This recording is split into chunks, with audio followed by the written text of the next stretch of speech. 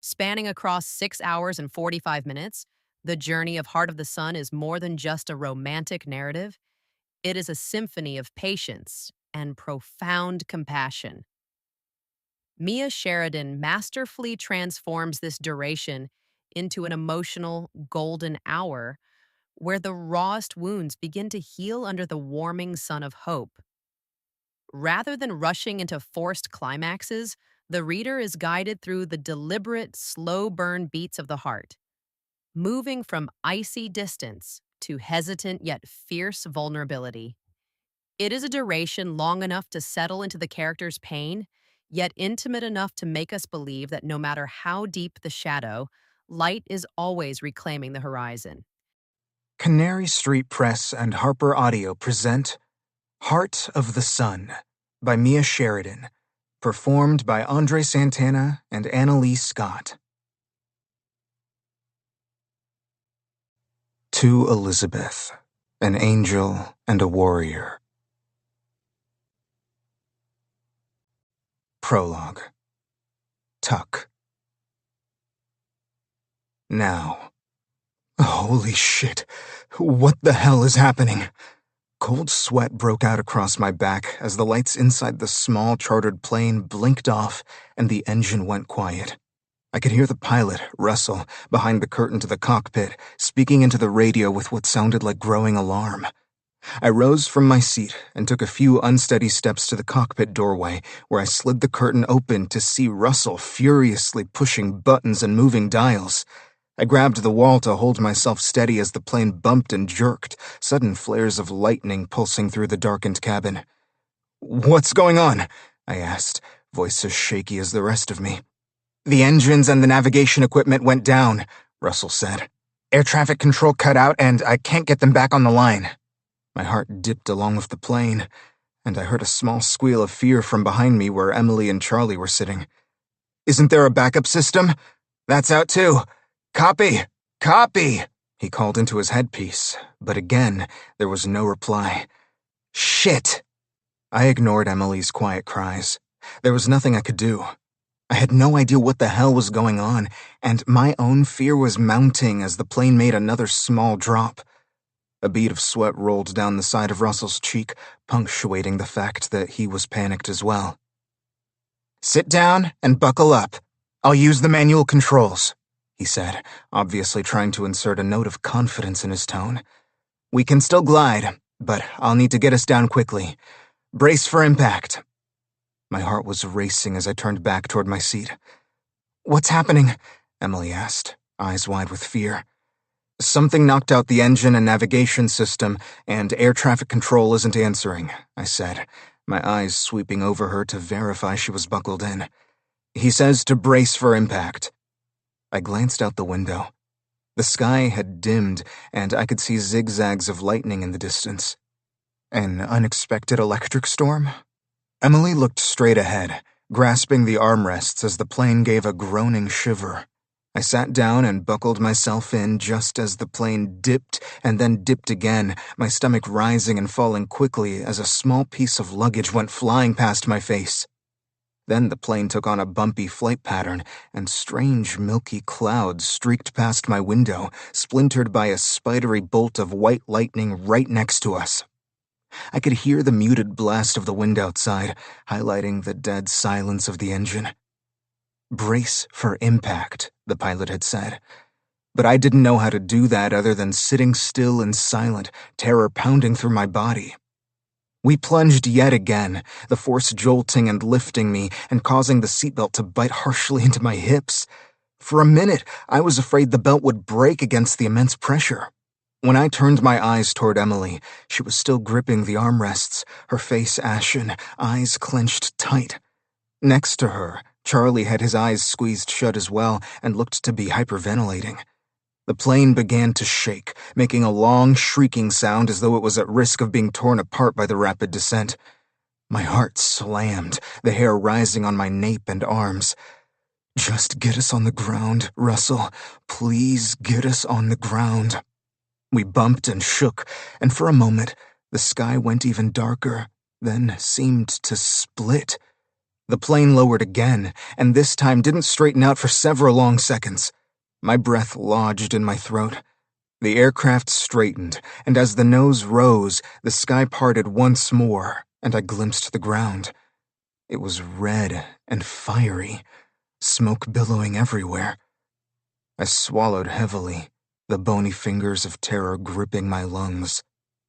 I closed my eyes, focusing on my breath, conjuring the one place on earth that had always brought peace to my soul. I was a child again, the air tinged with the scent of orange blossoms. I lifted my face to feel the kiss of dry heat upon my skin and listened for the ringing echo of my mother's laugh. Tuck! Her voice.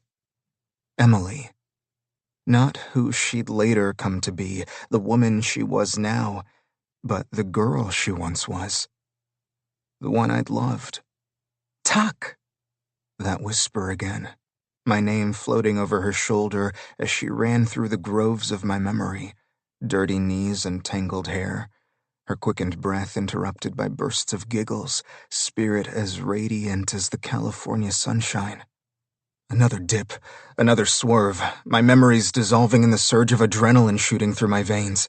My eyes shot open, and I leaned forward, watching helplessly out the window as we descended straight into hell.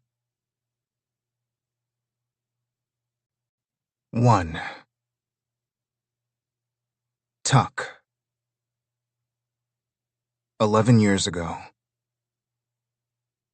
I hopped the split-rail fence, jogging along the creek bed, bending quickly to cup my hands and bring a drink of fresh, clear water to my mouth.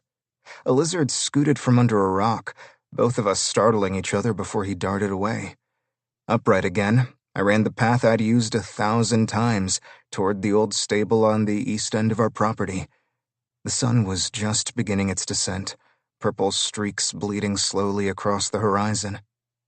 Behind me, I heard the shouts and laughter of my friends, the children of the farm hands and a couple neighbor kids, goofing off among the citrus groves. Normally, I'd be hanging out with them, especially on a summer night like tonight, but more and more recently, I'd craved the quiet of my own thoughts, the time to focus on my dreams. I was only 14, but my grandfather had come from Mexico and settled in California when he was just about my age, and even then began to map out and work toward his future, the results of which spread out all around me, from the logo emblazoned on the front gate to the far pasture where our horses roamed. Honey Hill Farm. The old stable, no longer in use anymore, except for storage, and a secret space I'd claimed as my own, came into view, and I raced toward it. A slight breeze rustled the leaves surrounding the structure, and I pulled the side door open just enough to squeeze through into the dim interior. It smelled like motor oil, dirt, and old wood, and though the mingling scents couldn't necessarily be described as pleasant, they comforted me in some odd way. They spoke of peace, of found solitude, of safety even. This was my hideaway. A place of secret thoughts and dreams that felt as never-ending as the sky, and as bright and sweet as those oranges dripping like jewels from the trees. There was something different, though temporary, occupying the space, however, and I thinned my lips as my gaze caught on the shiny convertible decked out in American flags and "Phil Swanson for City Council" campaign signs. The restored 1957 Ford Thunderbird was undeniably cool, the pride and joy of the owner of the orange grove neighboring ours. But I'd be glad when Mr. Swanson had backed it out of here, and this all-but-forgotten space once again belonged to me and me alone. That would be this weekend, right before the annual Labor Day parade, where Mr. Swanson planned to drive the car for his campaign. It was only being stored here because he'd washed and waxed it and didn't have a space to house it as his own garage was undergoing some sort of expansion. I looked away from the shiny red interloper and headed for the ladder that took me to the loft area. As my head cleared the high-up floor, my eyes widened, shock halting my movement, one leg raised to step to the next rung. Emily Swanson.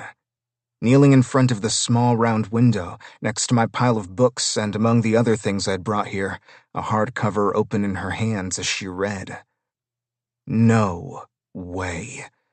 Of all the people that I never wanted to find this spot or rifle through my things.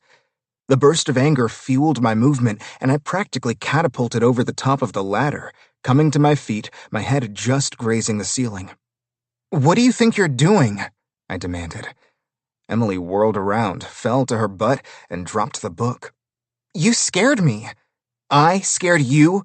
You're not supposed to be here. You're trespassing." She scrambled to her feet, and then immediately put her hands on her slender hips, one golden brow arching.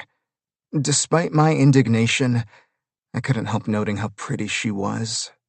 In fact, just the day before, I'd lain beneath that very window, my head propped on my backpack as I wondered what it'd be like to brush my lips against hers. The memory made heat flood my face like she might be able to read my mind, and my anger flamed hotter. It felt like she'd not only invaded my personal space, but somehow crept into my private thoughts as well. Thoughts about her that sort of embarrassed me, but mostly intrigued and excited me when I was alone with them. For all my life, our parents had called us the worst of enemies and the best of friends, which I supposed was true. But now, something else was floating around the perimeter of our friendship, something I'd only begun to explore haltingly, secretly, alone. Emily stood, smoothing her sundress and brushing off her backside. "I wasn't trespassing," she insisted. "I just came out here to see my dad's car all decorated." As if she had part ownership of this stable just because we'd allowed her dad to park his car here for a few days. To be fair, we'd always sort of treated each other's neighboring orange groves as one continuous property, but I was in no mood to be fair. And anyway, what she'd said was clearly a lie. "Your dad's car is down there," I gritted, pointing behind me as though she didn't already know that. Emily moved her eyes slowly in the direction I'd pointed, and then back to me, smiling sweetly. "I saw the books from below and was curious. I thought some homeless person might be living here. Maybe even a mass murderer or a cannibal or something. I figured your mom and dad would want to know." She looked around at the things I'd brought into my private hangout. Books, binoculars, a pad of paper and a few pens, a deck of cards, and her lip quirked. A cannibal? Really? No, the little brat had uncovered a secret of mine and could tell I was mad. She was enjoying this. "Get out before I push you over the edge," I threatened, taking a step forward, hoping to scare her and wipe that self-satisfied smirk off her pretty face. "You can't do that. Watch me." She glanced toward the edge, noting, it seemed, that she was nowhere near it, and therefore not in any danger of being pushed. My baseless threat appeared to anger her more than anything, and with a huff, she bent and picked up one of my books and then held it in front of her.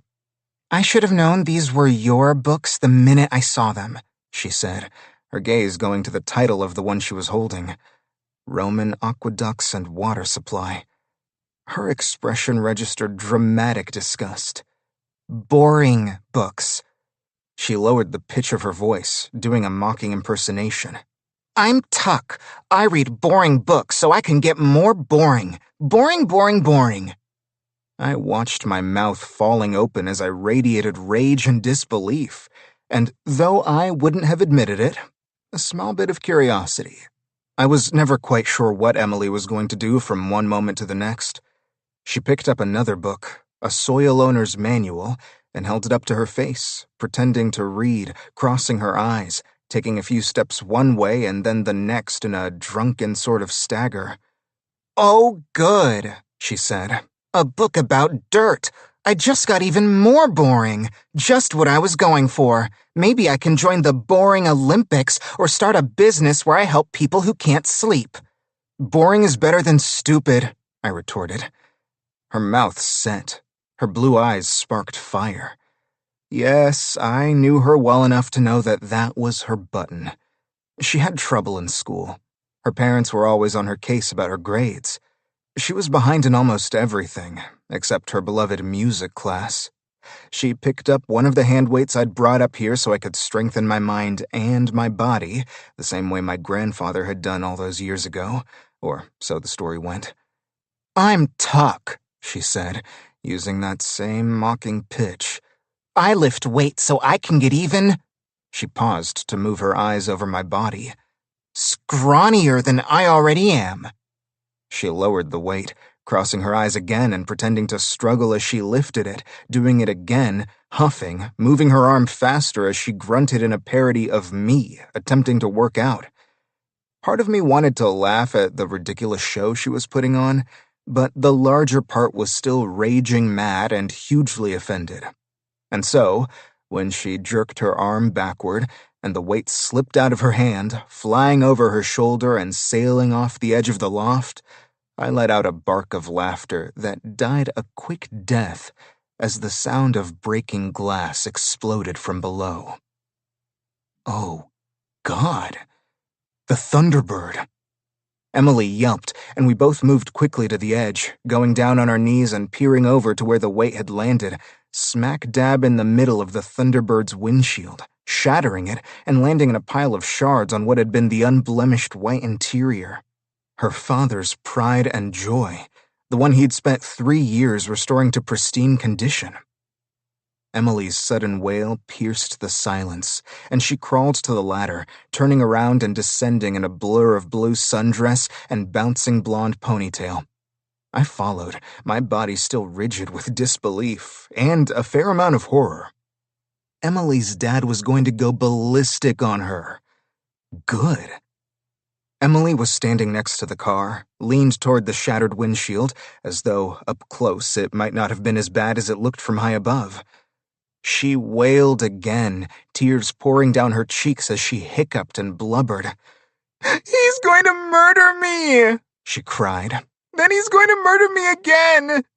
I felt a small trickle of satisfaction, but resisted the smile I felt tugging at one corner of my lips. "At least it's just the windshield," I said. I didn't know much about cars, but I figured that could be replaced more easily than if the weight had fallen on the hood and dented the paint and the metal. "He might only half murder you." Emily threw her head back and wailed again.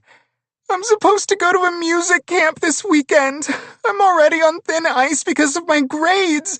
He'll never let me go now. He might as well just murder me." She let out another high-pitched sob. God, she was dramatic. My mom called Emily a little showboat, even if she smiled when she said it, affection in her voice. I gave her a glassy stare. "You really are a baby, you know that? You're going to have to tell him what you did and accept the consequences." She deserved this. She really did. This was called just desserts. Emily hung her head and sobbed for a minute, her shoulders shaking. But then, with a shuddery breath, she nodded and looked up at me with her big blue eyes, now red-rimmed and glittering with tears. "I'm sorry, Tuck. I was mean. You're not boring. At least, not all the time." Then she turned and headed slowly to the door, shuffling as she walked like she was heading for the gallows. 2. Tuck. I waited a few minutes, giving Emily time to get ahead of me so I didn't have to hear her pitiful sobs. When I emerged from the stable, she was already a few hundred feet away, her pale blue dress and yellow hair standing out against the rust-colored dirt. The sky had dimmed since I'd first entered the building, and far beyond I could see the dancing flames of the bonfire our parents had lit, a regular occurrence on weekend summer nights. Sometimes we'd roast hot dogs or s'mores, and sometimes Mrs. Swanson would bring out the board games. Those were the nights I'd hear the adults laughing and chattering long after I went to bed. I trudged toward the firelight, the rising and falling sounds of conversation meeting my ears as I drew closer. There was an ice bucket filled with drinks on the edge of the large brick patio, and I grabbed a soda, popping it open and taking a sip. "Tuck, there you are," my mother said, smiling and waving me over. I glanced at Emily as I passed her, sitting on the edge of the stone wall surrounding the patio, her head bent, eyes darting to where her father stood talking to mine. She looked completely miserable. I glanced away, barely resisting rolling my eyes. She really was the most dramatic person sometimes. It wasn't the end of the darn world. The windshield could be fixed, even if her dad was steaming mad, which he would be. So she'd miss music camp this weekend. Oh well. I didn't feel the least bit bad for her. My mom grinned as I approached. "Hey, handsome. Where have you been?" I shrugged. "Just around." "Just around," she repeated, tilting her head as she studied me in that way of hers that made me feel slightly itchy, like she could pluck answers from my head whether I'd offered them or not. "Emily's always over at the house asking about you these days," she said. "She says you haven't been hanging out with her and the other kids very much lately. She says you've been disappearing." My hand tightened on the can as my outrage spiked. Not only was she spying on me, but she was also ratting me out to my mom. "I haven't been disappearing," I asserted. I glanced over to where Emily sat, staring gloomily at her shoes. Her small breasts stretched the elastic of her sundress, and I averted my eyes down to her skinned knees, mostly scabbed over. I didn't tell my mom that Emily had found me and ruined my secret hangout forever, or that she was an annoying drama queen and a snitch as well. And I especially didn't admit that I'd thought about kissing her more than once, and I intended to keep doing that, but I wanted to think about it when I was away from Emily, not when she was anywhere close by. "I don't have much in common with her anymore," I said, which was sort of true and sort of not, but I didn't know how to describe the strange middle ground where I'd suddenly found myself regarding Emily Swanson. My mom was quiet a moment, but I felt her eyes on me, and I sensed something in her silence that led me to believe once again that I'd revealed myself to her, though I hadn't meant to. She reached out and ruffled my hair the way she'd done when I was very young. "Don't grow up on me too fast now," she said, and there was a note in her voice that almost sounded like sadness. I nodded, concentrating on the dirt as I dug the toe of my sneaker into it. The raised voices of my dad and Mr. Swanson caught my attention, and I looked up, watching as they spoke animatedly, Mr. Swanson waving his arms around as he gestured. "What are they arguing about?" I asked. My mom sighed. "Oh, they're not really arguing, just discussing the fact that the Henleys and the O'Rourkes sold their orchards." My head whipped back toward her, eyes widening. "They did? When?" "Devin Henley and Andy O'Rourke were two of my good friends. Their orchards part of the community of family-run orange groves, including ours and the Swansons, that stretched for miles, often referred to as Citrus Row." "Just last week," my mother said, forehead creasing. "A development company offered far over market value, and they decided to take it and retire." Far over market value. I didn't know exactly what that meant, but if they were retiring instead of buying another farm or going to work somewhere else, it must mean they were offered a lot of money. Did they offer us money too? I felt funny, like the whole world had just tilted in some weird way, and while I didn't totally understand it, I felt like I was standing slightly sideways. My mother gave a thin smile. "Oh, sure, but no amount of money could get me to sell our farm. You know that. It's my legacy, and yours."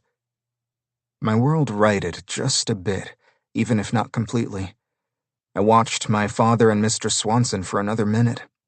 Mr. Swanson was speaking, and my father was rubbing his forehead as though he was torn about whatever Mr. Swanson was saying to him. A company had wanted that land. What was going to happen to it now? I started to open my mouth to ask more questions when Mr. Swanson gave my father a companionable pat on the shoulder, their conversation obviously ending as they each turned away. I watched as Emily stood, marching stoically toward her father, about ready to ruin his day with her confession about his damaged car. "Em," her father said, smiling and gesturing her over as he glanced at my mom. "You promised to sing for us next time Mariana had her guitar out." My mom smiled, taking a few steps to where her guitar rested against an Adirondack chair. "I'm ready if you are. Something simple," she told Emily on a laugh. "I'm still practicing." My mom had been taking guitar lessons once a week for the past 6 months, just for fun. "It's been on my bucket list forever," she'd told my dad, and would sometimes strum a few chords around the bonfire, but she was still a beginner. Emily was better on the guitar, having played longer, but I knew Emily preferred to sing and was happy to let my mom accompany her. Emily hesitated, clearly torn between the confession she'd mustered up the nerve to deliver and accepting the delay of a performance. She shot her dad one final, indecisive look, but then turned toward my mom, who was hooking the strap on her guitar and moving to the elevated portion of the patio. Emily's parents, my father, and a few of the men who worked with us, along with their wives, moved closer, some taking seats on the slew of Adirondack chairs, some sitting on the low stone wall surrounding the patio. Emily and my mom murmured a few words, obviously choosing which song to play. I stepped away from the adults, leaning against the pergola that covered the outdoor dining set.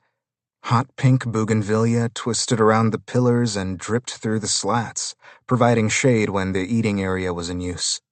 The sun had set, stars blinking in the navy sky, but the temperature was still in the 90s at least, and the coolness under the overhang welcomed me. Lanterns and string lights provided illumination to the outdoor area, especially bright over the portion of patio now acting as a stage. My mother sat down on a folding chair with her guitar, Emily stepping to the forefront, all gazes fixed on her. The gold in her hair glinted under the glow, the skin of her shoulders smooth and tan. I was surprised the adults hadn't noticed that her eyes looked slightly swollen from crying. Even so, she was prettier than any of the other girls from town. I wanted to stare, and so I did. Emily's gaze met mine, and I startled, the back of my neck growing warm. I made it a point to yawn. Emily's eyes narrowed, but then, as my mother began to strum, Emily's shoulders lowered, and she closed her eyes, her body swaying gently. The first note broke the night hush, and somehow melded with it, too. Emily's voice was high and sweet, but also held an undertone of smoke, as though she'd inhaled the bonfire and it wove between the words. Everything inside me seemed to still. My thoughts, my breath, even the beat of my heart and the flow of my blood, taking up the slow melody of the song.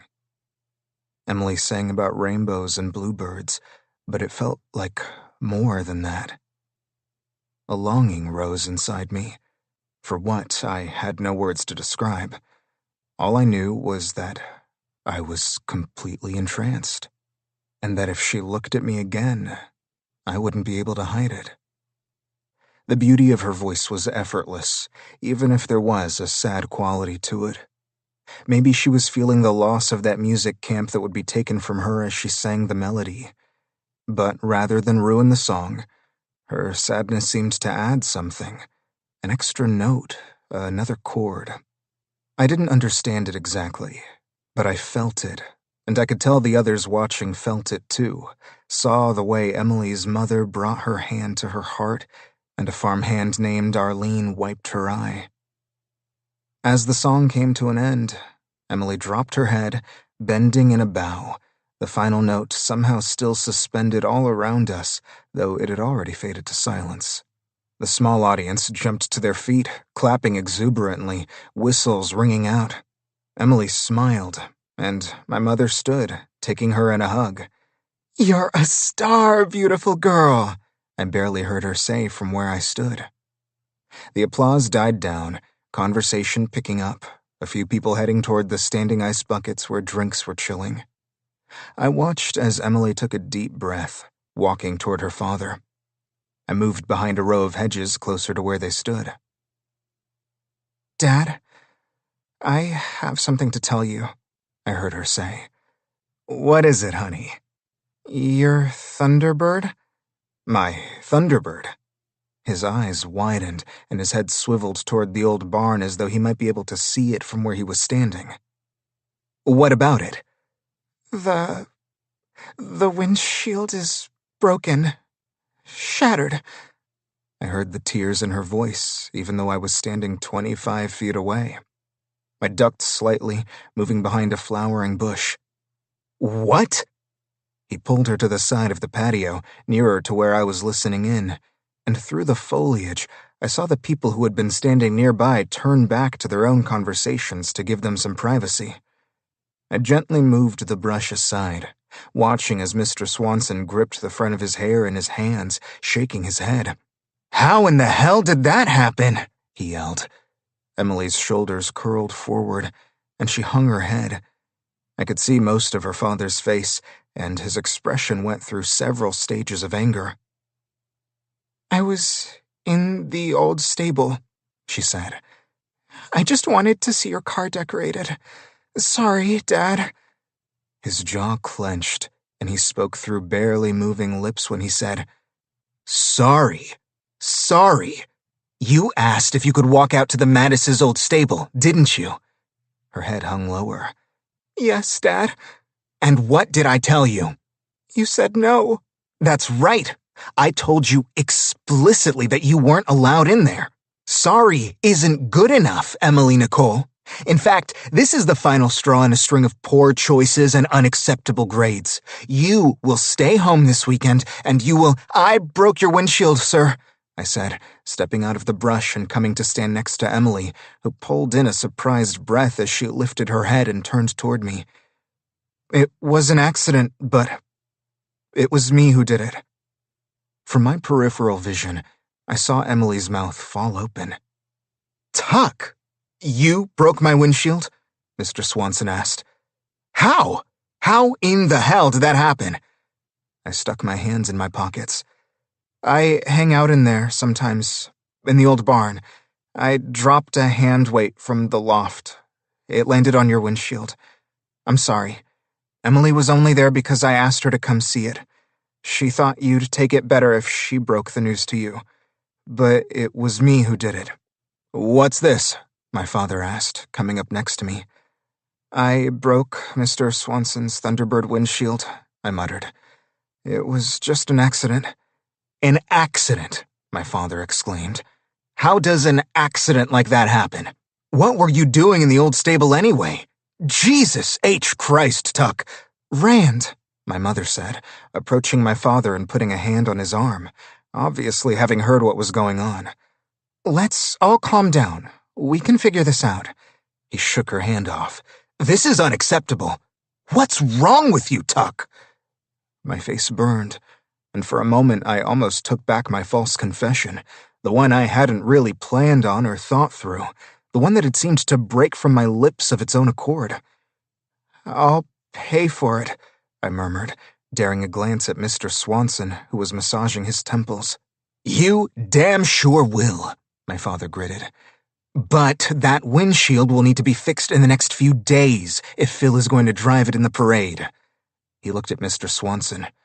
"Arnold at the repair shop will fit you in," he told Mr. Swanson.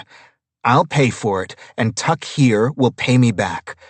I'm sorry about my foolhardy son, Phil. This never should have happened." I'm sorry about my foolhardy son. My dad's temper could flare at a moment's notice, and he'd said hurtful things to me before. But that one really hurt. Even if it was based on a lie I'd told about myself. My mother put her hand on my father's arm again, and this time he didn't shrug her off.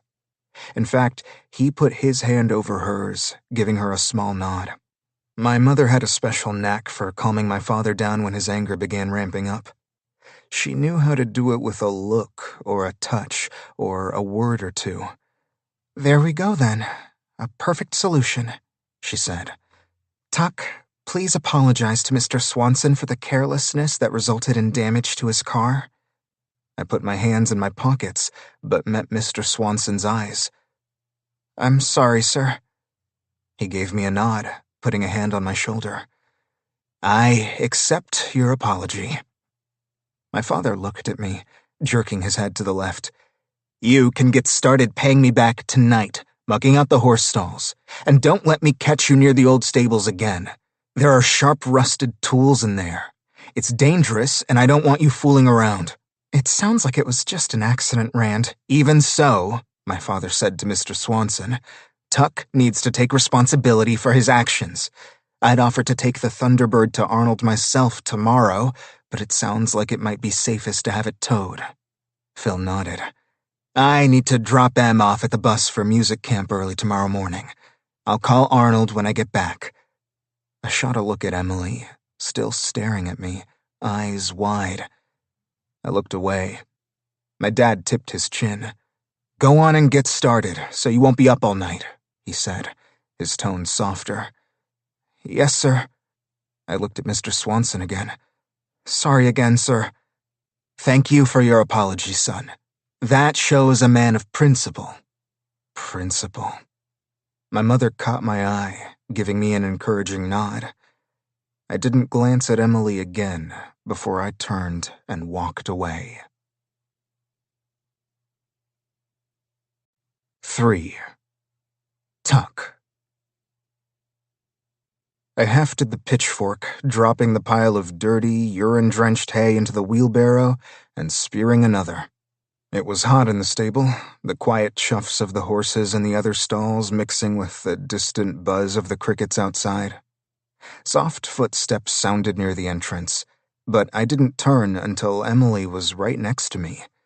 I gave her a quick glance, not halting my work, lifting another pile and dropping it in the half-filled wheelbarrow. She retrieved another pitchfork from against the wall, and without a word, walked to the other side of me and began collecting forkfuls of dirty hay and dumping them on top of the pile I'd started. When the first load was full, I wheeled it outside and grabbed a second wheelbarrow. I'd bring both out to the garden in the morning where it would be used as mulch. If you ran a farm well, nothing needed to go to waste.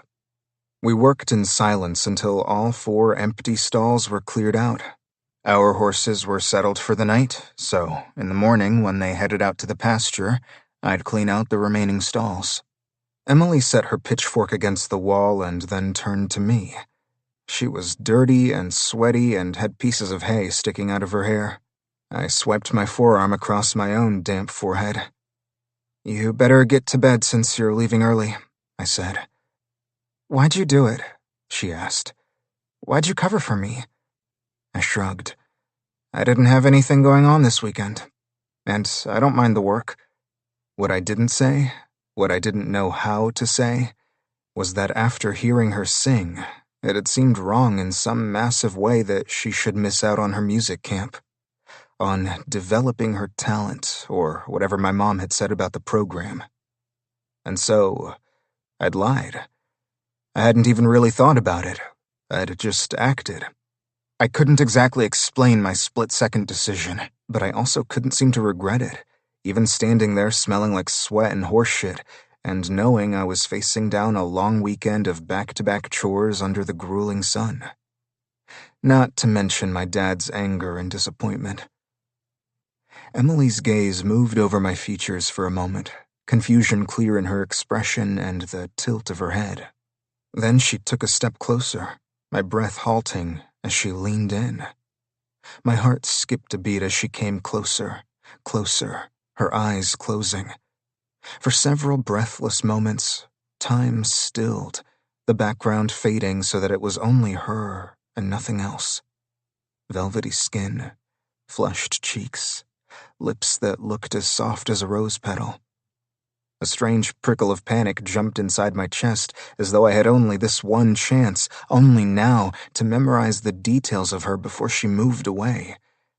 As though she'd sensed my sudden turmoil, her eyes fluttered open just as her lips grazed mine, and for 2 heartbeats, 3, they lingered there, our gazes locked.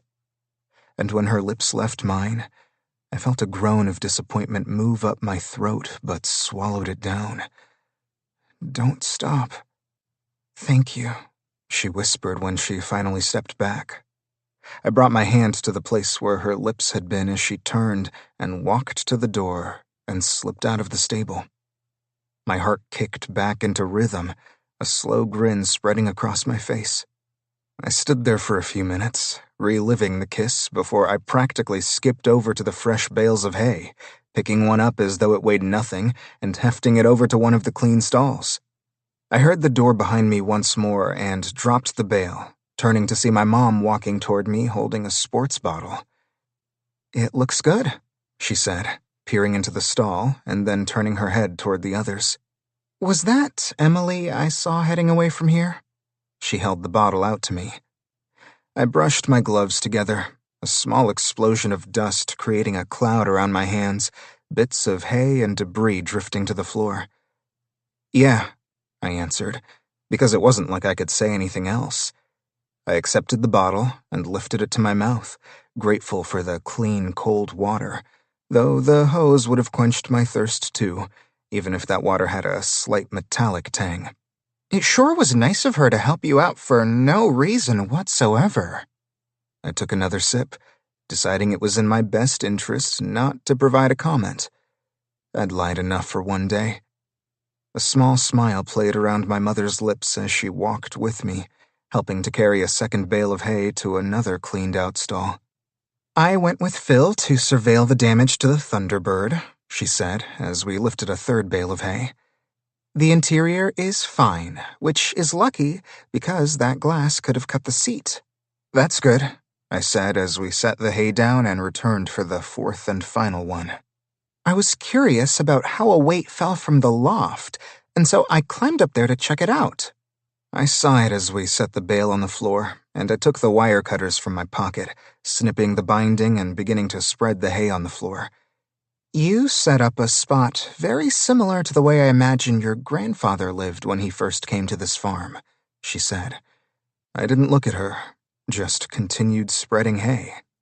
"I know my grandfather's story," I said. I'd heard it 100 times. Truth be told, I never grew tired of hearing it, but I didn't say that then because I was embarrassed that she'd found my setup, like I was playing some sort of role or something, trying to pretend I was him. Guillermo Luis Castañeda, an orphan from a small village in Mexico, had come to America when he was only 17 years old. He'd gotten a job right here on this farm, picking oranges under the sweltering sun. He slept in the old stable, that had been brand new at the time, and learned English, eventually surrounding himself with books on every subject he could get his hands on. He read and he learned, his mind growing strong, along with his body, as he labored picking fruit. When he wasn't in the orchard, he worked his muscles anyway, lifting coffee cans filled with dirt as he practiced pronouncing the words he read.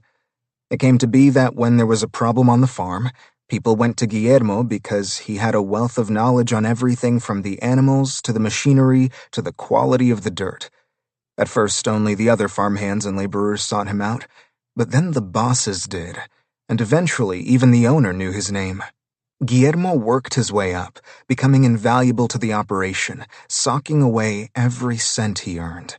He implemented a new water system that saved time and money. He came up with an original method of picking the fruit that cut cost, and he brought in hives of bees and set them up on the hillside because he'd read that they helped sweeten the fruit and found it was true. He married my grandmother, a local girl, when he was 25, and he bought the farm outright when he was 30, renaming it Honey Hill Farm, after those bees that set his citrus crop apart from all the others. We moved to the next stall, and I again cut the binding on the hay and began to spread it out. "You have the same yearning for knowledge that your grandfather had," she said, "and the same determination, the same work ethic. It's nothing at all to be embarrassed about, Tuck. It will open doors for you, in the same way it did for him. So many lack the grit and the heart to carry forth the legacy of those who came before them. Like your uncle, for instance," she murmured, her forehead knitting the way it always did when she mentioned her brother. But she took a deep breath, her lips curving as she looked at me. "But not you. If your grandfather was alive, he'd be so proud." "Thank you, Mom." I felt a wash of warmth, her words giving me renewed energy as I picked up the speed of my work. I liked knowing she thought Grandpa Castañeda would be proud of me. "Follow in his footsteps," she told me, "but also forge your own. If anyone is capable, it's you, my smart boy." "I will, Mom." She smiled, stepping closer and ruffling my hair. "I know you will." She turned, heading for the door. "And Tuck," she called, nodding to the pitchfork in my hands. "Never lose your sense of decency. It's your badge of honor." She shot me a wink, but her expression faltered as she began to turn, stumbling, catching herself, and then stumbling again. "Mom?" I dropped the tool, rushing toward her as she fell. "Mom!" I yelled, barely catching her before she hit the ground. Panic jolted my system, my arms trembling as I held her. "Dad!" I called through the open door. "Dad! Somebody! Help!" 4. Tuck. 10 days ago. "You're home early," my uncle said through a mouthful of turkey sandwich, setting it back down on the plate in front of him. I got let go. I tossed the apron I'd forgotten to leave behind over the kitchen chair. I'd return it tomorrow to the restaurant. Or maybe I wouldn't. What was another theft on my record, especially one that wouldn't be officially reported? They'd obviously expected me to steal something. Why disappoint them? My uncle was studying me casually. "I told you, you should have disclosed your record." I fell into the chair with a sigh. Yeah, well, I felt defeated. No energy left in my body to do much of anything, not even form a meaningful sentence. Alfonso obviously guessed why I'd been fired anyway, so why use a bunch of words to explain?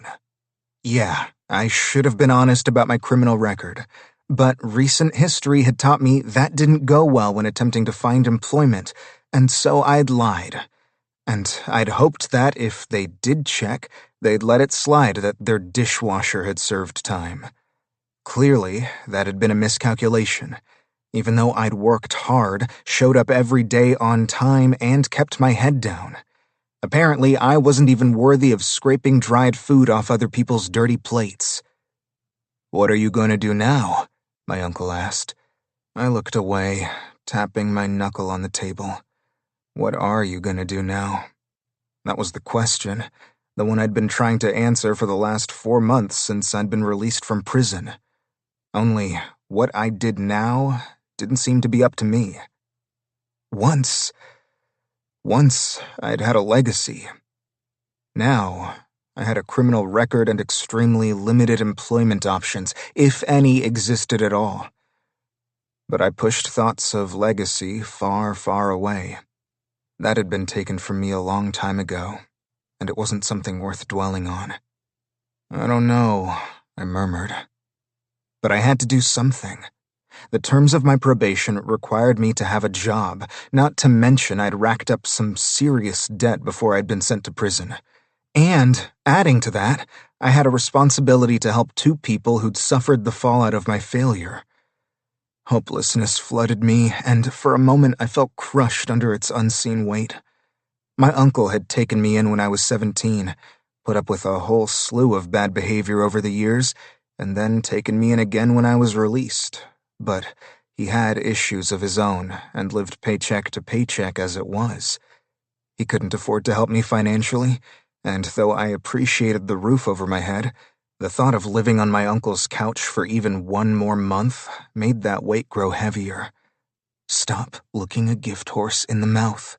It's leagues better than the lumpy cot you slept on for 6 years in a windowless cell. That was true, but it did little to bolster my mood. Because in prison, I'd had an end date to move toward. Here, in the outside world, it was becoming increasingly clear that I was still stuck, even if in different ways, just as I'd been behind bars.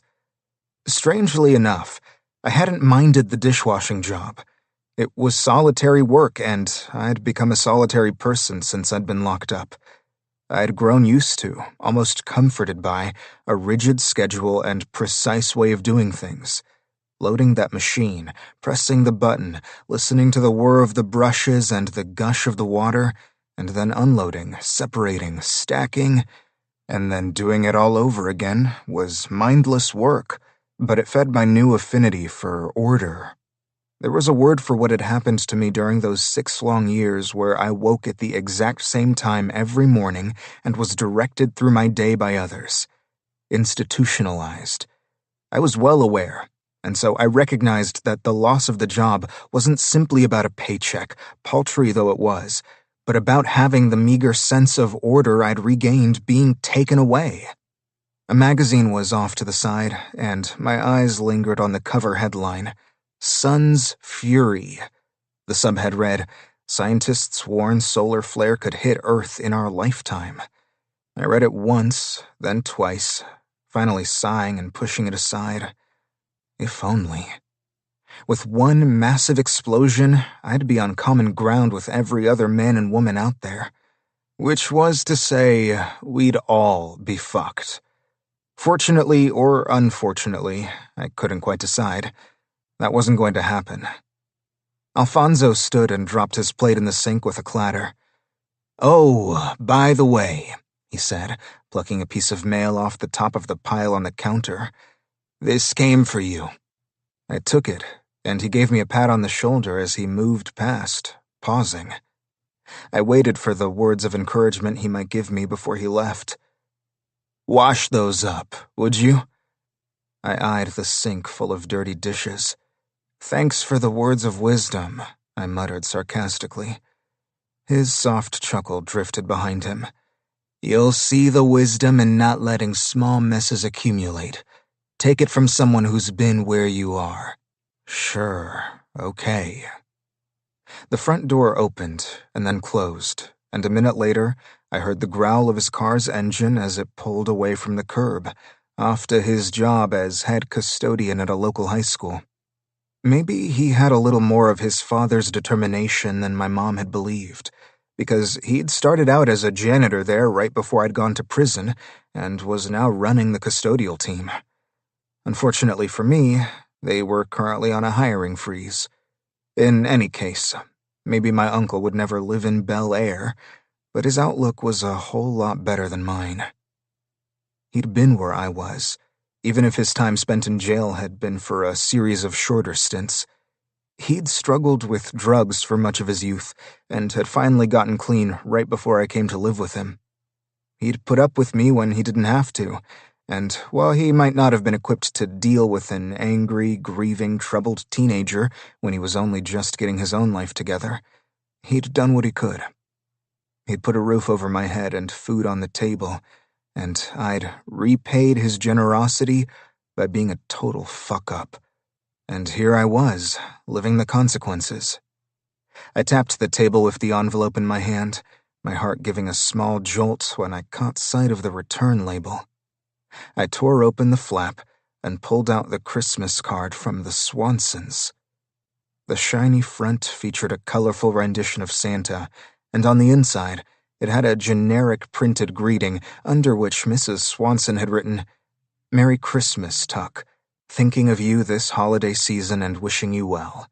Let us know if you're ever in the area. We'd love to see you. Love, Jenna and Phil." I placed the card down on the table. They'd sent me a Christmas card every year since I'd moved away, even when I'd been in prison. They must have heard that I'd been released. Shame wound through me. Jenna had been my mom's best friend. It must hurt her to know how devastated my mom would have been had she lived. The chair legs scraped across the tile as I stood and then headed for the living room. But I paused in the doorway, the kernel of an idea making me turn, my gaze landing on Santa's jolly grin. I took the few steps back to the table and picked up the card and the envelope, staring at that return address, the one I'd once known as well as my own. 5. Tuck. I stood on the other side of the road, staring at the place that had been a second home to me. It was barely recognizable. Swanson Grove still featured the same gate, with a white house in the distance, but instead of the seemingly never-ending rows of orange trees that had once stretched from their home to ours, there was now only a handful of trees. The rest had been mowed down to make room for square, non-distinct tract houses and what looked like a mall in the distance. A hole inside me gaped wide, an old wound made up of anger, bitterness, resentment, hate. I'd spent so many years convincing myself I'd moved on from those feelings, but I obviously hadn't, because in one unexpected moment, they poured forth. All these years, I'd held this place in my heart as a slice of heaven on earth. Out of my reach, yes, but still there. Still proof that a piece of perfect, no matter how small, no matter how removed, existed. But now, I felt that hope crumble. I knew there had been changes, but I hadn't imagined this level of carnage. And that's what it felt like, as though invading marauders had come through my homeland and laid waste. Rationally or not, I felt personally violated. I closed my eyes and took a deep breath. I'd received enough emotional blows in the past 11 years that I knew how to stuff the feelings back down to keep moving. And that was what I did, looking both ways before walking purposefully across the street. The gate was propped open the way it had always been. If there was now more reason for security, the Swansons didn't seem to know it. Or maybe they just chose to embrace the last sliver of tradition that existed in these parts. Trust. There was a black truck in the driveway, indicating someone was home, and I climbed the 2 steps to the front door and knocked. A dog started yapping from inside, followed by the sound of a woman hushing it and approaching footsteps. The door swung open, and Mrs. Swanson was standing there, her face morphing from polite confusion into recognition, and then wide-eyed surprise. "Tuck! Oh, my goodness!" She brought both hands to her mouth, and then dropped them, stepping forward and gathering me in a hug. A smile took over my face, and the expression felt foreign. I couldn't remember the last time I'd felt air on my teeth. "Hi, Mrs. Swanson."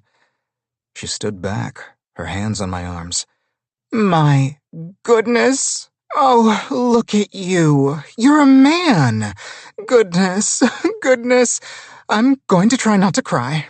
"Quiet, Teddy," she said to the yappy dog dancing around her legs. "Come in. You should have called. I would have made sure Phil was here and had some snacks ready." "Oh, forget that. You never need to call. And who needs snacks? It's just so good to see you." She led me into the living room where there were several large bins sitting off to the side, the contents green and red and cheerful. It appeared that she'd just started decorating for Christmas. There were a few pieces of new furniture, but it looked mostly the same, and something eased inside me so that I could take in a full breath. I sat down on the beige sofa, looking around at the familiar items, the family photos I'd committed to memory long ago. A studio pose of the 3 of them, another of Emily with dirty knees, grinning with a slice of orange rind covering her teeth like a goof. It made me smile. I knew from Mrs. Swanson's updates that Emily had been picked up by a record label and recorded an album that was garnering all sorts of success. I wasn't surprised. She had been hugely talented, even as a kid. When I looked back at Mrs. Swanson, she was watching me as I took in the room. "How are you, Tuck?" she asked. "Really?" I sat back, sighed. "Getting by?" A crease formed between her brows. "I wanted to visit you," she said. "I know," I said. "I know you would have." She'd written to me many times over the course of my sentence. I'd appreciated the lifeline, but I'd asked that she not come see me. I couldn't bear it. Just the thought of sitting there in my state-issued uniform in a family visiting room while my mother's best friend sat across from me had hot shame creeping up my neck. I couldn't face the reality. I'd written back, though with far less regularity. There weren't many updates to convey from behind bars. "Have you talked to your father since?" Since. I knew very well the words left unsaid. Since you got out of prison. No. She reached out and briefly touched my hand where it lay on my knee. "Tuck, surely you don't still harbor resentment toward him. It's been so long." So long. Not for me. For me, it felt like yesterday that he'd told me he was selling Honey Hill Farm to the company that would later turn the panorama of orange groves that was my dream and my legacy into a subdivision. The betrayal continued to sting, like the bees my own grandfather had gathered and lovingly cared for. The memory of that moment still made me clench my jaw and want to swing at something. Anything, even if it wasn't my father. It had felt as if he'd ripped my heart from my chest and auctioned it to the highest bidder. He didn't get it. He didn't understand because he didn't have the same attachment to it that I did, that my mother had. He associated the place she'd loved with her loss, but to me, it kept a part of her alive. And because of it, we'd had a falling out that had never mended. Even before I'd been locked up, we'd rarely spoken once I'd gone to live with Alfonso. "He sent me a few cards over the years," I said. "He told me he was getting remarried." "Yes." She worried her lip for a moment. "They had a little girl. She'd be, 5 now, I guess. I tried to keep in touch, but—" She waved her hand through the air, and I took her meaning. He wasn't interested. He'd washed his hands of this place, and that included the reminders, too. Maybe I didn't blame him. I'd done the same, even if for different reasons. "Anyway," Mrs. Swanson said, "tell me what you're doing, your plans, where you're living. You must be on your way somewhere." I rubbed the back of my neck. I hated this. Hated asking for help. It made me feel low, worthless. "Well, actually, no. I was sort of hoping you had a job here that I might be cut out for." Her face fell. Oh, Tuck, I'm sorry." She shook her head. "The truth is, we're barely getting by here. I'm sure you noticed all the changes," she said, waving her hand in the general direction of what had once been miles of fragrant orange trees. "We're downsizing, not expanding. To be honest, I'm not sure how much longer we'll be in business." I winced. From what I could tell, Swanson Groves was the very last of its kind. When it closed down, Citrus Row would truly be a thing of the past. She watched me worriedly for a beat, then two, as I processed what she'd told me. "It's been hard, I suppose, starting fresh," she finally said. "Yeah." I let out a small, uncomfortable laugh that died a quick death. "I've found I'm not qualified for much, and people aren't real willing to cut a break to an ex-con." "Oh, Tuck, you're so much more than that." "Not on paper." She sighed, that worry line between her brows growing deeper. Then her head snapped up, eyes widening as she sucked in a sharp breath. "I can't offer you a job here, but I can offer you a job. Or rather, Emily can." "Emily?" She nodded, her sudden enthusiasm obvious as the speed of her words quickened, her voice rising animatedly. "Her career has really taken off, Tuck. She's just announced a big tour, which, I don't even know all the details because they're still being worked out, but it's all so exciting. Anyway, she was just telling me a few nights ago that her manager wants her to hire a security team." She sat up straighter, her smile growing. You've obviously been working out. You're fit and strong and, well, let's be honest, you'd spot trouble before someone who hasn't had the experiences you've had in the last decade. That's an asset and a well-earned skill. It's fate that you showed up today. Emily needs you, Tuck. I smiled uneasily. Mrs. Swanson was being extremely kind. Emily didn't need me at all. I hadn't seen nor heard from Emily in a long, long time. She'd once been like family to me, even if we'd drifted far apart since then. And I was glad that she was well on her way to forging the life she'd always wanted. But no, she didn't need me. Not even close. But I needed her. Or rather, I needed the job she might have to offer. "I'll call her," Mrs. Swanson went on. "She'll be thrilled, so relieved.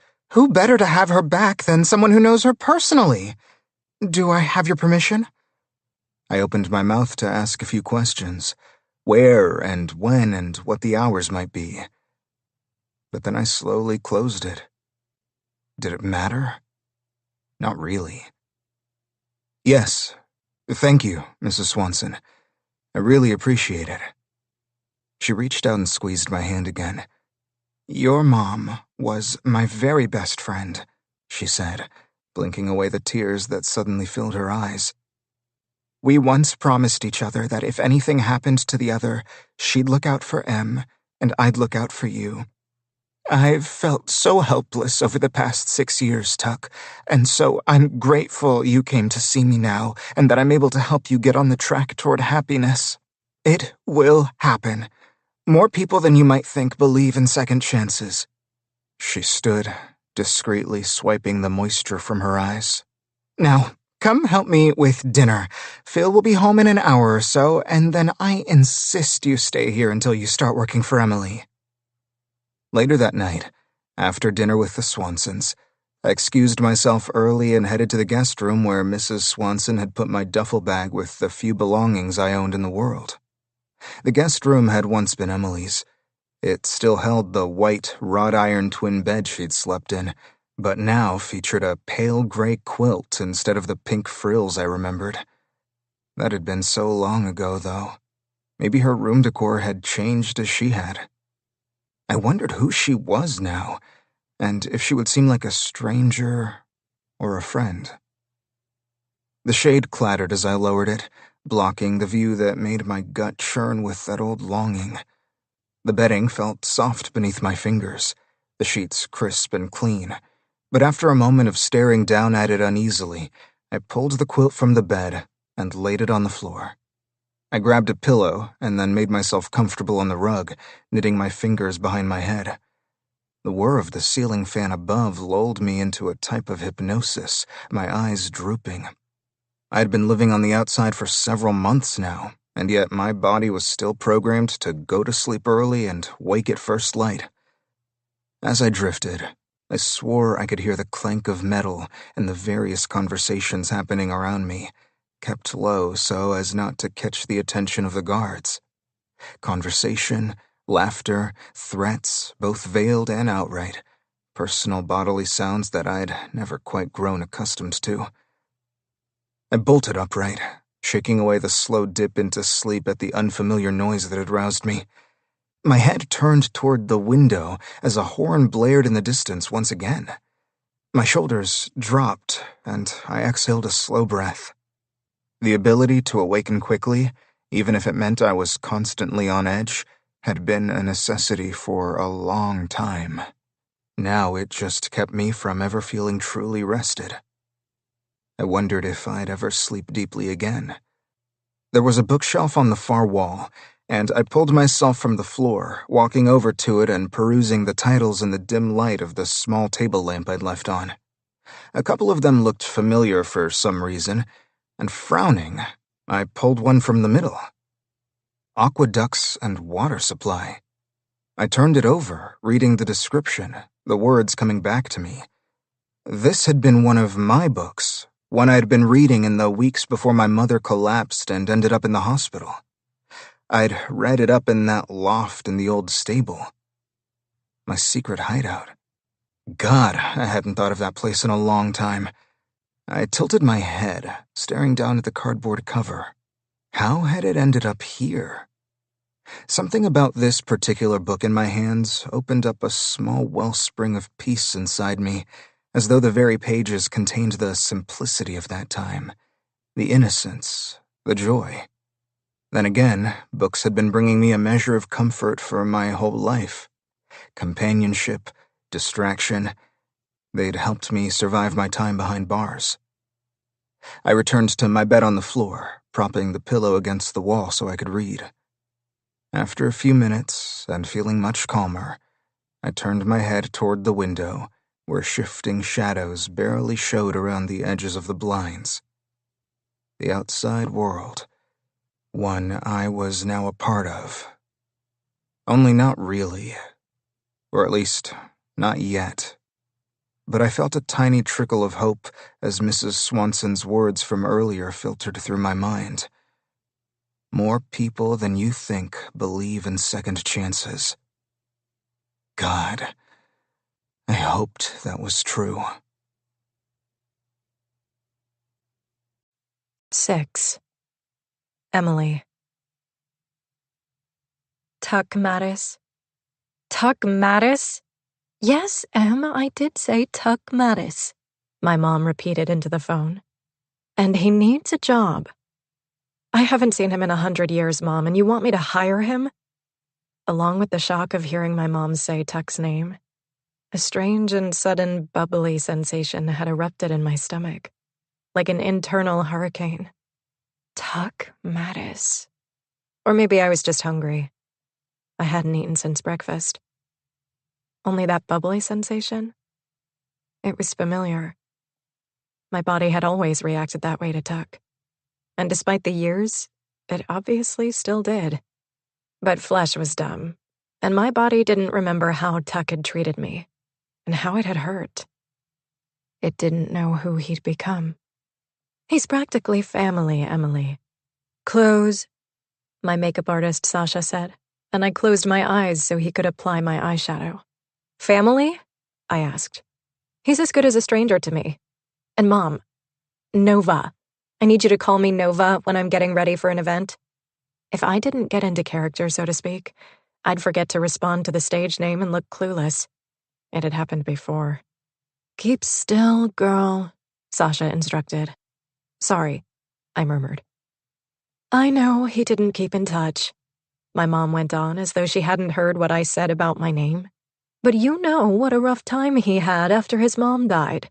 Open, Sasha said, tipping my chin. I opened my eyes and he moved his gaze from one to the other, measuring. Good.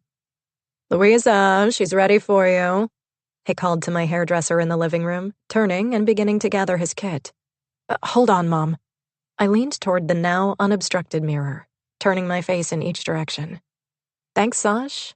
You're an artiste, I said, making the gesture for a chef's kiss. He'd done a heavy nighttime look on me, and though it was dramatic, he'd kept it tasteful. He was truly talented, and I was lucky to have him as part of my team. Kisses, he called, sweeping out of the room. I lifted the phone toward my mouth again, moving my mind back to the conversation. My mom had been making excuses for Tuck Mattice. We all had a rough time after Mariana died, Mom. We all loved her. I took a deep breath, mentally shaking off the feeling of that time, of learning of Mariana's, the woman who'd been like an aunt to me, diagnosis. Brain cancer. We'd all been shocked and scared. Her immediate prognosis hadn't been good, and the next 9 months had gone by in a devastating blur of treatments, prayer vigils, and finally, hospice care. Our orchard in the Mattices, once brimming with gatherings and laughter and shared community, suddenly went quiet. When I remembered that time, my memories contained no sunshine, as if the hours between Mariana's collapse and her coffin being lowered into the ground had gone by in perpetual night, along with Mariana and her guitar strumming. Music had died on Citrus Row as well. It was too painful, I guess. But music had always been my solace, and so I sought it out wherever I could. And it eventually took me away from home for good. Tuck had turned inward, as Tuck was wont to do. And then things had taken another sharp turn when his father announced he was selling Honey Hill Farm. That's when the fighting started. The shouting matches we could hear all the way on our property. 2.5 years after Mariana's death, Mr. Mattice moved to Florida, and Tuck, almost 18, chose to stay in California with his uncle. He'd remained somewhat close to me distance-wise, but it might have been 1,000,000 miles away. Any friendship that had remained between us at the time was suddenly and completely over. My hand dropped from where I'd been adjusting one of the false lash strips as Louisa came in the room smiling at me. I pointed to the phone. "My mom," I mouthed. She nodded, bringing a finger to her lips.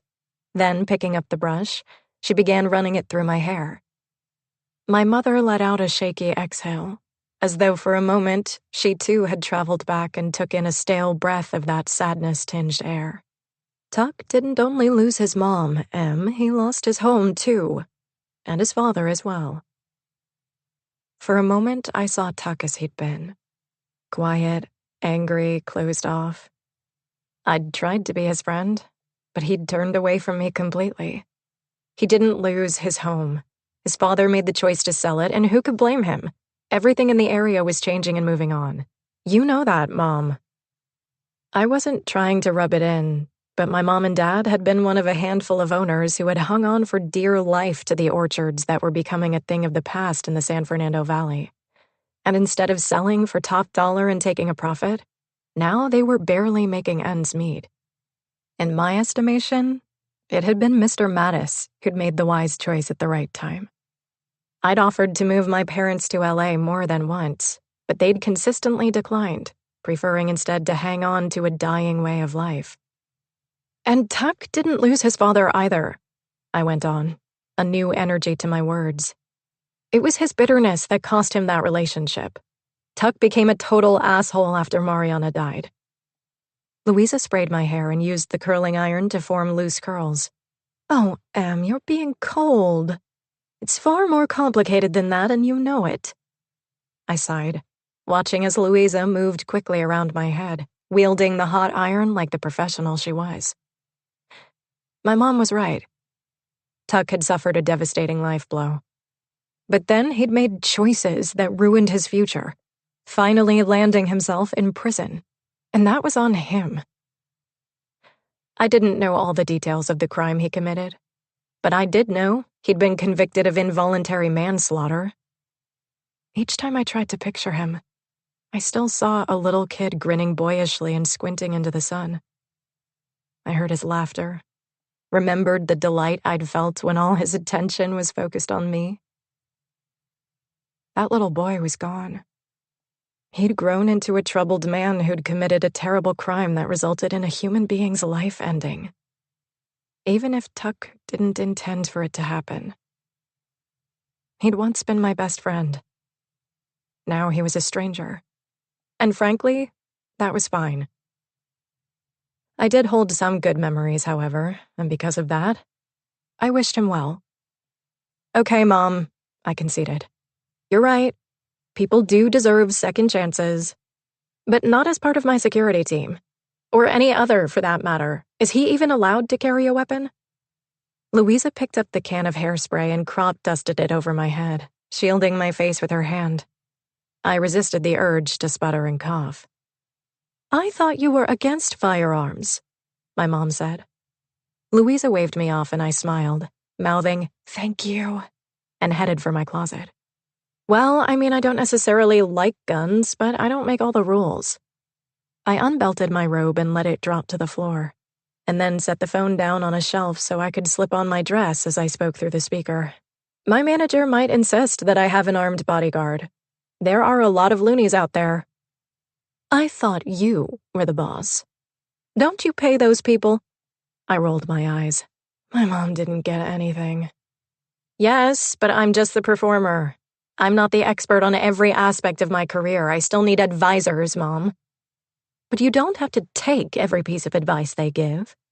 Tell them you'd prefer someone who's strong, rather than armed. And you should see Tuck, honey. He's so tall and broad, and he's built like Thor, all muscle. He must have spent a considerable amount of time working out in the last 6 years. Well, what else was he gonna do? I murmured. Again, cold, Em. My assistant, Destiny, pulled the door open, panic written all over her face. Take that dress off, she demanded. Right now. Who's asking you to undress? My mom asked. Hold on, Mom, I said, taking her off speaker. What is it? I asked Destiny. She held her phone to show me an Instagram post. Lane Beckett is wearing that dress, or close enough. She rushed past me and started rifling through my dresses, muttering, I'm going to kill that bitch. I bet it got out that you were wearing an emerald green Aussie Francisco. Then she posts herself on Instagram wearing the exact same colored dress. Trust me, it's no coincidence. Oh no, she knew what she was doing. Look at that satisfied smirk on her face, Destiny said, shoving the phone toward me before turning back to my collection of dresses. She's only dating Freddie Halston so she can show up everywhere you do. Lane Beckett was a singer, and Freddie Halston was an actor like my boyfriend Charlie. So we did attend many of the same events, though I'd never formally met her. I wasn't quite convinced she was so wrapped up in competing with me that she'd arranged her dating life around that effort. But the dress was a low blow. And from what I'd heard, it was exactly the type of thing she'd do. And so here I was, standing practically naked in my closet with only minutes to finish getting ready. Plan B, Destiny was muttering as she ripped through my clothing rack.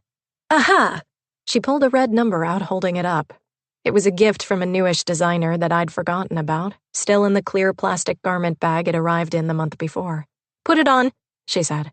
The shoes'll still work.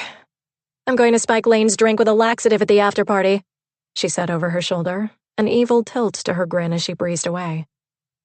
I let out a half-hearted laugh. She was kidding, of course. The laugh died quickly in my throat. Wasn't she? I put my mom back on speaker and began unwrapping the red dress. Sorry, Mom. Fashion disaster narrowly averted. Oh my. Sounds serious, she said. By the way, where are you going? It's late. As if to prove it, she let out a loud yawn. To a premiere. I began pulling the dress on. This is when the nightlife starts in LA. Out in the living room, I heard a knock and then the loud buzz of multiple people entering my apartment. Charlie's entourage. Nightlife, my mom repeated as I slipped my foot into one spiked heel. Nightlife here is when nature calls at 3 a.m. Gross, Mom. My mom let out a tittering laugh, and Destiny popped her head around the corner, her gaze moving up and down my body before she gave the thumbs up and gestured for me to hurry up. I nodded to Destiny, and then opened my mouth to ask my mom where exactly Tuck was sleeping, but decided not to. He was probably in my old room, the one my mom and dad now used as a guest room. He was probably sleeping in my childhood bed, which made me feel weird. I pushed that hazy visual aside. Hey, I've gotta go. Charlie's here and a car's waiting. Tell Charlie I said hi, and please, please consider what I said. Tuck seems lost. A second chance, Em. You have the power to give one, and I know you have the heart. It's not about heart, Mom. It was about practicality and safety, meaning not surrounding myself with dangerous criminals because my mom owed an old, dead friend a favor. But I'll think about it, I murmured, as a knock sounded and Charlie leaned around the door. Thank you, Em. I love you. I gestured at Charlie, and he opened the door all the way. Handsome, in a classic black tux, his dark golden hair combed to the side. He grinned, showing me his megawatt smile. I love you too, Mom. Bye. I disconnected the call, smiling at Charlie. Well, hello there. You look amazing. So do you. Wow. I turned slightly, giving him a sultry look over my shoulder. Will you zip me? It'd be my pleasure. Charlie kissed my shoulder before pulling my zipper. I sucked in my breath as the dress came closed, groaning as the zipper moved slowly up my back and Charlie struggled to move it inch by inch. Do you want to hold on to the bedpost like Scarlett O'Hara? I don't have a bedpost. Or a corset, unfortunately. Damn, he said, working for a few more minutes before finally making a sound of victory in the back of his throat. Got it. I turned slowly. It felt like my boobs were resting right under my chin. But by Charlie's heated stare as his eyes hung on my decidedly high cleavage, I must look better than I felt. I guess I won't be eating tonight, I half laughed, half groaned.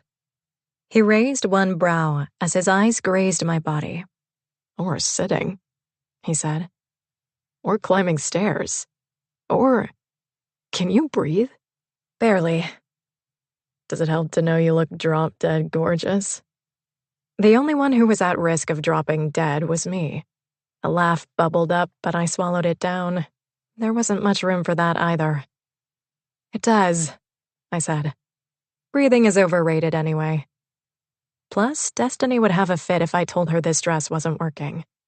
I linked arms with Charlie, pushed the door open, and then walked out into the main room to a loud chorus of oohs and ahs.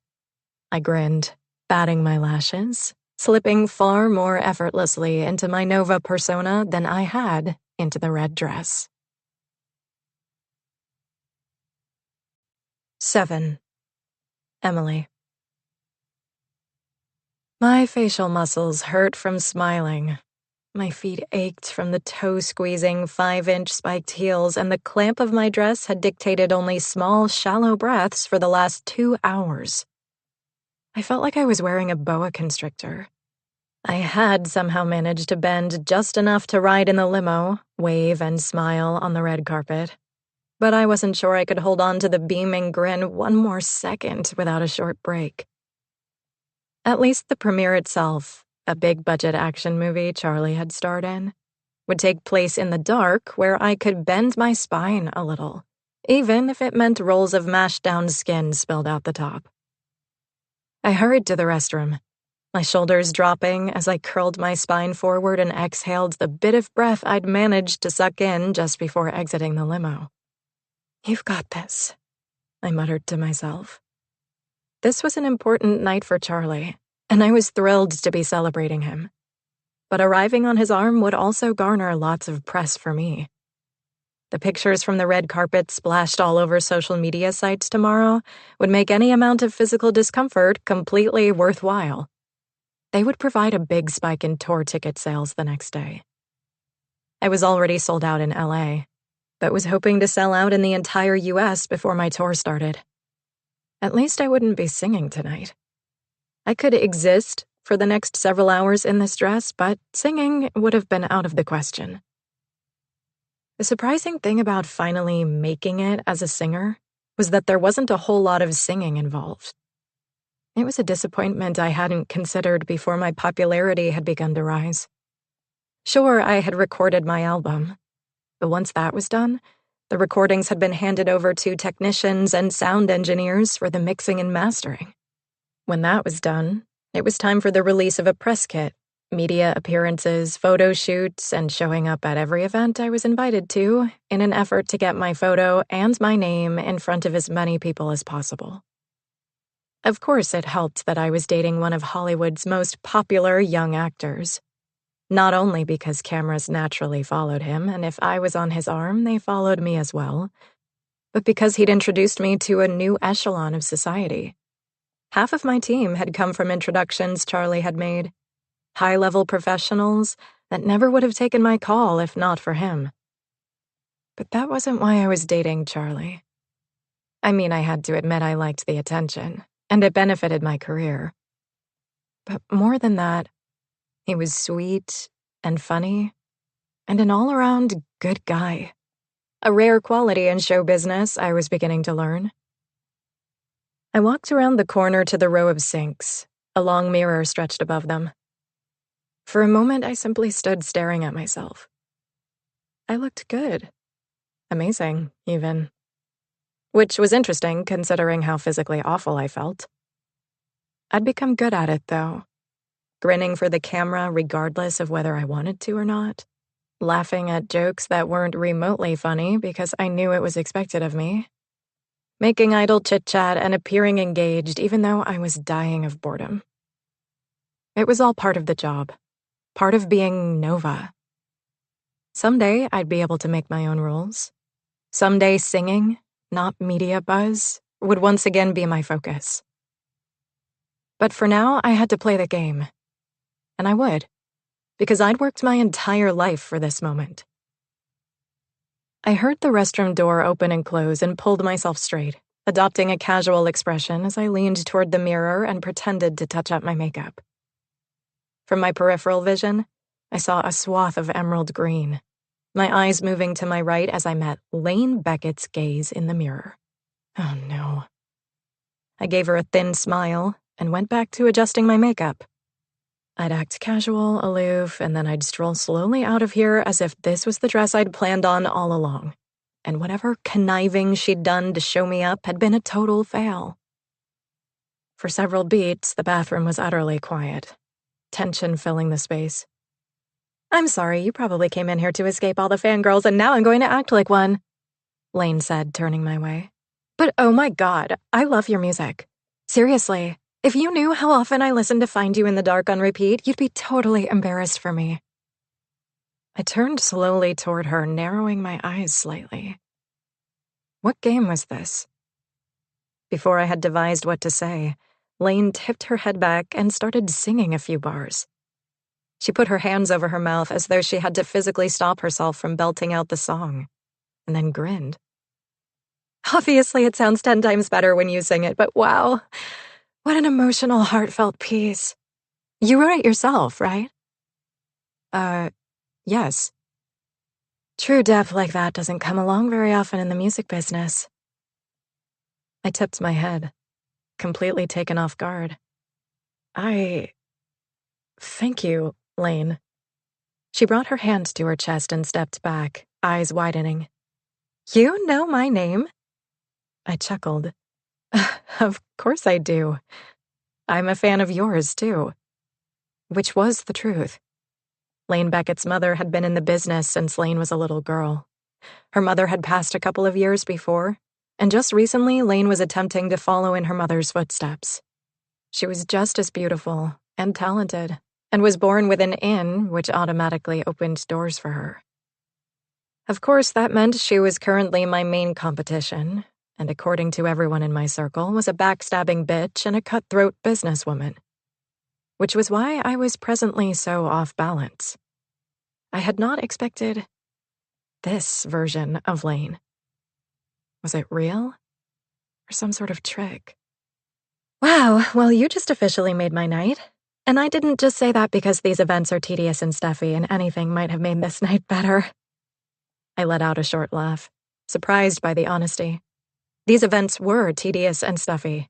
And afterward, everyone would gush about how amazing and wonderful it all was, and I'd nod along. She grinned as I cut off the laugh I'd managed. Lane arched a perfect brow, her gaze moving downward to where my hand was held on my diaphragm as I attempted to push it farther to the center of my body where it had some room to expand. "That's a Frida Volley, isn't it?" Was that the name of the designer who had sent me this dress? When it had arrived unsolicited, Destiny said it was pushy, rolled her eyes, and stuffed it in my closet. I think so, yes. It's beautiful. And you probably just made her a star by wearing it tonight. I try to wear up-and-coming designers, too. This one just arrived this morning and was made by a 19-year-old designer, Gaia Laurent. Remember her name?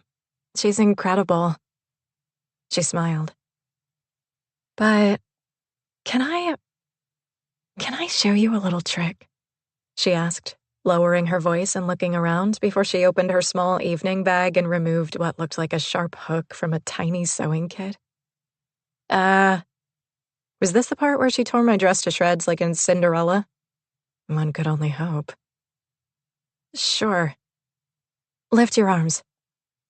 My brows knitted in confusion, but I did as she said, at least as far as I was able. Some more current designers construct their dresses with this specific stitch. Ah, yes. She leaned in, using her tool to move down the seam. I let out a small squeak, but rather than the dress falling apart, it simply opened a little bit, allowing me to take the first full breath since I'd put it on. Oh my God. I might cry. Lane smiled, moving around to the other side where she used her tool to do the same thing to the opposite seam, providing me even more room. Voila, she said, and I turned to the mirror. The dress looked exactly the same, but she'd magically provided me with what felt like several inches of breathing room. I love you, I said, and in that moment I really truly meant it. Or maybe it was just the sudden flood of oxygen to my brain. Lane laughed again. Okay, well, forget about you making my night. I think you just made my year. Lane's phone, sitting on the counter, buzzed, and she leaned toward it, reading the text that flashed on the screen. My manager's wondering where I am. I better go. Thank you, Lane. Seriously. It was so nice meeting you. You too. Enjoy the rest of the night, okay? I gave an exaggerated eye roll, and we both laughed again. This one went all the way through my body. Hey, Lane, be careful about leaving your drink unattended at the after-party. I've heard stories. Her brows dipped, but she smiled. Always good advice. Bye, Nova. Lane breezed out of the room, her emerald green dress flowing behind her, and I turned back to the mirror, simply enjoying the act of breathing for a few moments. My stomach growled. Maybe I still had time to eat a few bites of dinner. I stared into my own eyes, thinking about how absolutely wrong the rumor mill had been about Lane. She hadn't plotted to steal my fashion thunder. She hadn't plotted anything. She'd given a budding designer a gift by wearing her dress to a red carpet premiere. And so had I, though unwittingly. It had come from last-minute desperation, not from generosity. Maybe I deserved to feel like a cased sausage for the first part of the night. Be better, Emily. My mom always said that to me when I made a bad choice as a kid. Which was often. I'd judged Lane unfairly. I'd have liked to think I'd stopped my assistant from actually spiking Lane's drink had I witnessed such a thing, but would I? Or would I look the other way and pretend not to notice? Would I have considered it fair and square for what I'd been told Lane had done to publicly humiliate me? Be better, Emily. Yes, I'd judged Lane. And earlier, I'd judged Tuck. I had more reason for that. After all, the things he'd done weren't just rumor. He'd committed a crime. He'd served time. He was a felon. But you did know him once, before everything fell apart. Before he hurt you and everyone around him. Once he'd had honor. I had the sudden flash of a weight shattering the windshield of my dad's prized car. The weight that I'd dropped while in the midst of taunting Tuck. And even so, he'd taken the blame so I wouldn't bear my father's wrath. He'd suffered both the humiliation and his dad's anger. For me. And all I'd given him was my first kiss. Not that he knew that that was how I still thought of it. His sacrifice had meant I was allowed to attend the music camp, where I'd met a singing coach who changed my life's trajectory. She'd seen my potential and taken me on as a client even though she was completely booked. She'd not only been vital in my growth as a singer, but she'd known a lot of the right people, and they had guided and mentored me, each one an integral stepping stone to my success. And if not for Tuck, if not for that camp and everything that had occurred after that weekend, I might not be where I was today. I sighed, removing my phone from my evening bag. There was a text from Charlie asking if I was okay, and I sent a quick response that I'd be read out. As I walked toward the door, I composed a new text to my mother. Tell Tuck he has a job if he wants it. And before I could reconsider, I hit send. I'd only taken a handful of steps when my phone dinged with a response from my mother. "You won't regret it." I snorted softly. Unlikely. But what was done was done. I pulled my shoulders back, plastered on my smile, and once again pulled forth Nova. 8. Tuck. I squinted up at the steel and plexiglass monstrosity. Others probably considered it sleek, but I'd seen enough steel and plexiglass to last a lifetime. But this was Emily, or Nova's, home, my new boss, so I better get used to it, even if most of my work hours would be spent at public events. Or so I assumed. Mrs. Swanson hadn't given me many details, only that Emily had been thrilled by the offer of my services and that she'd outline my position when I arrived. I entered the open lobby, heading to the bank of elevators and pressing the button to the penthouse level. My black jeans, black boots, and gray t-shirt looked worn and overly casual for a job interview, but it was all I had. Plus, I'd already been hired for the job, and so it wasn't as if this was an actual interview. I'd signed the tax forms Emily's accountant had sent to her mother's email address and a non-disclosure agreement, promising not to leak any of Emily's personal information. As the mirrored elevator car rose, a flutter of nerves made me feel antsy. Not only was I somewhat anxious about seeing Emily for the first time since we were kids, but I also hated feeling penned up. I'd never had claustrophobia before, but prison could do that to you. I'd had to actively work through it every day for 6 years, and it seemed my nervous system wasn't quite ready to let go. The elevator dinged when it reached the penthouse level, and I stepped into a wide-open foyer area with 2 walls made completely of plexiglass, so the Los Angeles skyline was on full display. I raised my hand to knock on the tall door across from the elevator, but before my knuckle made contact, the door was pulled open, and a very petite girl with bright fuchsia lips, a high black ponytail, and a flower tattoo that wound up her neck stood there. She gave me a cursory glance, and then her gaze returned to the phone in her hand, and she punched something in before again looking up. "Tucker Mattice," she said, perusing me. Her tone was unimpressed. Not that I'd imagined I was very impressive, but most people could muster the basic social grace of a smile.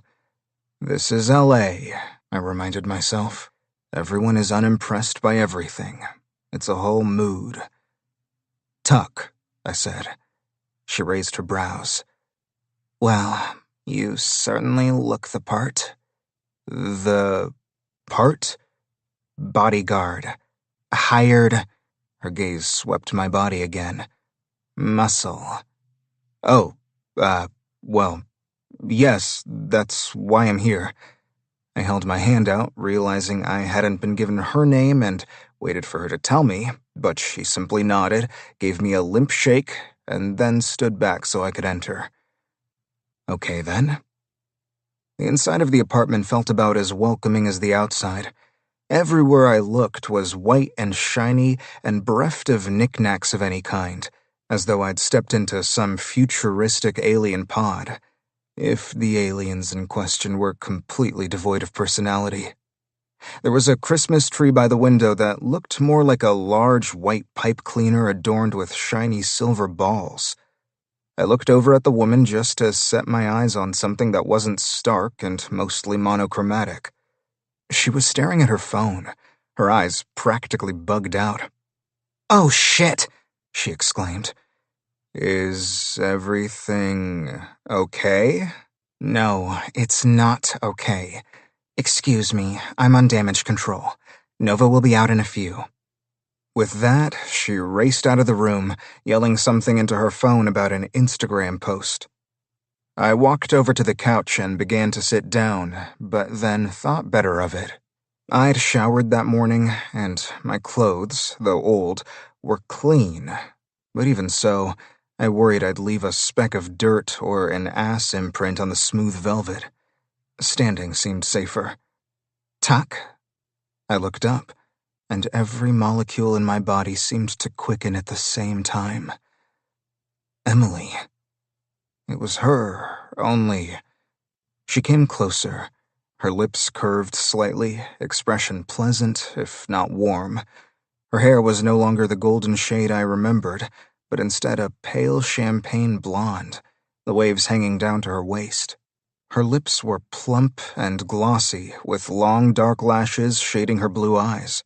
She was wearing a cropped shirt, a small slip of her smooth, tanned stomach showing, and torn jean shorts that barely hit the crease at the top of her thigh. This was not Emily. This was Nova. I tried to keep my eyes from wandering. I didn't recognize this woman, but she was undeniably sexy.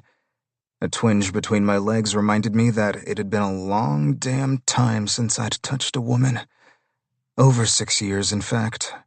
Frankly, I couldn't even remember the last woman I'd touched.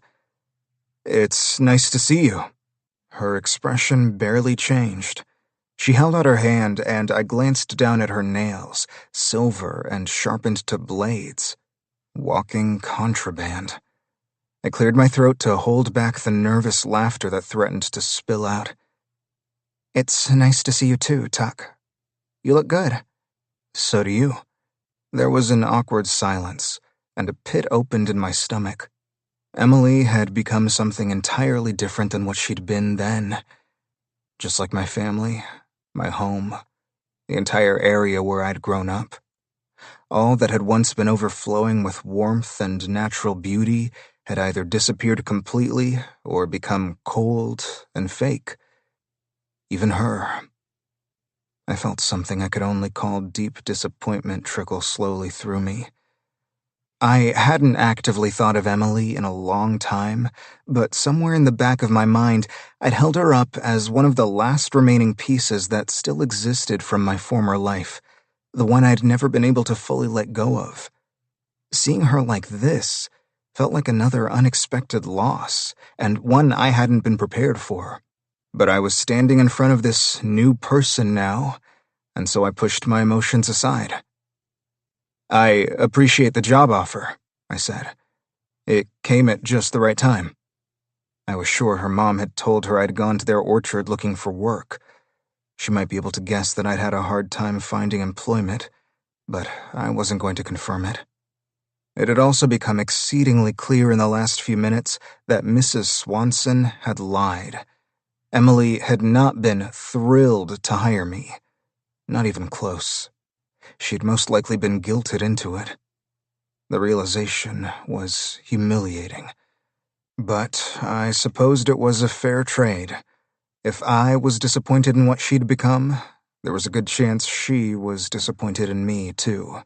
I wouldn't exactly blame her, but that didn't mean it didn't sting.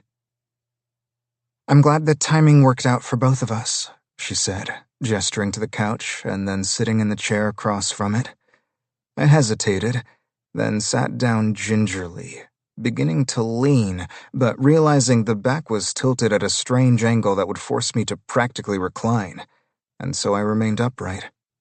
"I'm sure things have been challenging for you," she said, her eyes sliding away as though she was uncomfortable talking about my hardships.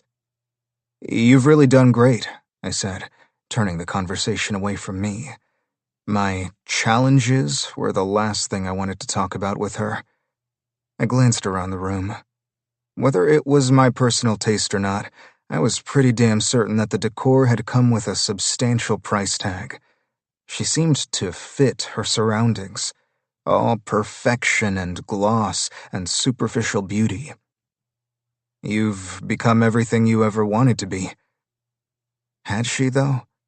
Was this how she imagined her life would look once she'd found fame? Still, she was hugely gifted, and it was nice to know that sincere talent was rewarded. "You deserve it, Emily. You were always a beautiful singer." She held my gaze for a moment, as though searching for something, but then blinked and looked away. "Thank you, Tuck." "You're welcome." Should I call you Emily or Nova? I asked, tipping my head. Emily, unless we're working. She waved her hand in the air. It can be kind of hard to switch back and forth, but I'm sure you can manage it. I'm sure I can. Plus, I didn't imagine there was a lot of talking that went along with the job. There was another awkward silence. I waited for a minute, wondering if she might bring up her parents or the area where we had once lived, or something personal regarding the years we'd been apart. But when she remained silent, I sat forward. So, tell me about the job, I said. I understand, of course, that I'll be part of your security team, but what do I need to know specifically? Well, it's not so much a team right now. She let out a thin laugh. I have a few people who help me out with things. She made a face, which gave me the first small indication that she still had at least a tiny sense of humor and made me smile in return. But none of them are equipped to handle any real trouble. Her gaze moved down my body, but then, as though her eyes had wandered without her permission, they shot back to my face. I know you're not trained either, but I think you can do a good job. You're obviously very fit and, in good shape. I swore I saw the color in her cheeks deepen very slightly, but I couldn't be sure. Anyway, your job will be to have my back, watch the crowd, act as a barrier between me and any out-of-control fans. 2 weeks ago, someone rushed me. He just wanted to give me a letter, but it spooked me. My boyfriend has a security team, but their job is to keep their eyes on him. So when the guy shot forward, they surrounded Charlie, and I was sort of left hanging. Her boyfriend. Got it, I said. It sounded easy enough. I'd learned to keep my head on a swivel in prison as a matter of self-preservation. I could certainly keep Emily safe from overeager basement dwellers wielding love letters and reeking of desperation. You'll accompany me to any and all social events. If it's a party or something like that, you'll only be expected to escort me in and out of the location. But if it's a public affair, I'll ask that you guard me inside the venue. Okay. So your work hours may be unpredictable. I'll have to ask you to be on call some days. That's fine. If at some point it becomes clear that I need to expand my team, then I'll make that happen.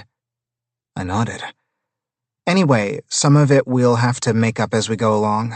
I've never had a bodyguard before. Any questions for me? I ran my palms over my jean-clad thighs. I guess my only question now is whether you want me to wear anything specific. Did bodyguards wear uniforms? I wasn't sure. I'd let her tell me. She seemed stumped for a moment, looking away as she twirled a piece of ice-blonde hair around one dagger-like finger, her lips puckered in a shiny pout. All black, maybe? Her eyes moved over me again. Hold on. She turned her head. Destiny? The petite, colorful young woman rounded the corner as though she'd been standing nearby, just waiting to be summoned. Yes? What do you think my new bodyguard should wear? Destiny approached, crossing her arms and examining me as though looking closely at something the cat had just dropped on her doorstep. Gray, she said. But not just gray. Silvery gray. Something with spandex in it for a bit of shine. Tight, too. The spandex will give it some stretch so he can perform his duties, but definitely very tight. His muscles alone will deter most of the creeps, she said, talking about me as if I wasn't sitting right there. And hold up. Tight? Silver? Stretch? They wanted me to dress like a Cirque du Soleil performer? No fucking way. Perfect, Emily said. It'll differentiate him from Charlie's team too, which is important. Okay, so that's the uniform. She stared at me, and I stared back, attempting to keep my expression as neutral as possible. With effort, I put aside the small amount of pride I had left. Where might I find clothes like that? Oh, I'll give you the names of a few department stores where I have lines of credit. They'll take care of you. Make sure to get some shoes, too, Destiny said on her way out of the room. And sunglasses, she called over her shoulder. No one should ever know exactly where your eyes are focused. Emily picked up the phone she'd set on the side table next to her. Give me your cell phone number, she said. I don't have one yet. I'll have to pick up one of those prepaid phones. Not that I could afford very many minutes. She stared at me a moment and then laughed. Wait, are you joking? I slowly shook my head. She waved her hand. I'll have a smartphone sent over and put it on my plan. That's a necessary part of the job. Plus, I need to be able to text you, and I have to know you're available at a moment's notice. Okay, thanks. I sounded like a pet dog. God, it was stuff like this that made me feel like a total loser, and I hated it. We leave for the tour in 6 weeks. A tour? I'd barely been out of California, and suddenly I was heading out on a big tour in just over a month. I'd have to let my parole officer know. What did I need to know? Would I be provided with an itinerary? Did I need to scope out places before Emily's arrival? Fuck, I was way out of my depth. Not that I could say that, of course. My head spun at what a difference a week could make. Emily stood, and again, I made sure to maintain eye contact, even as my mind begged me to peruse her curves. She gave me the name of a hotel nearby that I'd be staying at until the tour. If you want to wait in the lobby downstairs, I'll call an Uber to pick you up. It will be paid for. An Uber. I knew an Uber was a ride, but I'd never actually used one. Ubers hadn't really been popular, especially in the neighborhood I'd lived in, before I was taken out of society. But I wasn't going to ask questions. I'd wing it from there. Thank you. I'll have Destiny text the information about the stores to the phone that's delivered later today. I gave a terse nod. I was grateful for the job, but the fact that I was about to become one of these people, part of Emily's entourage, did not sit well. Frankly, it pissed me off because this was not me, and it was only due to my desperate situation that I was being forced to play along. And there wasn't a thing I could do about it except squander the opportunity. She walked me to the door and held out her hand, those fingertip daggers glinting in the overhead light. I frowned, but shook it. Thank you again, I said. I'll wait to hear from you. And then I got the hell out of that weird spaceship and hightailed it for the lobby, eager to put the last demeaning half hour behind me. 9. Emily. Why did I feel so damn antsy? I crossed my arms, pacing in front of the floor-to-ceiling window, the view of the Los Angeles skyline awash in a hazy orange glow. She said your resting bitch face is the blueprint, Destiny exclaimed, tone aghast. I glanced at her sprawled on the couch, punching her phone keys violently, face set in outrage. I got that I was supposed to feel irate too, and so I turned my focus more fully to my assistant, replaying her words in my head. The blueprint for what? Her head snapped up, as did her peaked eyebrows. Resting bitch face, I guess. I pondered that momentarily. That could be a compliment. Destiny looked briefly confused, her mouth opening and then shutting again as her eyes widened. It could be, right? She pulled herself straight, clearly excited about the idea. We'll make it one. That's your signature look from now on. Will we call it blue steel? I wondered, a giggle threatening at the vision of that ridiculous expression from Zoolander, but I swallowed it down. Destiny was obviously enthusiastic about the idea, even if it made me feel like a parody. The important thing, though, was that it had solved a problem. I didn't know who she was who had made the comment, and frankly, I didn't really care. What was important here was that it had allowed me, or Destiny as my spokesperson, to take back control of my image. It was always better, I'd learned, to take ownership of what could be considered an insult, rather than become immediately defensive. So much of social media was pure strategy. Not just in what you posted and the image you chose to put forth, but how you responded to others online as well. And though I'd only been in the spotlight for about a year, I was getting better by the day at cultivating an image. I should be proud of that. So why did it make me feel sort of depressed? Why did it sometimes feel like social media, instead of singing, was my new full-time career? Destiny continued to punch keys into her phone, and I turned back to the window. Tuck Mattice. It had been surreal to see him, a grown man, no longer even a trace of the boy he'd once been, now a honed and hardened felon. Chiseled. Muscled.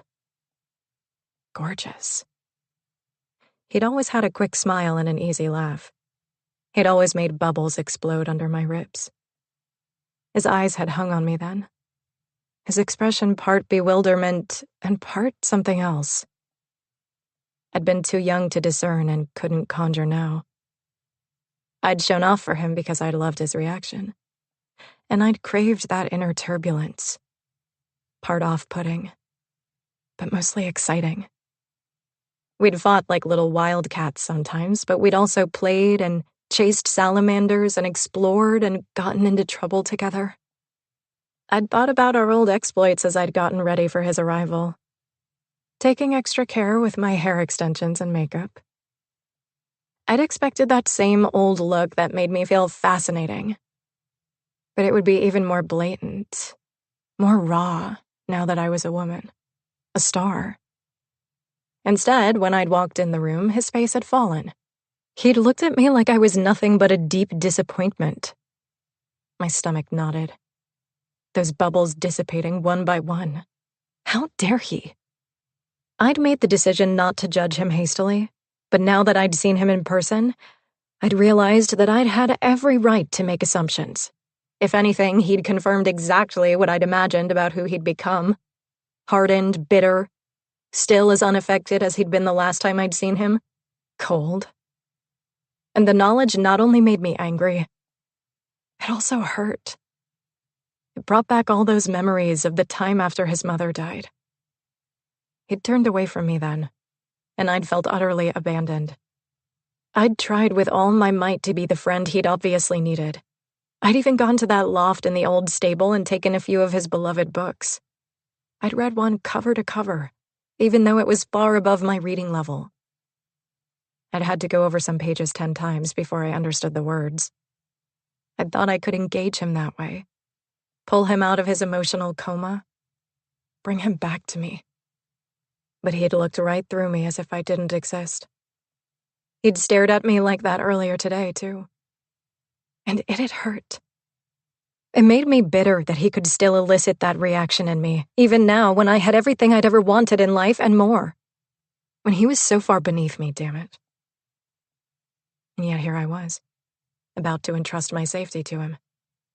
About to bring him into my inner circle. Once again, Tuck Mattice was going to be part of my everyday life. I looked out at the deepening sunset, troubled and antsy. I had a feeling this was not going to work out well. "That's it. That's the one," Destiny said, grinning as she took in my face. I brought my hand up as though whatever she was referring to might be hanging off my cheek. "Oh," I said, my arm dropping as understanding dawned. "The signature look?" Destiny laughed, rolling her eyes. "I called your name 3 times and you didn't hear me. Leon just called and said he's on his way up." "Sorry," I mumbled, attempting to straighten out my features. I got lost in my own head. "Tell Leon to meet me on the deck." "Will do," Destiny called as I turned and headed for the small place I considered a respite. It was off the kitchen and had a fantastic view of the hills, even if they were currently brown and parched from the ongoing drought here in Southern California.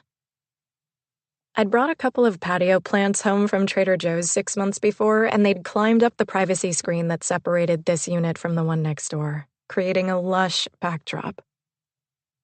I liked the opulent feel and clean lines of my apartment. But I supposed in some ways I was still a farm girl, because the untamed beauty of climbing vines and natural vistas brought me a sense of peace when nothing else did. Emily. I turned to see my manager smiling, stepping through the sliding glass doors and onto the deck. Leon. I approached, and he took both of my hands in his, giving them a warm shake. Thank you for stopping by. I would have come into the office. No, I was heading to another meeting across town, and your place is on the way, he said, glancing at the ivy. Also, this is great, especially since I've been sitting in a boardroom for most of the day. We both took a seat at the 4-person glass table. Even though the sun was setting, the heat of the day hadn't quite burned off yet. But it was comfortable under the awning that covered the space. Leon sighed, gazing out to the hills for a moment, his eyes lingering on the silvery lavender sky. I turned toward it as well, the horizon a shade I didn't recall ever seeing before. How was it that I'd witnessed thousands of sunsets in my life, and yet one could still stun me? Do you ever forget there's a world out there beyond boardrooms and recording studios? He asked. I smiled, and it felt like the first real one all day. Sometimes, I admitted. He cleared his throat, seeming to come back to himself. So, listen, Emily, he said, tapping his open palm on the table for a moment as he studied me. I've been ironing out the contracts with several of the team members joining the tour, and I wanted to talk to you about a few of their suggestions. Oh, okay. He reached in his briefcase and removed a stack of papers. I've approved all of these. They just need your signature. Take a few days to read them over, and give me a call if you have any questions. I nodded, sliding the stack of contracts toward me and glancing at the top one. It was for a lighting crew. Just looking at my name at the top of the page was surreal. It was hard enough to believe I had a manager and an assistant, a bona fide team. But now I had a lighting crew, tasked solely with lighting my show. And a bodyguard. Now you have a bodyguard. I pushed that thought aside, clearing my throat and thanking Leon. One other thing, Leon said. And the way he paused made me tense. He looked like he was about to deliver bad news. I'd like you to lip sync. Confusion made me gape. Lip sync? Lip sync what? Your show. My show? I let out a small laugh that died a quick death when Leon stared at me with zero amusement in his expression. He raised his hand. I knew you wouldn't love the idea, but hear me out. The dance sequences are extremely vigorous. You're a new performer, especially in venues like the ones where we've booked your shows. There's a lot of money riding on you, Emily. Millions of dollars. People have made investments in your image, and we cannot afford your vocals not to be everything the audience expects and more. It's too risky. Isn't it a risk that I'll be mocked? I asked. That my talent will be questioned? You're not lip-syncing someone else's vocals, babe. You're lip-syncing your own. Lots of big names do it. It's practically expected in this day and age. And the professionals get it. Very few can focus on doing 10 things at once, and why should you? You're called an entertainer for a reason. I thought I was called a singer. Leon went on.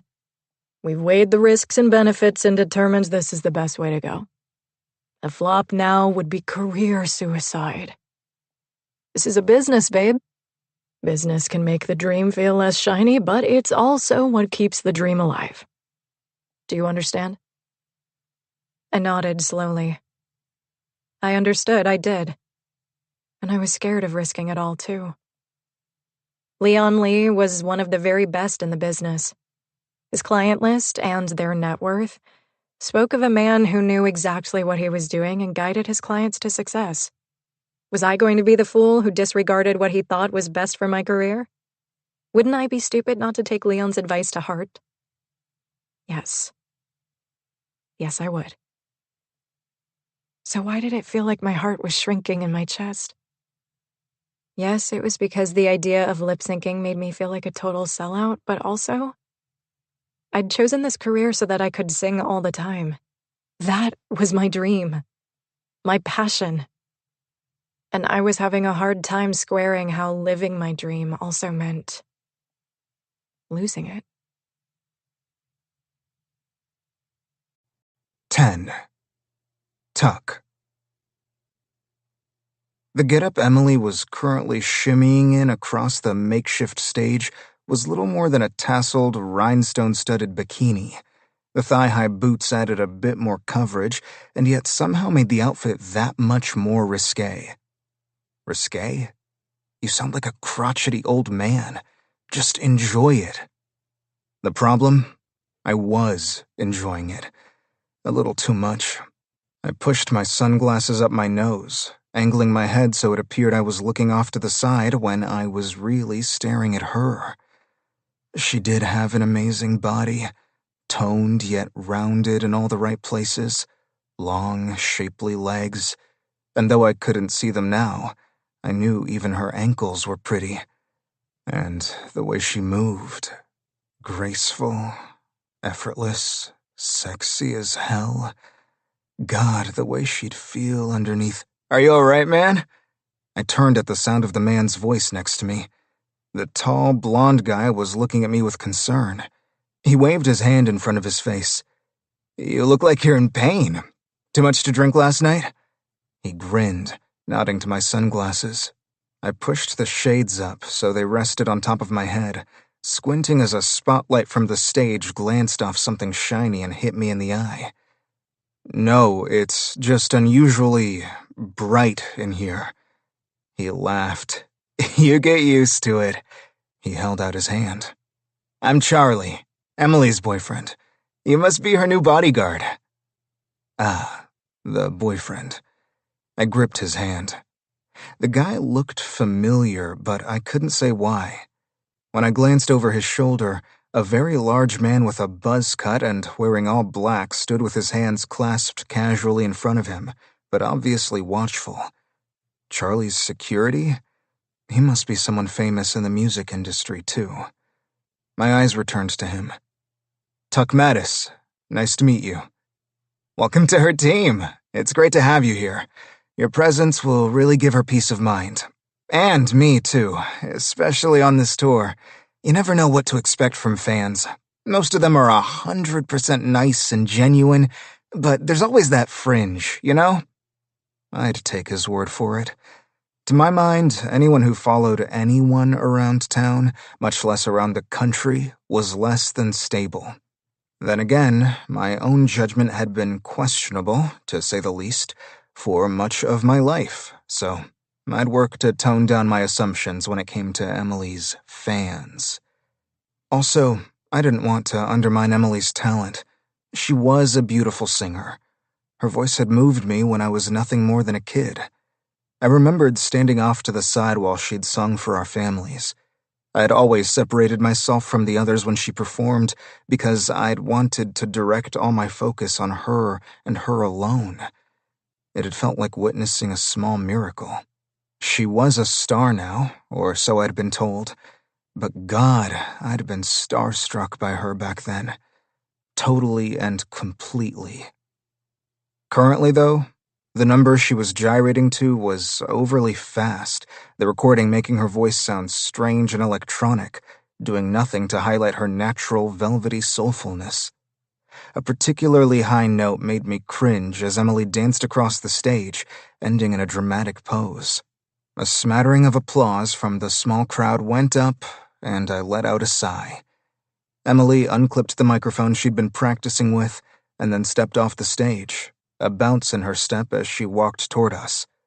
She was breathless and glistening with sweat, and I had the sudden flashback of Emily running toward me during a game of tag as we wove and ducked through the orange groves. Only this time, she was a woman, and her tassels were bouncing. I felt my blood notch up a few degrees at the sight of all that flushed, glowing skin. I looked away as she arrived where we stood, seeing her go up on her tiptoes and kiss Charlie on the lips from my peripheral vision. "I see you took some liberties with the uniform," Emily said. I looked back at her, one perfectly drawn eyebrow arched as her gaze moved down my body over the medium gray cotton t-shirt and dark gray jeans, down to my black boots. "Yeah, about that," I said. "I just couldn't find exactly what Destiny described. I hope this will work.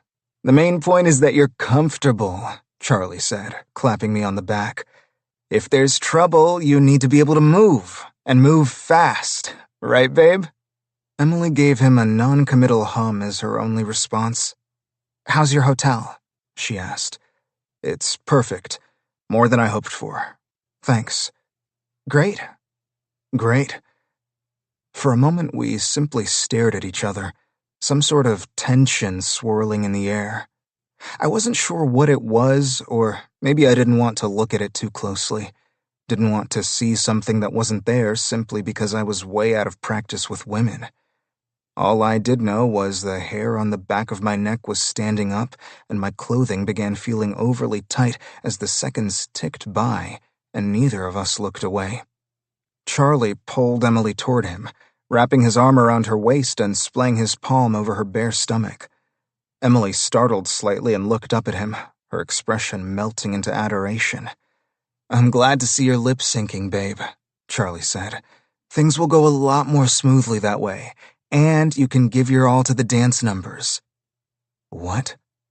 You're not really singing?" I blurted. I'd thought the recording was just being used for rehearsal purposes. Emily's eyes jerked to me. "No," she said, as she pulled her shoulders back. If she was trying to hide the defensiveness in her tone, she failed. I remembered the sweet sound of her voice, the way her natural talent had been obvious to everyone from the time she was a little girl. "That's too bad." "Is it? In my view, nothing about this seems bad." She swept her arm around the room, indicating, I supposed, her entourage, the spotlights, the sequins, the bright and shiny fruits of her labor. Or her luck, or whatever had gotten her here. Because apparently it wasn't her voice. They'd changed that into something robotic and unrecognizable. I followed her arm, squinting into the dizzying lights, the electronic-sounding track still playing, though softer now. They'd made her sound like a relative of the Chipmunks. It made me cringe.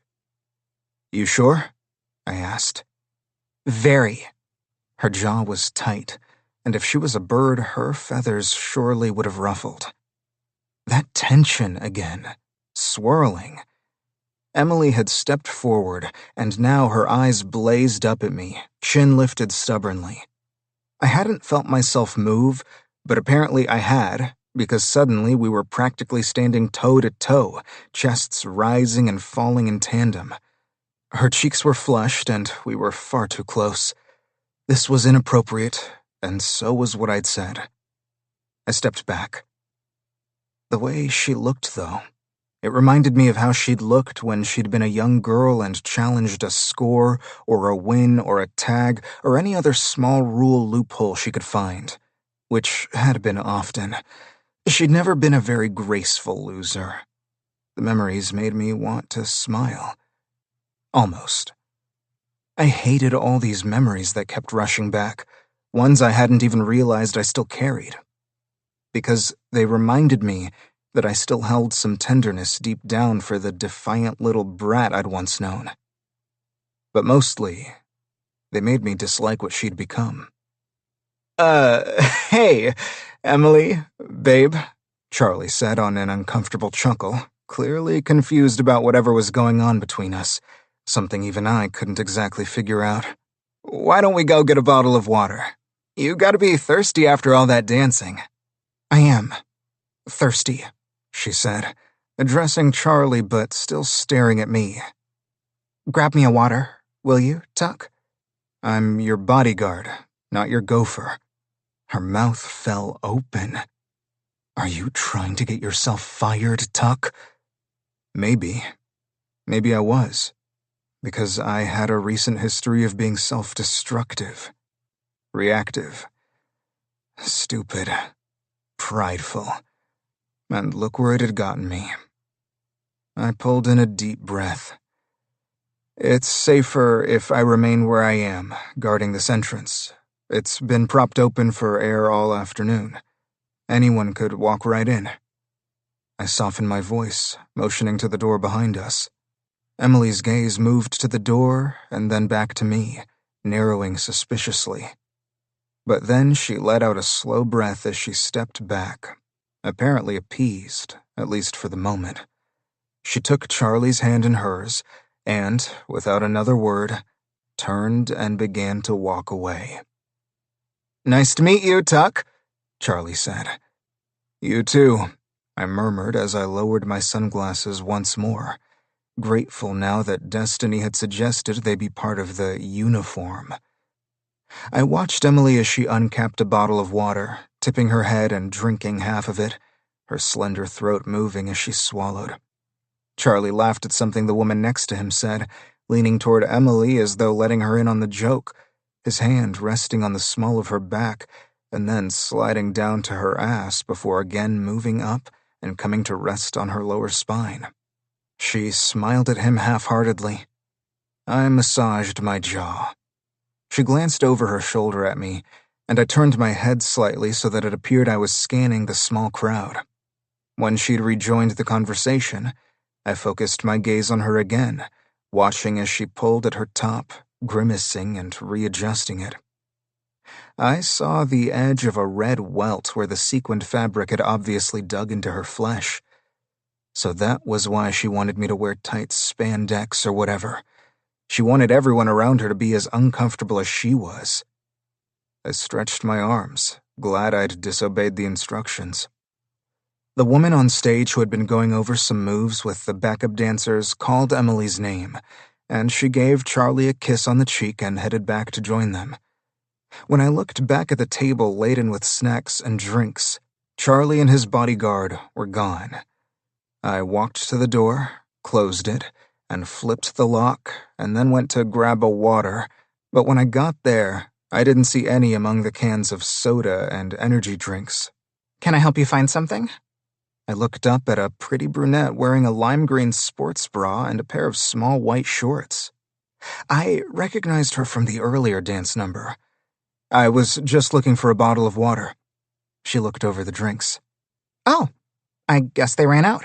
There's a refrigerator around the corner there in the lounge where extra supplies are kept. Do you want me to go check?" She gestured behind her, then brought her hand forward, holding it out to me and smiling. "I'm Casey, by the way." "Hi, Casey. Tuck. I'm Emily's bodyguard. And no, that's okay. I'll go grab it. I need to stretch my legs anyway." "Oh, Emily's bodyguard. That's great. I'm a member of the dance team. Welcome to the family. It looks like we'll all be getting to know each other well over the course of the tour." Her smile grew, and her eyes moved down my body, giving me a suggestive stare. "By the way, a group of us are going out for drinks after this, if you're available." Maybe. I'll see. Thanks for the invite." "Sure. Catch you later." I moved around her, heading in the direction she'd indicated.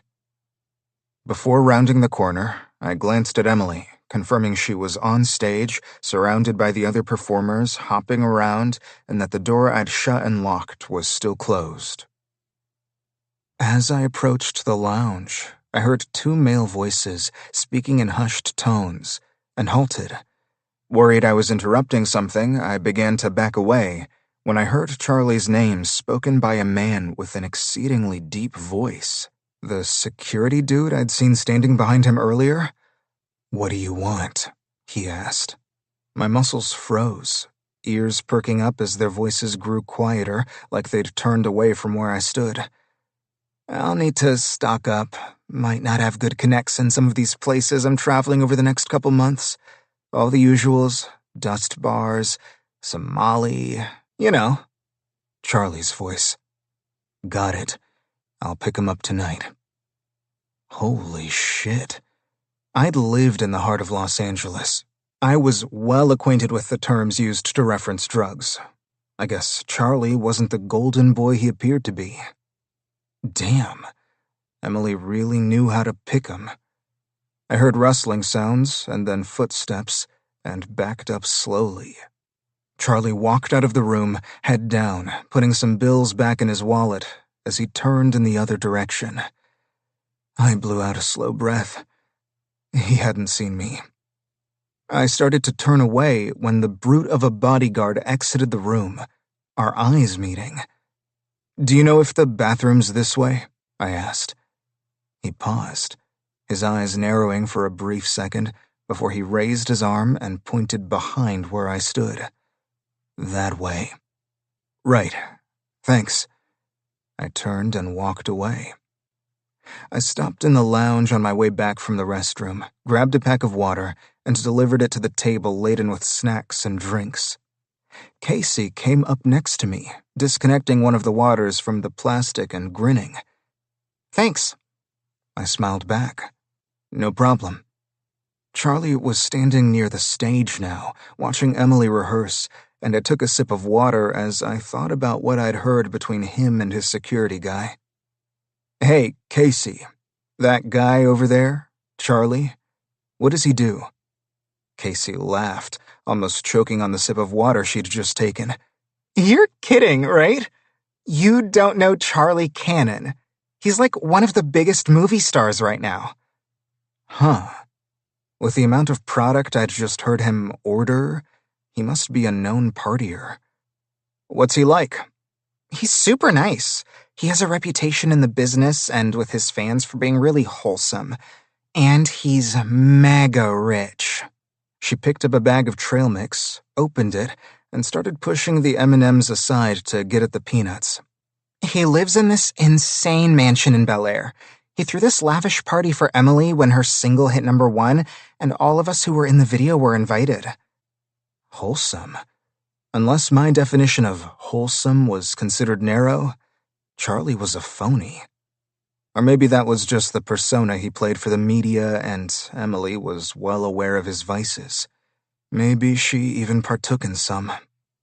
An emotion that felt a lot like protectiveness buzzed along my ribs, but I willed it away.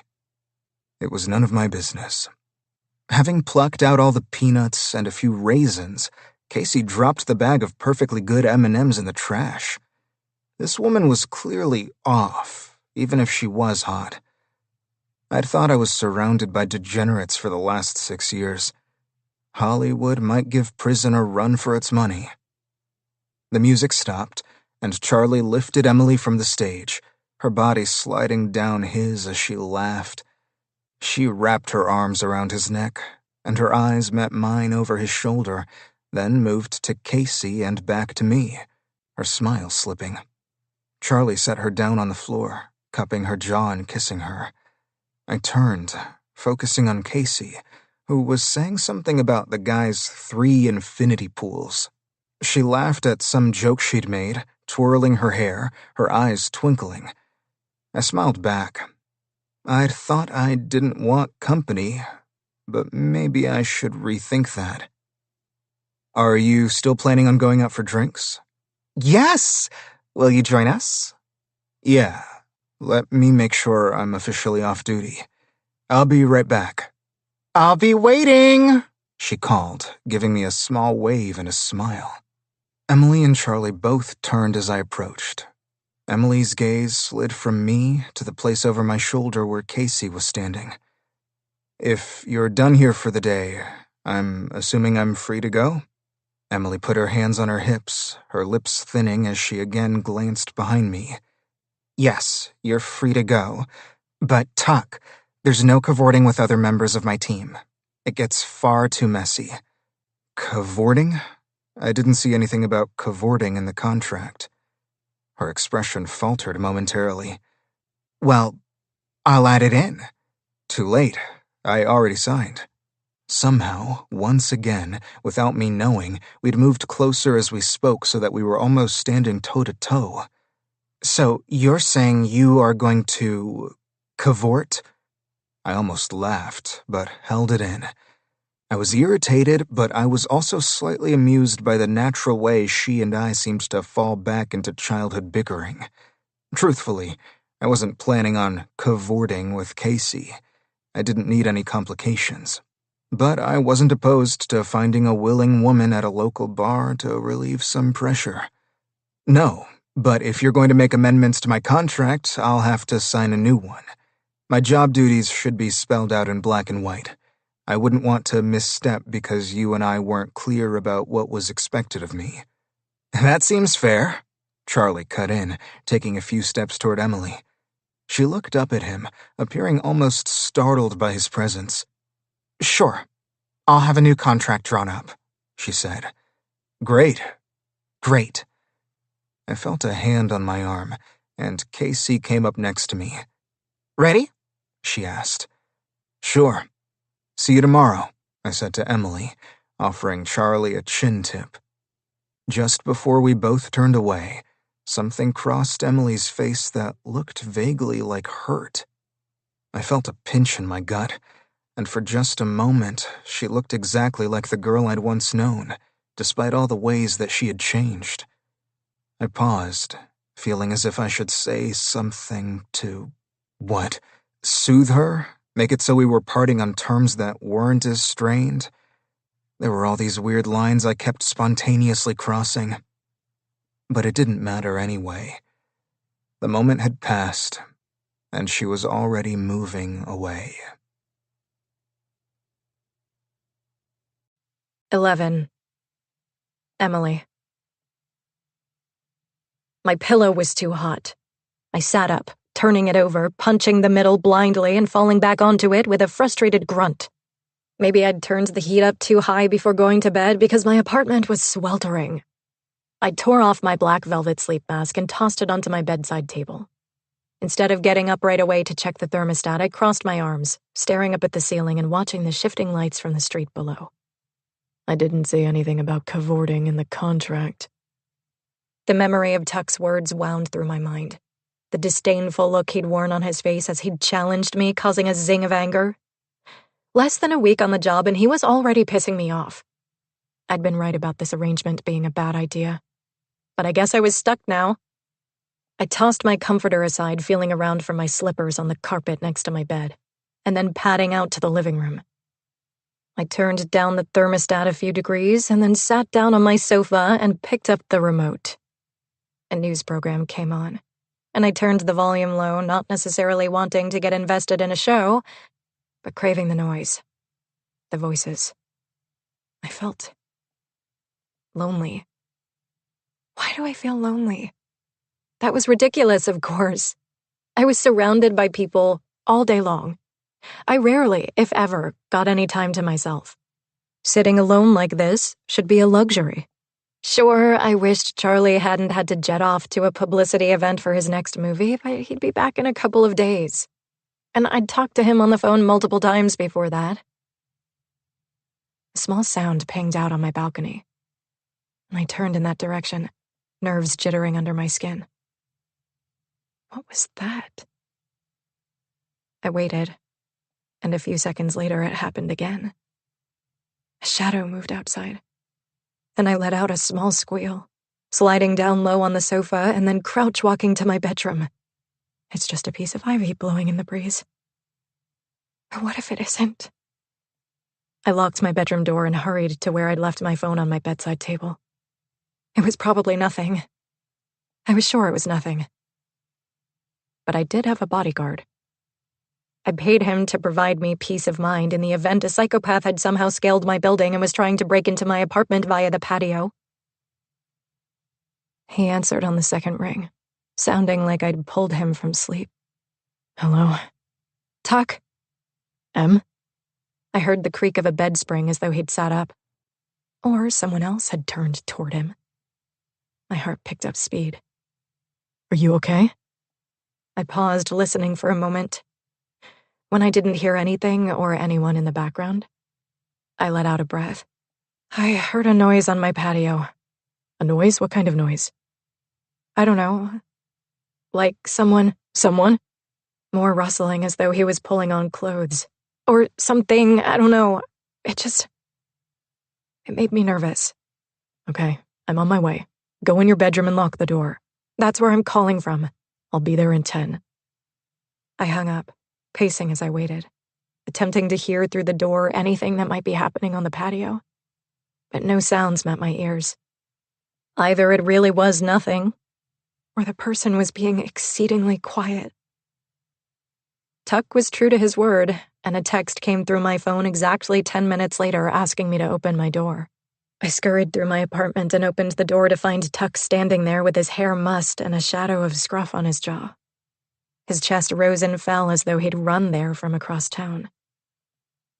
Can I come in? He asked, eyeing me as I stood and stared at him. Oh. I stepped back, allowing him entrance. Yes, of course. Thank you for coming over. I hope I wasn't interrupting anything. Nope, he said. I was in bed. He strode through the apartment and pulled aside the shade on the sliding glass door.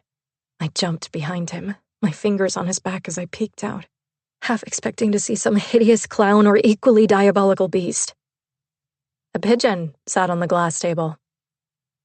At the sight of us, she let out a soft coo and flapped her wings before flying a short distance upward, where she disappeared under an eave.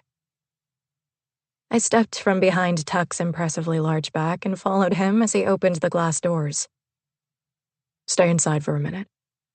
I'm just going to check things out, he said. There weren't many places to hide, except maybe behind the ivy, but I appreciated his diligence. I watched as he checked each corner and ran his hand over the plants, then stood on one of the chairs and peered up into the place where the pigeon had flown. He stepped down and came back inside. You have a nest on your balcony, he said. I sucked in a gasp. Baby birds, can I see? It's your space. I'd stand back if I were you. Mothers can get aggressive if they think their young are being threatened. As if I didn't know that. Had he forgotten I was a country girl? I stepped into the cool night air, climbing carefully up on the chair and then stretching my neck to look at the nest. The mama bird was in there, busily feeding 3 little open, upturned mouths. I grinned with delight, turning my face toward Tuck, who was watching me with a small, confused smile on his lips. There it is, that look, the one he'd given me. Once. Time seemed to still for a moment. The delight I'd felt at seeing the babies eclipsed by the greater pleasure of seeing Tuck look at me the same way I'd once craved so desperately. He held out his hand and I took it, stepping down from the chair. I looked at his hand in mine. So much bigger. His palm rough and calloused. His skin had always been dark. He tanned so easily. He was paler now. Too much time indoors. Years. Thank you, I said, my words emerging in a rush, for coming over so quickly. I hope I didn't disturb you. I felt strangely shy in a way I hadn't in, well, a long time.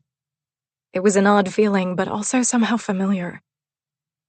No, he said, and I worked to bring myself back to the conversation. You didn't disturb me. I was just reading. I smiled, rushing past him into the living room. He followed, and I closed the sliding glass door behind him, latching it. You and your books. He gave me a lopsided smile and rubbed the back of his neck. Yeah. They got me through a lot. A lot. Maybe he meant everything that had happened to him as a kid. Or maybe he meant serving time. Probably some of both. I shifted on my feet, feeling slightly uncomfortable. That had to be very hard for you, I said. Being locked up. His eyes moved over my face as though searching. But then his expression seemed to fall in some slight way, and I sensed whatever he'd been looking for he hadn't found. It was Emily. He looked away, signaling that was all he was going to say about that. And I noted that it was back to Emily. No more M. Which was good, of course. Our relationship was professional. It was confusing when it started to drift into other, more intimate territory. So why was I disappointed? Not only in the fact that he obviously had no interest in opening up to me, but that the wall he'd momentarily lowered had just slammed solidly back into place. Why did I feel like I needed to save something or defend something that I couldn't even describe? A trill of panic rushed over my skin. I hated feeling like this with Tuck, hated feeling this undefined want when it came to him, and hated that I suspected he'd closed himself off because of something lacking in me. I pulled my shoulders back, smiling the smile. I'd practiced in the mirror, the one that was regal and slightly aloof, the one that sought to gain the upper hand. Not Em, not even Emily, but Nova. I reserved it for those who got too close because they thought my public image meant they knew me, or those who made me feel less than. It was time to say goodnight to Tuck. Instead, I blurted out, "I'll have you know that my team weighed the risks and determined that lip-syncing my own music was in my best interest." I knew that was at least part of the reason he looked at me with such disdain. He thought I'd tossed my standards aside for fame. I understood that, and it was the only thing I could address or defend. The dance moves are very intense, and I'm not only a singer, I'm a performer. Fans are paying for the whole package. One of Tuck's eyebrows went up and the other went down, as though he was as surprised as me over my sudden outburst. I remembered that look. He'd given it to me often growing up. Only then, it had usually been followed by a disarmed smile. Right now, there was no trace of affection in his expression. "You don't owe me an explanation." I resisted a cringe. "No, you're right. I don't. It's just... Well, it'd be in your best interest to root for my success. A lot of people are depending on me for their paychecks, including you, by the way. And if I mess this up, I'll let them all down." "That's a lot of pressure," he said. "But I hope you're not only doing this for other people." "Of course not," I snapped. "I'm in full agreement with how things are being done." "Good. It's your life, your career. You have to manage it as you see fit." The words he said didn't match the tone in his voice, and I bristled. More judgment. "And you? Are you living your life as you see fit, Tuck?" "Low blow," he said smoothly. "I'm trying." I released a long breath and pinched the top of my nose. He'd come rushing over here to help me, and I was insulting him. True, he was getting paid to respond to my calls, but still. I felt emotionally out of whack, and somehow completely unsurprised that of all the people who might have managed to make me feel that way, it was still only him. "We always did love to fight, didn't we?" I asked. "Old habits die hard, I guess," he said. "And that was a long time ago." Yes, it was. I shifted on my feet more, and now that we weren't fighting, I felt that odd shyness once again. He just seemed so big. He sort of sucked all the air out of the room. "So, you saw the schedule I emailed over, right? We leave for fittings in New York on Monday." He nodded. "Yes. I'll be ready."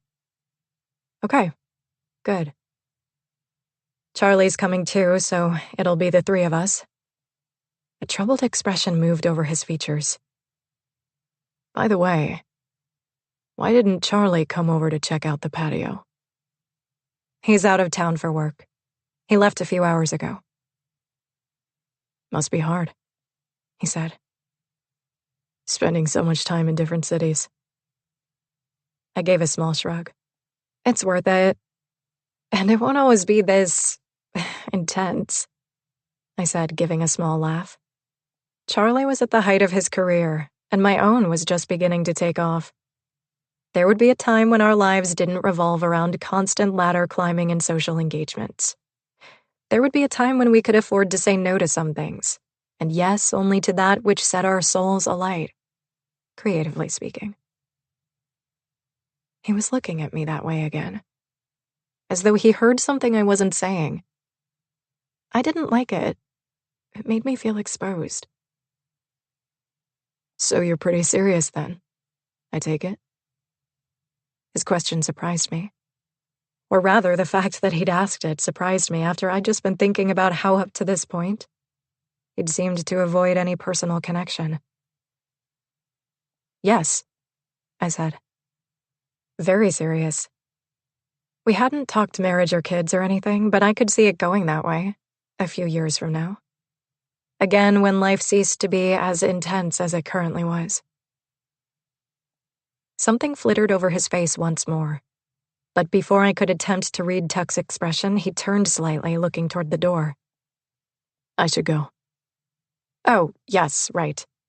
Thanks again. Oh, do you need to call an Uber? I'll do it downstairs. I downloaded the app. Oh, great. I smiled as I opened the door. Look at you, downloading apps. I cringed. What the hell are you talking about, Em? Thanks again. You're welcome. He started walking out, and I moved to close the door when he suddenly turned back. We almost collided, and I pulled in a big inhale of his t-shirt. Soap and sage and clean male skin. God, he smelled good. I practically jumped away. Don't forget to lock the door behind me. And I know this building provides some security, but it wouldn't hurt to get an alarm on that sliding glass door. You know, for peace of mind. That's a great idea. Good night, Tuck. For a moment, I thought he might say something more. But he didn't, simply stepping back into the vestibule. I closed the door and flipped both locks, listening as his soft footsteps moved away. Then I let my head fall forward, my forehead connecting with the wood. I knew I was no longer in danger. So why did I still feel so shaky? 12. Tuck. The ride to the airport was spent listening to Charlie talk business with some director or another. Frankly, I was happy to have the time to sit in relative silence with Emily. For the first time since I'd started working for her, it felt mostly comfortable. I felt like we'd found a new understanding at her apartment a couple days before. Even if we weren't going to be friends again, we weren't going to be at odds either. I could finally settle into my job and begin rebuilding my life. Planning, strategizing, thinking about where I wanted to be and where, ultimately, I might fit in. This wasn't it. Frankly, I had no real idea where or what or how I'd finally find a sense of purpose, because in so many ways I was still floundering. This was merely a means to an end, which was fine for now. And hopefully my presence would bring Emily the peace of mind she needed to focus solely on her job and becoming whatever it was she wanted to become. Win-win. The car pulled onto an airfield and came to a stop. I opened the door of the limo just as the driver was rounding the car. "Sorry, sir, I've got that." "Hey, no problem," I said as I got out. I didn't want other people opening doors for me. It felt off. Charlie climbed out, slipping the guy some cash. "Thanks, Corey," he said, as the guy nodded, hurrying to the trunk to retrieve our bags. A few minutes later, I was climbing the short set of steps to the private plane as Emily and Charlie waited for Corey to unload one piece of luggage after another. I swung my singular duffel bag through the door, lowering my head as I entered the cabin. Wow. Now this I could get used to. I'd only flown once before, when my parents and I had traveled to my grandpa's funeral in Seattle. My family hadn't had much time for vacations. It was too difficult to find people to care for all the crops and animals when the three of us were a vital part of the team who ran the place. We'd gone away for a weekend here and there, but always somewhere within driving distance. I remembered that flight well, though, and these conditions were in a completely different league. This was class. This was money. Swiveling, camel-colored leather seats that were large enough to ensure even the most sizable man was comfortable, polished mahogany paneling that made up the walls of the cabin, a glass-cased beverage/snack bar along the back wall that held all manner of in-air sustenance. The pilot ducked out of the cockpit just as I was sitting down in a seat on the left side of the cabin. There was an empty seat next to me, and across the aisle, 2 more seats for Emily and Charlie. The pilot took the few steps to where I sat, shaking my hand and smiling. "Hi, I'm Russell Martin. I'll be flying you to New York today. It looks like it'll be a smooth flight." "Nice to meet you. I'm Tuck, Emily's security." "Ah, great. Well, I don't expect any trouble in the skies today, but you never know," he said on a laugh. Emily and Charlie bustled in, Corey behind them draped in garment bags and holding a suitcase in each hand. Russell stepped aside, and I looked out the window at the airfield as they got situated across the aisle, and then greeted the pilot. "Want me to toss that up into the overhead bin?" Corey asked, nodding to my duffel bag at my feet. "Oh, sure," I said. I removed my current paperback from the side pocket before handing it to him. "Thanks." Corey wished us a good flight and headed out the door, and Russell closed it behind him and returned to the cockpit, only separated by a short navy blue curtain. "Tuck, I'm going to grab myself a beverage. Would you like anything?" Charlie asked.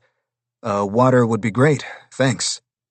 Charlie stepped to the back of the plane and returned a minute later with a water for me and Emily and a soda for himself.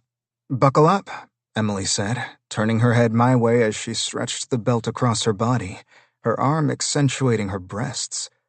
I looked quickly away, clicking my own seatbelt into place. We taxied to the runway, and as the plane started lifting into the sky, I glanced over at Emily, who was staring straight ahead, eyes wide, knuckles white as she gripped the armrests. Next to her, Charlie calmly sipped his drink, completely oblivious to the fact that she was clearly a nervous flyer. Which was confusing, since he had to have flown with her at least a few times before this, and he'd never noticed what I could see in a single glance. I turned my head and looked out the window. I already knew that Charlie was more than met the eye, and not in a good way. The plane rose and then leveled out, and though it was a small aircraft, the ride to cruising altitude was mostly smooth. It was a beautiful day, the sky powder blue and dotted with silver-tinged clouds. I felt strangely free, as if all my problems were still on the ground, and up here, I was only me, completely washed clean of all I'd left behind. Part of me wanted this flight to last forever. Nothing would take away what I did or who it affected, but racing through the clouds, it felt as though none of that existed. As if I'd never fucked up anything. As if I didn't have a past that would be a proverbial manacle for the rest of my life. I'd been somewhat unwilling to go there in my head as of late when there were more pressing matters to address, namely the ability to eat, but I knew I'd have to eventually. I knew I should eventually. But up here, the temporary sensation of freedom felt more than welcome. I sighed, glancing over at Emily, and her eyes widened slightly as though whatever was on my face had surprised her. She gave me a small, wobbly smile. Charlie said something to her, and she leaned into him, laughing softly and then taking his hand in hers, squeezing it. I turned toward the window again, removing my paperback from the pocket on the wall and cracking it open. For the next couple of hours, I buried my nose in my book, tuning out the soft murmurs and occasional laughter from Emily and Charlie. Darn, I left my lip gloss in my purse, I heard Emily say from next to me. My lips always get so chapped on flights. Do you want me to grab it for you? Charlie asked. Emily unbuckled. No, it's fine. I'm right here. I think my purse is near the front. She stood, opening the overhead bin, her ass in my face as she began rustling through the bags overhead. I dog-eared the page I'd stopped on and placed the book on the seat next to me. Shoot, she said, just as a number of items fell to the floor and rolled beneath my seat. I leaned down to start gathering them. Emily bent too, and our heads bumped, both of us letting out a sound of surprise, and then laughing as we pulled back. Sorry, we both said at the same time. She laughed again, shaking her head and picking up a bag that was at her feet. It must have been upside down, because as she lifted it, a pile of small baggies fell out, fluttering to the ground. Emily gasped, squatting and bending toward the contents. What is this? She asked, her hand hovering over what I could now see were baggies of pills and powders. Oh shit. Charlie had brought the drugs I'd heard him discussing aboard this flight, and the shocked look on Emily's face answered any questions I might have had about her knowledge of Charlie's drug use. Charlie had finally leaned forward to see what all the commotion was, and when he caught sight of the baggies, I saw the panic that altered his features. What is this? Emily asked, waving her hand over the scattered contents. I met Charlie's eyes just as he masked the panic that had quickly flared. He tilted his head, appearing very suddenly baffled. Tuck, he said. Answer her question. What is this? Are you dealing? He asked, gesturing to the baggies still littering the floor. I jerked my head back and then came to my feet. Are you kidding me? You know very well those are yours. What? Emily said, her voice rising an octave as she too rose. That's not possible. Charlie isn't into drugs. He'd have nothing to do with them. She looked so distraught, clearly very upset by the mere idea of her perfect boyfriend having anything to do with illegal substances. As she should be. But he wasn't only a drug user, he was a blatant liar.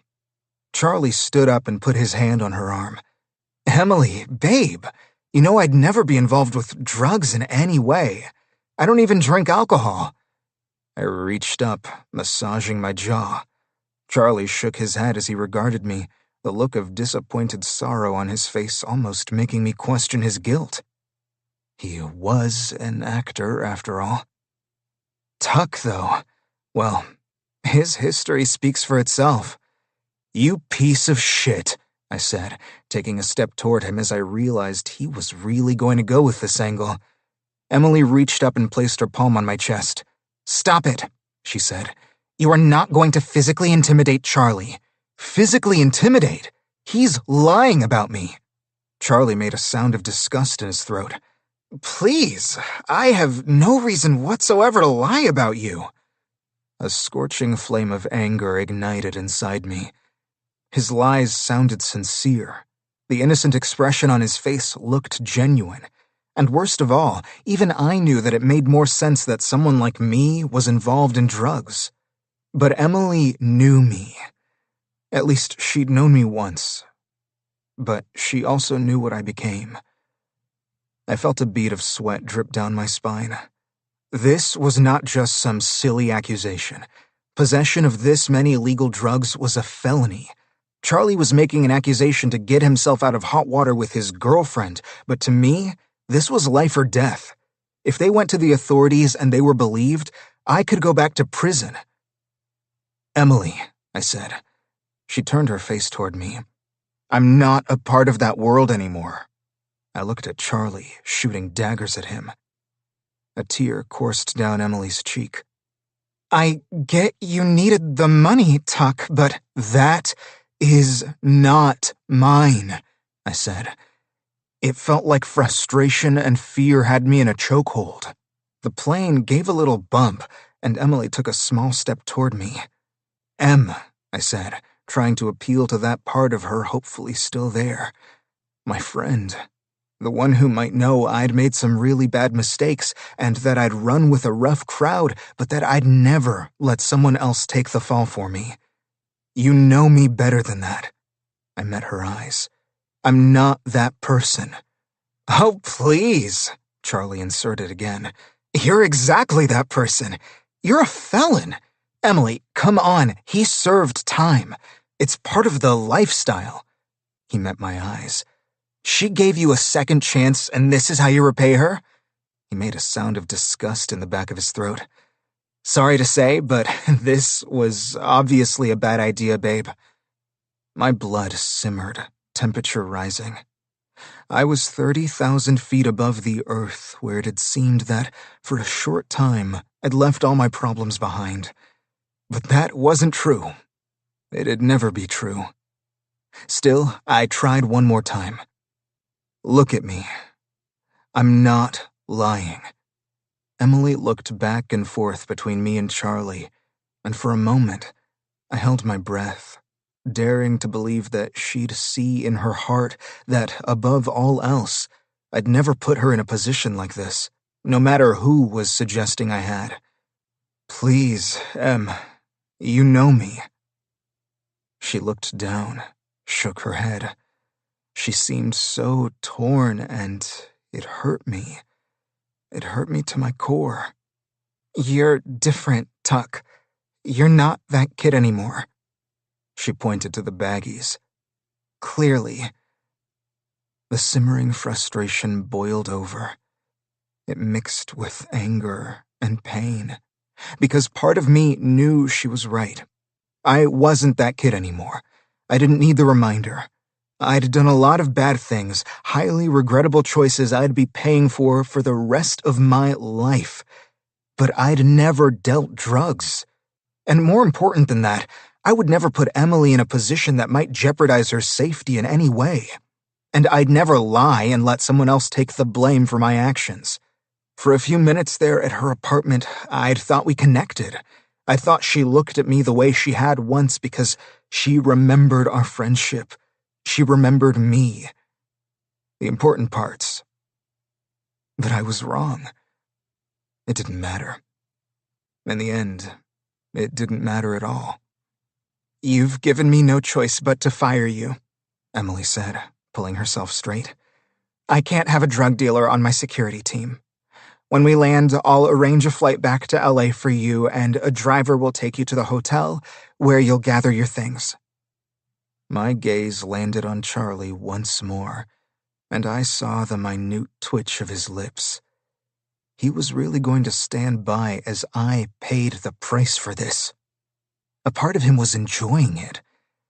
If I tried to fight it, to plead my case, it would be my word against his. I didn't stand a chance against Hollywood's golden boy. It wouldn't only get back to my probation officer, it'd be all over the tabloids. I'd be connected to this forever. If I thought I'd been ruined before. Charlie wrapped his arm around Emily's shoulders and pulled her to him. A united front. A red haze filled my vision. You want to know who you are? I said to Charlie. A lying phony with zero honor. And you, I said, my gaze moving to Emily, you're nothing but a caricature of what you used to be. A cheap knockoff. Her face blanched, and she gasped, a sound that sent satisfaction shooting through my veins, bolstering me. There's not one thing about you that's true or authentic. No wonder that piece of shit likes you so much. You deserve each other. How dare I? I've been wanting to say this since the moment I walked into your apartment and saw you. You're a sellout.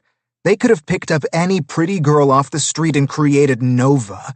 Your producers didn't need talent. They needed compliance, and you bought into it, hook, line, and sinker. And you'll think about what I'm saying long after I'm gone, because deep inside, you know it's true. That's enough, Charlie said. Don't say another word to her. My gaze hung on Emily, whose face was set in frozen shock. Happily, I gritted. And with that, I turned, sliding into the farthest seat from them and turning toward the window. I was vibrating with rage and injustice, and I sat in stony silence, the anger festering as they retook their seats, whispering to each other from the other side of the plane. Under any other circumstances, I would have gotten up and left. Too bad doing that would mean plunging to my death 30,000 feet below. It almost seemed like the better option. As if in response to my thought, the plane jolted, causing two of the bags overhead to tumble out of the open compartment. Emily let out a little squeak, and alarmed, I stood and shut the compartment. Emily had obviously tossed the drugs back in the bag or somewhere else while I'd been turned away, because they were no longer on the floor. The curtain to the cockpit remained closed. I assumed the pilot, Russell, had a headset on, which was a good thing for him, as he hadn't had to endure the tense exchange between the three of us. I sat back down in my seat and strapped my belt on. Just some turbulence. "My Wi-Fi isn't working," I heard Emily mutter to Charlie. "That happens," Charlie said. "Give it a few minutes." Emily sighed, and I turned more fully to the window, just as the nose of the plane dipped, foisting me suddenly forward. Holy shit, what the hell is happening? 13. Emily. Now. I screamed, terror a hot buzz beneath my skin as the plane tilted and the ground rose up. I clawed at my armrests, hanging on tight as there was another jolt and another tilt. Please, please, please. I had no idea who I was begging, but it was the only word that raced through my mind. I squeezed my eyes shut, but not before I caught sight of a large fire burning in the distance out the window, and several smaller fires spread out all around it. The earth is on fire. Why is the earth on fire? My stomach lurched as the plane bucked and then began to nosedive. My squeal mixed with Charlie's yelp, a horror-filled duet. We were both pitched forward, jerking in tandem against our lap belts. "Holy fuck!" Charlie yelled. "Brace for impact. Brace for impact." The words Tuck had relayed from the pilot pounded in my skull. I turned my head to see Tuck gripping his armrests too. His gaze focused straight ahead, jaw clenched tightly, brows bunched severely. I remembered that expression. It flashed in my mind, blooming large. The clock turning back. I jerked forward again, the memory melting as though the flames from below had reached up and licked into my reeling mind, the lightning flashing in the sky, scorching my frayed and fearful nerves. My back slammed against the seat as the plane righted, my gaze fixing on the portion of cockpit I could see through the wide gap in the blue privacy curtain. The pilot's hand gripped a lever or a gear or whatever it was. He was holding it so tightly his knuckles were white. For several minutes, the plane soared and dove, the small plunges seeming somewhat controlled as though the pilot was lowering the altitude the only way he was able. I dared a glance out the window, the ground much closer than it had been before. "We're going to crash," I sobbed. "Brace for impact, brace for impact." "No," Tuck said, not turning his head but raising his voice. "We're going to land. It's going to be bumpy. Hold on." Okay. We're going to land." He sounded so sure, and his instruction gave me hope. We weren't going to crash. We were just going to experience a very rough landing. Okay. Hold on. Okay. Next to me, Charlie had his eyes clenched shut, and a low humming was coming from the back of his throat as though he was barely holding back a scream. I reached over and grabbed his hand, linking his fingers with mine. He didn't open his eyes, but he gripped my hand tightly. We broke through the cloud cover and the lightning diminished, the sky brightening. The ground grew nearer, but then the plane turned, heading in the other direction. An open field appeared, and the plane dipped, my stomach rising into my throat, vomit threatening. "Breathe, Emily, breathe. Hold on." I hadn't heard any landing gear come down. We had no wheels. How were we going to? The plane hit the ground with a violent bang, and my body bounced, an intense burn spreading from my hip across my stomach as I screamed. Glass breaking. Screeching metal. Pain. We were on the ground, but the plane was still flying across the earth. The tail tilted, and for a moment I was suspended forward, held in place only by my belt, a horrible crunch exploding in my ears before the plane once again slammed backward. Groaning, both human and machine, labored breaths, settling metal. "Are you guys okay?" "Tuck." It was Tuck's voice. I managed to turn my head and meet his eyes. His gaze jumped over me, and then looked to Charlie. I realized one of my hands was still linked with Charlie's and the other was holding Tuck's. I didn't even remember reaching for him. I let go of them both, assessing my body, moving my limbs, shaking so hard my teeth were chattering. My hip burned, and my head ached. But I seemed to be mostly okay. I nodded. A jerky movement of chin to chest. I couldn't find my voice. "We have to get out of here," Tuck said. "There's a fire somewhere. I smell the smoke, and I smell jet fuel too. There's probably a leak." Fire. Jet fuel. Leak. Danger. I felt numb and still shaky, and it took me several tries to reach down and remember how to unlatch a seatbelt. My thoughts were disjointed, my body non-reactive. Suddenly, Tuck was standing in front of me, leaning in. I felt his warmth, and I smelled his sweat. It was familiar, and somehow comforting. And I pulled in a gasping breath, not realizing I'd practically forgotten to breathe for a minute. "Shit," he swore, struggling with the belt across my lap. "It's stuck. I'm going to have to pull hard. This might hurt." "I don't care," I said, suddenly desperate to be free, to get out of this death trap. He met my eyes, thinning his lips before he yanked the latch and pulled the strap away. I flinched, feeling a burning pain where the belt must have cut into my skin, but I stood shakily. Next to me, Charlie was standing too, already having unbelted himself. He looked glassy-eyed and shocked. He lunged toward the door and pulled the lever, wrenching the door open and then practically hurling himself through the opening. A blast of cold air hit me, working to bring me from my semi-stupor. "Go!" Tuck ordered. I did as he said, sitting on the edge of the opening and then jumping down. My legs buckled, and I landed on my knees, prickly grass biting into my skin. My breath came in white pants, and I reached down, taking fistfuls of grassy earth in my hands and gripping it, the cold dirt falling through my fingers. Sobs racked my body, and distantly I heard the sounds of retching. Charlie. When I finally raised my head and looked around, taking in several deep, cleansing breaths, I saw that we were in a massive field. Nothing but trees and grass for as far as the eye could see. "Help me out here," Tuck said. I turned toward his voice and saw that he was standing in the plane's doorway, holding the unconscious pilot under his armpits. The pilot! God, we'd left the pilot! Blood was dripping down the man's face and there was a large gash on his forehead. I stood, trembling but swallowing my sobs. Charlie was still retching, so I took several steps back toward the door where Tuck turned the pilot's body so that I could hold his legs, while Tuck supported his upper half, sitting down, and then sliding off the edge with him. The pilot's head lolled, and I noticed the front of his shirt was soaked in blood, too. Oh, God. The cockpit had taken the brunt of the impact. It was a wonder Tuck had been able to get him out. "We need to move away from the plane," Tuck said. I walked with him, supporting the pilot's legs.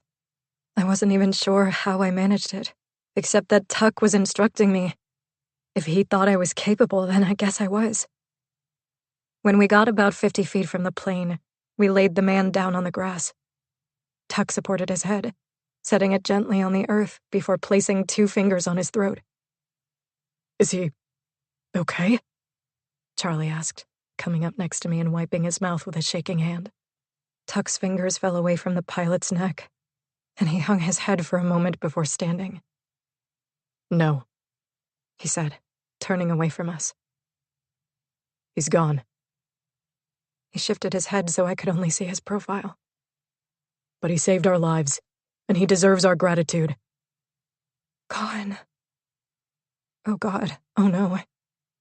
He was dead. I couldn't even remember his name.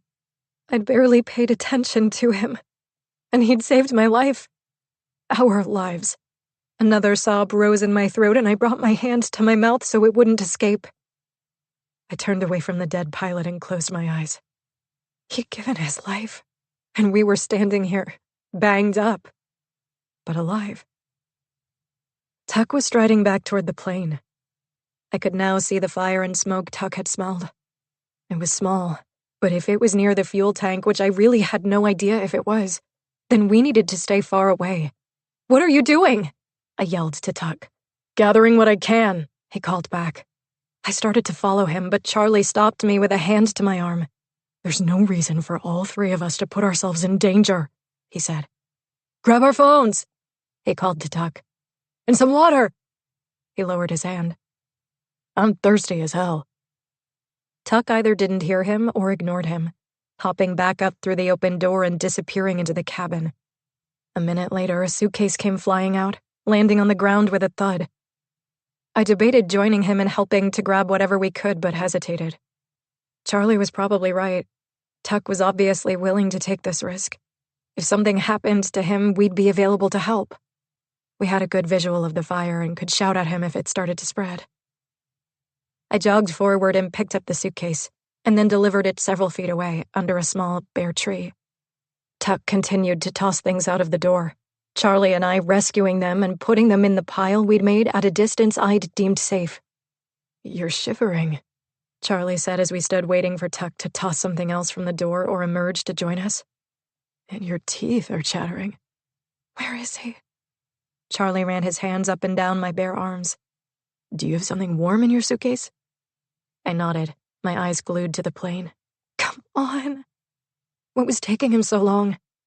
I startled when the fire at the back of the plane jumped, a burst of sparks exploding as though it had encountered something flammable. "Tuck!" I called. My eyes darted past the windows, trying to catch sight of him inside. I took a step forward just as he appeared in the doorway. My breath released, my shoulders dropping. He was holding a blanket that obviously contained a pile of stuff, his fist gripping the gathered fabric that held it closed. He jumped from the door and started walking toward us just as the fire leaped again, causing another small explosion. Tuck picked up his pace, walking quickly and then jogging as the fire surged and spread, whooshing toward the cabin and blooming large behind him. I let out a small scream, turning my cheek as the warmth billowed toward us. "Grab the stuff," Tuck said, foisting the loaded blanket at Charlie and then turning toward where the pilot lay. "I think the plane's about to blow." I could smell the fuel now, closer and more pungent as though Tuck had stepped in a puddle of it. I bent, grabbing the handle of my suitcase. "Did you get the phones?" Charlie asked. "Yeah," Tuck said. "Maybe we can get some service, but I'm not hopeful." "What if we can't?" Charlie asked. "It's cold as fuck out here." Tuck ignored him, heading over to the dead pilot. "What are you going to do?" Charlie asked. Tuck didn't answer him. He seemed to be in some zone, or on a mission only he had been given. He bent and picked the dead man up under his armpits. His jaw was set, muscles bunched, dirt smeared across his cheek, the pilot's blood on his clothing as he adjusted his weight and began dragging him across the ground. Charlie and I stumbled along behind him. "I'm going to get his body a safe distance away from the fire and then figure out where the fuck we are," Tuck murmured, almost as if to himself. Seconds later, we all hit the ground when a giant boom filled the air, an explosion creating a whoosh of heat. I screamed, covering my head as flying debris crashed to the ground with a thud. Close. Too close. Breath sawed from my lungs as I lifted my head moments later, taking note of Charlie and Tuck, just rising as well. Flaming pieces of what had been the plane were scattered on the ground nearby. Behind us, the entire body was engulfed in fire. Tuck's eyes met mine. "Are you okay?" I nodded jerkily. Yes. But he almost hadn't been. 30 seconds longer in the plane, and he'd have gone up in flames. 14. Tuck. Day 1. I hated the thought of leaving behind the body of the man who'd saved our lives and given his own in the process, but there was really no other choice. He now lay between two massive evergreens in the middle of the field we were in, his body covered in the rocks I was able to gather, hopefully offering some protection against scavengers. "It's the best I can do for you. I'm so sorry, man." My hope was that we could find help and send a crew in to recover his body. From the corner of my eye, I saw Charlie and Emily rummaging through their suitcases and changing into warmer clothes. Wherever we'd crashed was frigid. As I arranged the rocks around Russell's body, I tried to determine how far we'd flown and where we might be. I'd been angry and stewing, and because of that, my internal clock was likely off. But my best guess was that we were either in Indiana or Illinois. Had we traveled far enough to be in Ohio or even Pennsylvania? Maybe, but I didn't think so. I'd never been to the East Coast, but it was early December, and it was cold as hell, maybe even on the verge of snow, and so we definitely weren't in Arizona or Colorado. Plus, no mountains or desert. Maybe Charlie or Emily would have a more accurate guess. I assumed they'd flown this route at least a few times. But frankly, I didn't much feel like talking to either of them. They hadn't so much as offered to help grab what we could off the plane. They'd stood aside and watched me do it. They were clearly useless, unless one of them could get their phone to work. I placed the final rock on Russell's cairn, the best one I could manage anyway. I had balanced larger ones on top, so he was mostly covered. I turned away, the lump in my throat making it difficult to swallow. I didn't even know the dude, but he deserved better than this. I made a mental note of the landscape here and the direction of the sun, so as soon as possible, I could send the authorities to collect his body and bring it home to his family. He'd been wearing a wedding ring that I'd removed and put in my pocket to return to his wife. "Nothing," Charlie was saying, staring down at his phone and pressing buttons and then holding it up to the sky as he turned in circles. He'd done the same thing 30 minutes before when he'd taken his and Emily's phones from the blanket I'd used as a sack to collect what I could from the plane. "It won't even turn on." "Same with mine," Emily said, staring down at hers. I'd looked for my own phone but hadn't seen it anywhere. It had likely rolled under something in the mayhem of the descent and the crash. But since we had two phones and the smell of jet fuel was strong and worrisome, I had decided it wasn't worth the risk to search for mine. "They weren't low in charge, so maybe they got banged around in the crash," Emily suggested, turning hers over as though there might be evidence of damage on some part of the device. "Even if it starts working, we're probably too far out in the middle of nowhere," Charlie said, his expression glum as he put his phone in his pocket. The blanket from which they'd retrieved their phones lay open on the ground, the water bottles, snacks, and other items I'd deemed useful still inside. Of course, I hadn't had any idea where we were or what we might be up against, so who even knew if I'd gathered anything useful, other than food provisions? All I did know was that we seemed to be in the middle of nowhere, the sun was lowering in the sky, and Charlie was right about one thing. It was cold as fuck. Emily had put on a white jacket with a fur collar and a pair of tight black leather pants, but she was still shivering. "Do you have anything warmer than that?" I asked. She looked down at her outfit and shook her head. "I have a pair of pajama pants." I'd put them on. "Lay her up." She appeared ready to argue, but then nodded, bending toward her luggage. Charlie had put on a jacket too, and was sitting on his suitcase, fiddling with his phone again. I opened my duffel bag and pulled out a jacket and some boots, and then tossed the useless clothing items on the ground and began transferring the things I'd gathered from the plane into the bag. "What are you doing?" Charlie asked. "It'll be easier to carry this," I told him, zipping it closed. "Carry?" "Yeah, carry. I'm going to start walking." "Walking?" Emily balked. "Why would you start walking?" "Because there's probably some sort of civilization within a few miles, and it's better than sitting here and freezing our asses off." But air traffic control must know our plane went down," Charlie said. "Help has to be on the way." "Didn't you hear Russell?" I asked. "Who's Russell?" "The pilot." "Oh," Charlie said, his gaze skittering toward the place where his body lay and then away. "He was trying to contact air traffic and couldn't get through. No one was answering. That was right before the engines failed. It's very possible no one knows where we are or even that we went down. Plus, something weird had happened. Everything on the plane had very suddenly shut down. And I had wondered about an electric storm because of the lightning.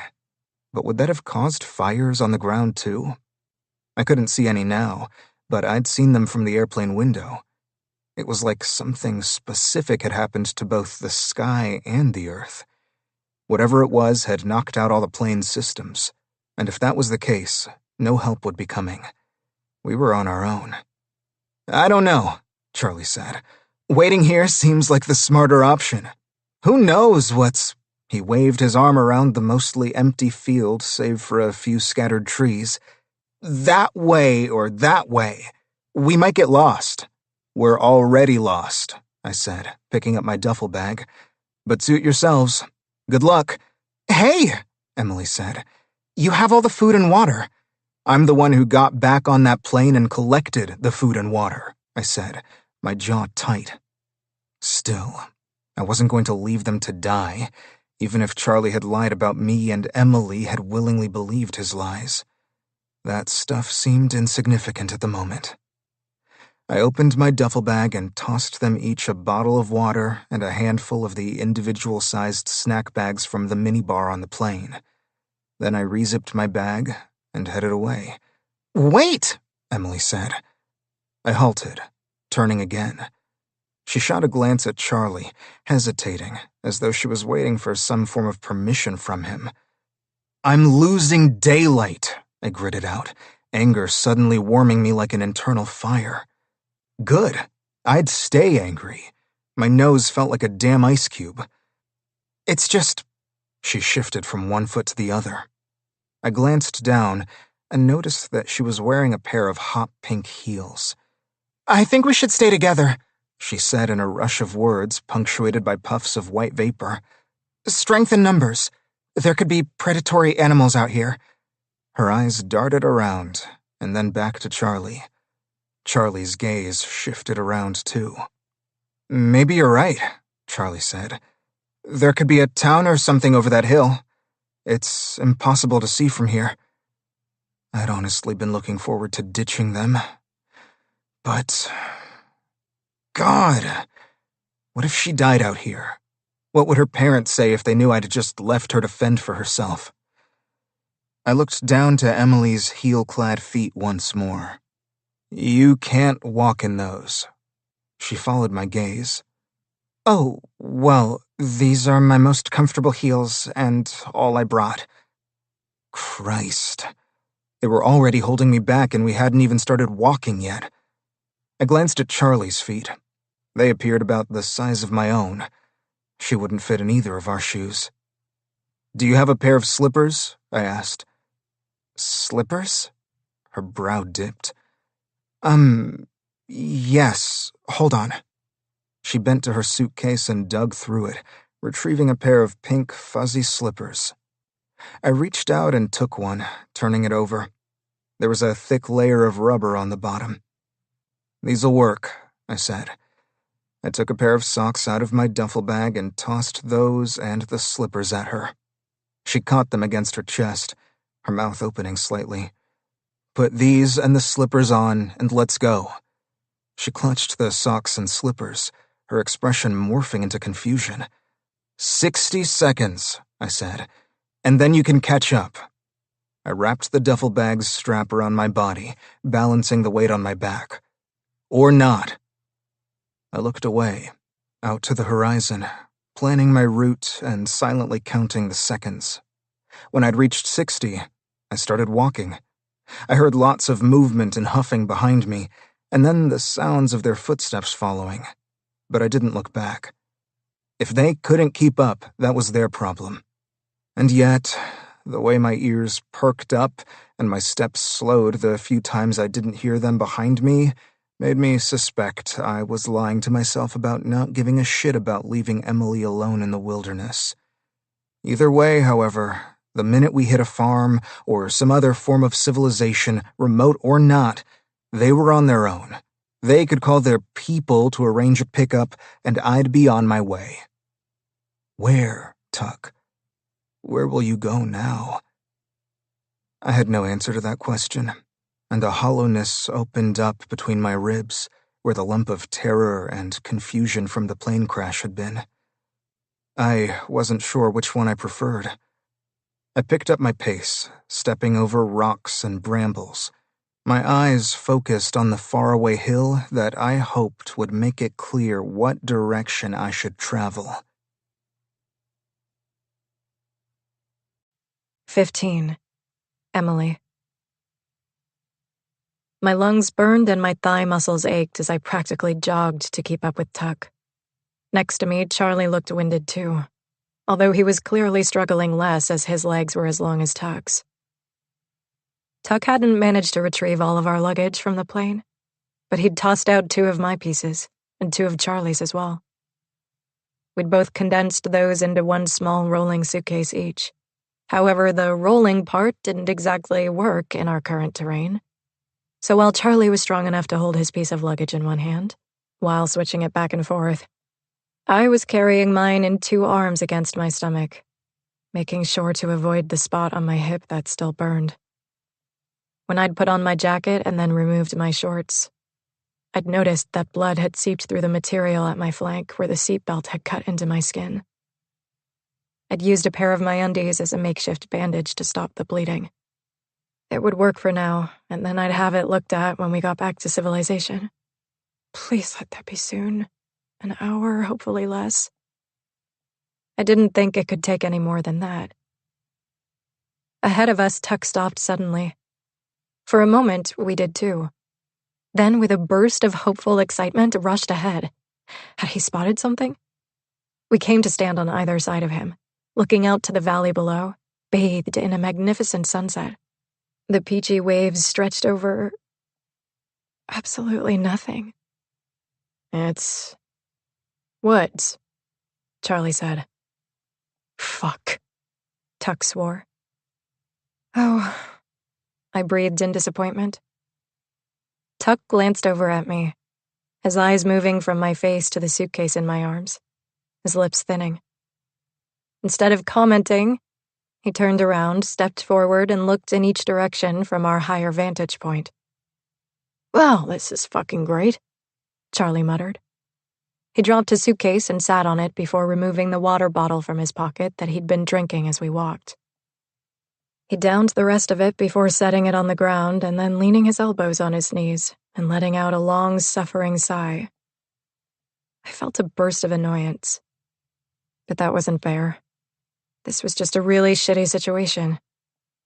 Beyond shitty. The shittiest. For a moment, my mind spun. How had I ended up here, standing in the middle of nowhere in a pair of leather pants and slippers, holding a carry-on suitcase like it was my baby? It felt surreal. Maybe I'd fallen asleep on the plane, and the combination of altitude and the turbulent emotions from the fight we'd had with Tuck had tossed me into a strange dream I was finding it hard to wake from. I set my own suitcase down and then pinched my wrist. Ouch. No, it was real. We had survived a plane crash. How? I couldn't say. I knew I should feel thankful. But I was still shocked and terrified. And cold. So cold. Look, Tuck said. And the hopeful tone in his voice made me whip my head his way. He was pointing off into the distance. I see smoke. Do you see that?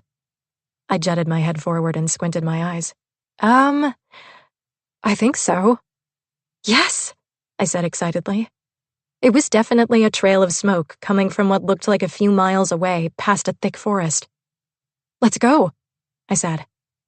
Whoever's home it was would have heat and a phone and a bathroom with a door. Tuck's arm jutted out, stopping me in my tracks. In the morning, he said.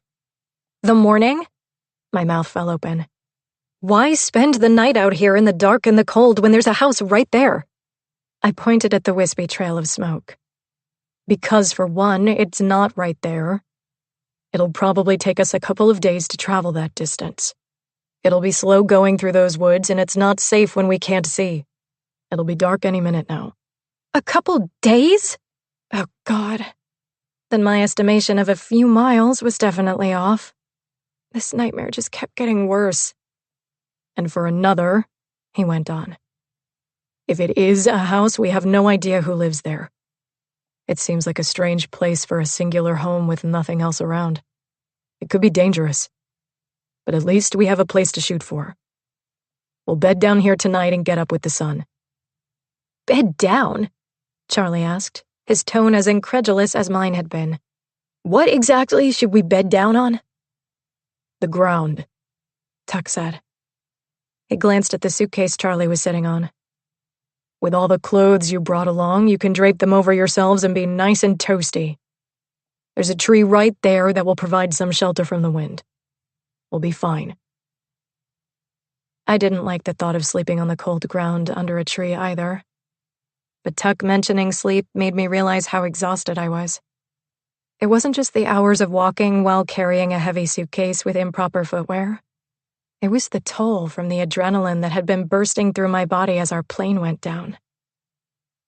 I suddenly felt so tired I wanted to drop to the ground right there, press my cheek to the dirt, and close my eyes. Tuck adjusted his duffel bag and started walking toward the tree. Its leaves were gone, but it was massive, and its branches alone provided cover. Come on, I said to Charlie, pointing over to the tree, which was only about 300 feet away. Can't we just sit here another couple of minutes? My feet are killing me. We? We weren't sitting anywhere. I was standing, in my slippers. If I sit down here, I won't be able to move again, Charlie, I said. Charlie glanced at Tuck and then away. He obviously didn't want to allow him to be in charge. Part of me didn't blame Charlie after what we'd discovered about Tuck. I was still in shock over all that, if I was honest. The Tuck I'd known as a kid would never get involved with that stuff. He'd changed. But I had to do my best to put that aside and simply trust in Tuck for the moment. He was more qualified when it came to roughing it. And so for now, it was wisest to follow his lead. Soon we'd be back in civilization. Soon everything would be back to normal. Soon everything would make sense again. Charlie huffed but then nodded. Come on. You're right. We all need to rest. He stood and picked up both his suitcase and mine, and walked with me toward the protection, meager though it might be, of the massive tree. There was no quiet like the quiet of a winter night outside in the middle of nowhere. And there was nothing that made you feel smaller than staring up at a star-studded sky, your back against the earth, before you drifted to sleep. I'd dozed a little, but the cold and the sting of the wound on my hip had roused me fully awake, and I was having a hard time falling back to sleep even though I hadn't gotten nearly enough. An hour? Maybe less? I had no way to tell. I pulled the pile of clothing I'd draped over my shoulders tighter, turning away from Charlie, who lay next to me snoring softly. At least he was managing to sleep. A small sound made my eyes fly open, and I saw Tuck, sitting up, leaned against the wide tree trunk, his knees bent, feet flat on the ground. I blinked, though my vision needed little time to adjust to the brightly moonlit night, as I tried to figure out what he was doing. Was he sharpening a stick? I leaned up on my elbow and his head lifted. His eyes glittered in the silvery light, the angles of his face more sharply defined. A strange shiver tightened my stomach muscles. What are you doing? I whispered. Making a weapon. A stick? A spear, he said. Not ideal, but better than nothing. I glanced around. What are you anticipating? Nothing specific at the moment, but it's always best to be prepared. I guess you're right, I murmured. He flicked his wrist and a small piece of wood went flying off the stick, landing somewhere next to him. What are you using to sharpen it? The knife on a wine opener, he said. His voice was quiet, sullen. A wine opener. He must have snagged that from the plane with the other things he'd collected. We were lucky he had. Because of him, we'd had water to drink and a bag of crackers each for dinner. Not exactly a feast, but better than the nothing we'd have had if we'd simply sat and watched the plane be incinerated. You didn't happen to snag any wine with that opener, did you? The liquor was locked up. I didn't think it was worth breaking the glass.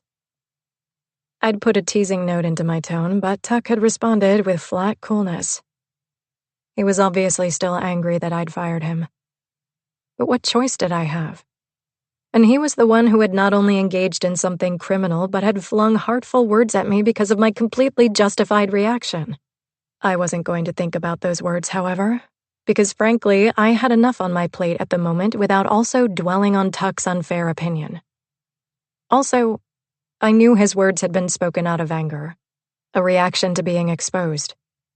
And I would give him some leeway, and try to put myself in his shoes as much as possible, because he was helping us find our way back to civilization. I bit at my lip for a second. Tuck, listen, I understand why you might have done what you did. It must be hard, not having any money. No direction. Was that how he felt? I didn't want to put words in his mouth, but I also wanted to let him know that despite what I had learned about him, I appreciated that he was helping us now. But you understand why I can't have you working for me anymore, right?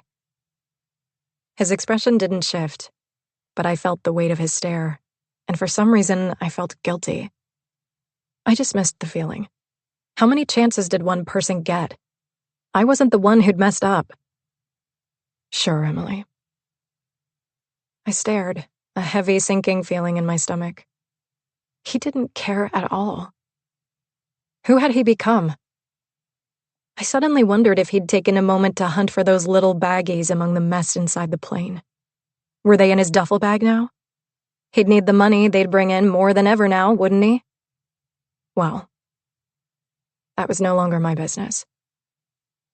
He went back to sharpening the stick, obviously not interested in any further conversation. I sighed, glancing up at the glowing orb overhead. The sky was streaked in shades of gray, from dark to platinum, and though it was somewhat eerie, it was also incredibly beautiful and made our surroundings surprisingly light. Had the moon always been this luminous? Had the city lights dimmed it so much for me in recent years? I started lying back down, but pressure on the wound on my flank almost made me yelp. I pressed my lips together to hold it back as I sat up. Tuck's head rose, his gaze meeting mine. I have to use the bathroom, I squeaked, rising stiffly but quietly, careful not to wake Charlie. I noticed Tuck's hands halt in their task as I moved past him, toward the denser section of trees and brush off to the right. Don't go far, he said. I didn't answer. I'd go as far as I wanted. Yes, he was helping us, but he wasn't the boss of me. Truthfully, though, I had no interest in going far anyway. I was creeped out, and had this odd weight sitting on my chest that felt like it was about more than just the fact that we were basically lost in the wintry wilderness. I just needed to privately investigate this wound that was getting more painful by the hour. I stepped behind a section of brambly bushes that hid me from view, and lowered my pajama bottoms and then unbuttoned my pants, hissing as I peeled them down slightly and the leather scraped over my skin. I'd stuck a pair of ankle socks in my jacket pocket to wear on my hands, and I took one out and dabbed at my wound, which was now oozing an angry red around the border. Great. And ick.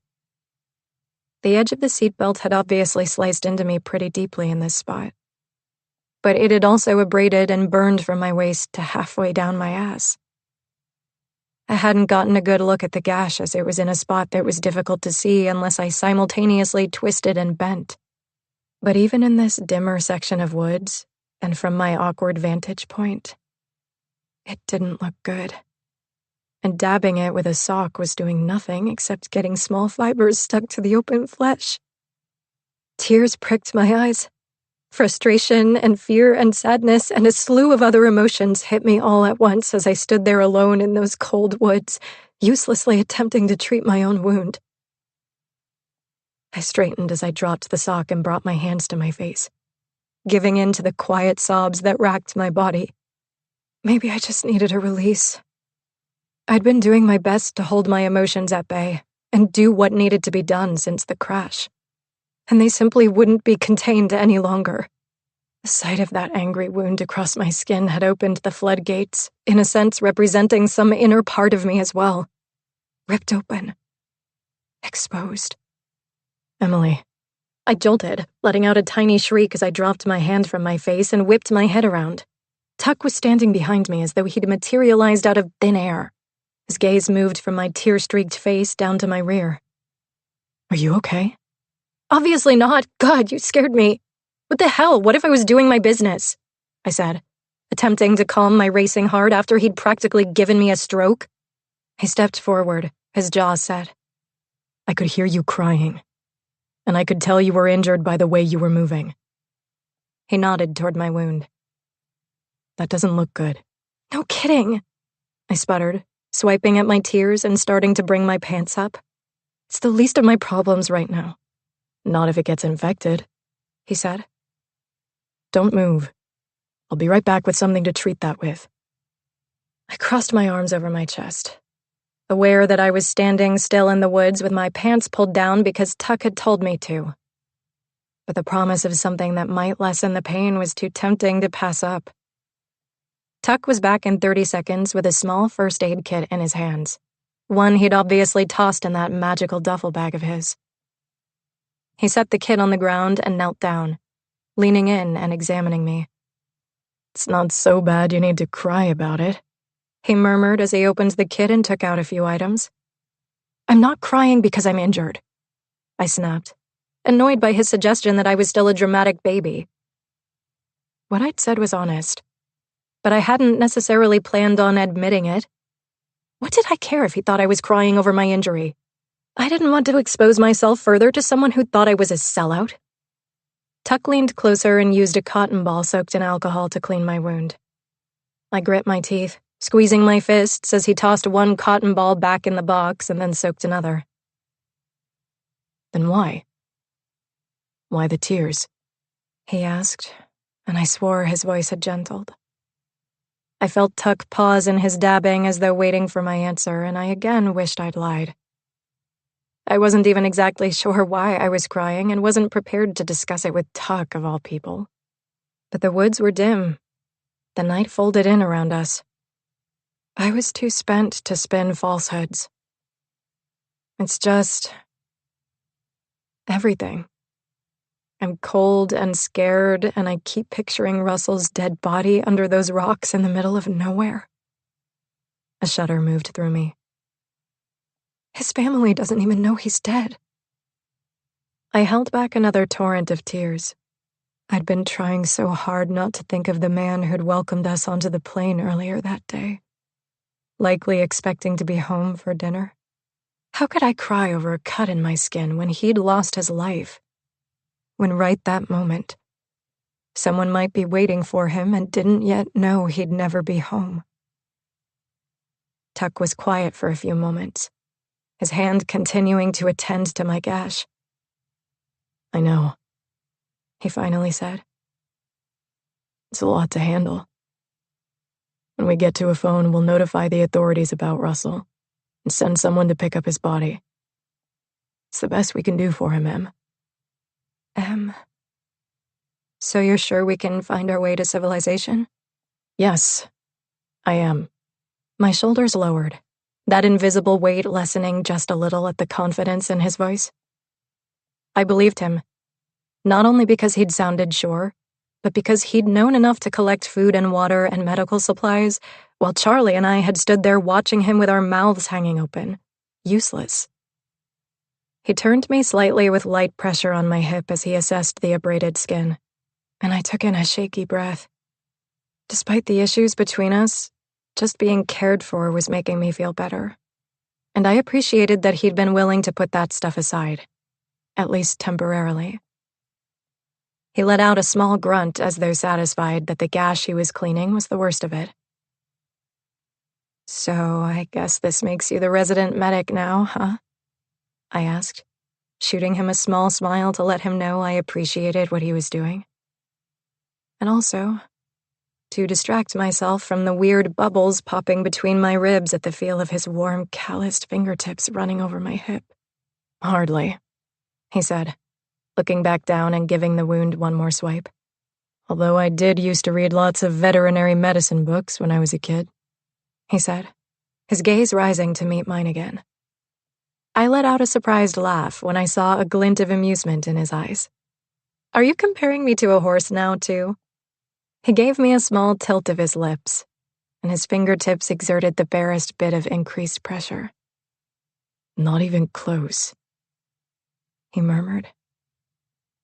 The moment stretched as our gazes held, one of his hands still on my lower back where he'd held me steady as he'd treated the wound. He released a breath, looking away as his hand dropped. My smile faded. I immediately missed the warmth of his palm on my skin, and the way that for a moment I'd felt held together by his touch in some way I couldn't describe. And I felt strangely rejected, too. I gave my head a minuscule shake. That, however, was a ridiculous thought. There was no rejecting going on because there was no offer. Quite the opposite, in fact. "You always did have a book," I said. "You and your damn books." "Some things never change." He reached for a tube of ointment or cream or whatever was contained in the emergency kit. "Some things never change. But others alter drastically. Like you." So why did I suddenly feel unsure of that? Why did he confuse me so much? Still. Because everything is on shaky ground right now. Nothing is certain. Of course you're confused and off-kilter. And the moon is strange. Its pearly glow filtering through the trees and making this moment feel like the vestige of a dream. As though he'd heard my inner turmoil, or maybe felt it too, he glanced up quickly before focusing back on dabbing the cream on my wound and spreading it over the red outer portion.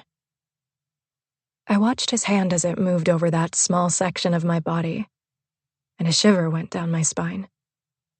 It tried not to react physically, but saw his eyelids flutter as goosebumps broke out on my skin. The skin he was currently up close and personal with. "Does it hurt?" he asked. And I released a silent breath of relief that he'd assumed my reaction had to do with pain and not... What, Emily? What did that reaction have to do with? "No," I said, the word emerging in a rush, the volume not quite appropriate for the lack of distance between us and the quiet of the night. I pulled in a deep breath and let it out. "I mean, a little. But it's manageable." He tipped his head back and our eyes met again. And for a moment he looked confused too, and almost vulnerable. My breath caught. "What are you thinking?" I wanted to know. I'd always wanted to know.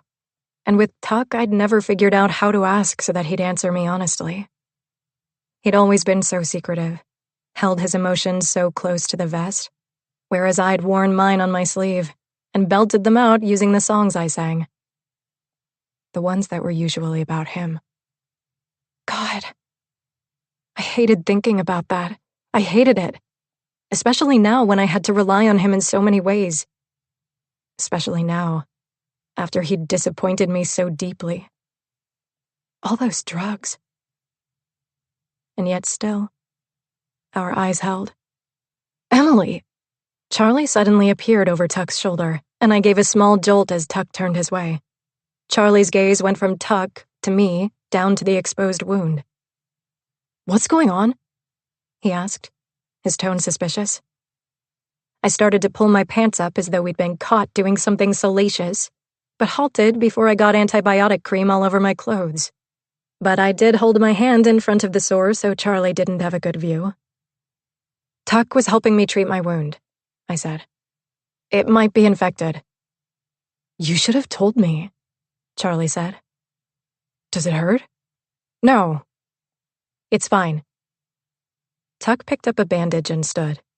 He started to turn to Charlie too, I assumed, give him the bandage so he could finish the job. But I stopped him before he did. I'll take that, I said. Truthfully, I didn't want Charlie to see it, because I could just picture the way his face would scrunch up with distaste like it had done as he'd glanced at Russell's dead body. Or the way I'd seen it do when he got any small injury. Charlie wasn't good at keeping his reactions at bay. Part of his job was using his face to express his emotions, and so maybe he had a hard time turning that off. In any case, I preferred to keep my oozing sores away from him. Tuck turned back toward me, hesitated, but then put the bandage in my outstretched hand. He seemed careful not to touch me. Make sure to cover the whole thing, he said, and reapply the cream and change the dressing every few hours. He nodded down to the medical kit. What do we owe you, Doc? Charlie asked as I unwrapped the bandage and removed the surgical tape. Tuck gave Charlie that unimpressed, thin-lipped look again, obviously choosing to ignore the rhetorical question. I quickly secured the bandage with 2 pieces of tape and then gingerly pulled my bottoms back up before Charlie and I followed Tuck to the tree where we were camping. I laid down next to Charlie, and Tuck retook his position against the tree trunk.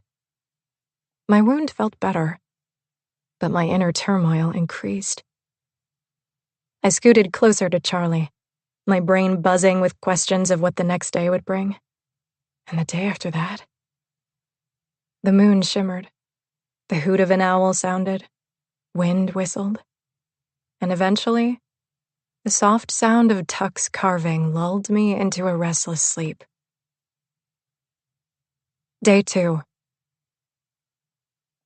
The morning dawned clear and crisp, a few snowflakes swirling in the air, but not sticking to the ground. Just like the evening before, Charlie and I trekked behind Tuck, holding our respective baggage. Unlike the day before, however, we had a goal, a destination, and that gave me a renewed burst of energy. The smoke had been visible again this morning, which meant there was warmth ahead, and electricity. We would use their phone and call for help. I could be in a hotel room basking in a hot bath with a glass of wine in my hand. Well, soon. It was going to be the best bath of my entire life. The forest became dense, but I could still catch glimpses of the sunrise. The sky painted in shades of orange, from deep pumpkin to pale tangerine, all bleeding together. It was magnificent, even under the cover of trees, and made the woods around us glow with this ethereal light. The woods grew ever thicker, and though the sun was still rising in the sky, the farther we walked into the forest, the dimmer it got. There was no way to track time now without either a working phone or the ability to see the position of the sun. The only measure that we'd walked for hours and hours was the pain of my muscles, and the number of blisters I could feel forming on my feet. And we could no longer see the smoke from this lower ground. Are you sure we're going in the right direction? I whispered to Tuck, not exactly certain why I'd lowered my voice. He'd begun walking much more slowly since the visibility had decreased, so it was easier to keep up with him. I realized how right he'd been about waiting until we had at least a little light to travel through these woods. Yeah, he said. Pretty sure. Pretty sure? What are you basing that on? I asked, because I was all turned around, and it definitely seemed like we'd passed that exact tree an hour before. Emily, if you want to head in a different direction, no one's stopping you. Charlie swung his suitcase to his other hand, and it hit the side of my thigh for the 10 millionth time, and I barely held back a hissed curse. He was going to treat me to the biggest and most expensive steak dinner to make up for what had to be a massive bruise as soon as we got back to civilization. Champagne, too. And a flaming baked Alaska for dessert. We'd laugh as we fed spoonfuls to each other. I'd try my best not to choke him with it. You should ditch those, Tuck said, stepping over a rotting log. I snapped back to reality. Ditch what? Our suitcases? Charlie and I exchanged a wide-eyed look. Yeah, Tuck said. Keep a few warm pieces of clothing around your neck and ditch the rest of it. I doubt there's anything useful in there, even if we end up having to spend the night in the woods again. My shoes are in here, I sputtered. Did he have any clue how expensive a pair of Louboutins were? And some jewelry, too. I can't just ditch it all in the woods. He was quiet a moment. Put the jewelry in your pockets, then. Leave the rest. You're talking like we're going to be walking for days. There's help up ahead. We saw it, I said, and even I heard the plea in my tone. It's hard to say how far ahead that smoke was. But even if we make it there before the sun sets, what's the point of struggling for a few pairs of shoes? Maybe Tuck is a point, Charlie said, surprising me. I whipped my head toward him as he set his suitcase down. I can easily replace all of this, Charlie said, nodding at his luggage. I didn't miss the small glance he then aimed at Tuck's worn duffel bag. The message clear. Unlike him. Why waste the effort over some clothes and shoes I can just buy again? Let's leave this stuff here. But this is a Louis Vuitton suitcase, I said, tightening my arms around the designer luggage I was carrying, the one that seemed to get heavier by the footstep. I realized how materialistic I sounded. But the suitcase was one of the first things I'd bought after signing my record deal. I'd been so proud to walk into that store on Rodeo Drive. The luggage purchase was a tangible sign of my hard work and success. Every time I looked at it, it reminded me that I'd made it. I'd already left several of my other hard-earned designer items behind.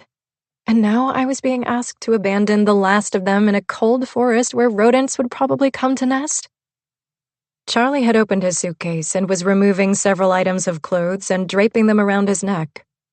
Babe, you know I can buy you another Louis, Charlie said, kicking his suitcase aside and giving me a charming smile. Heck, I'll buy you the whole store.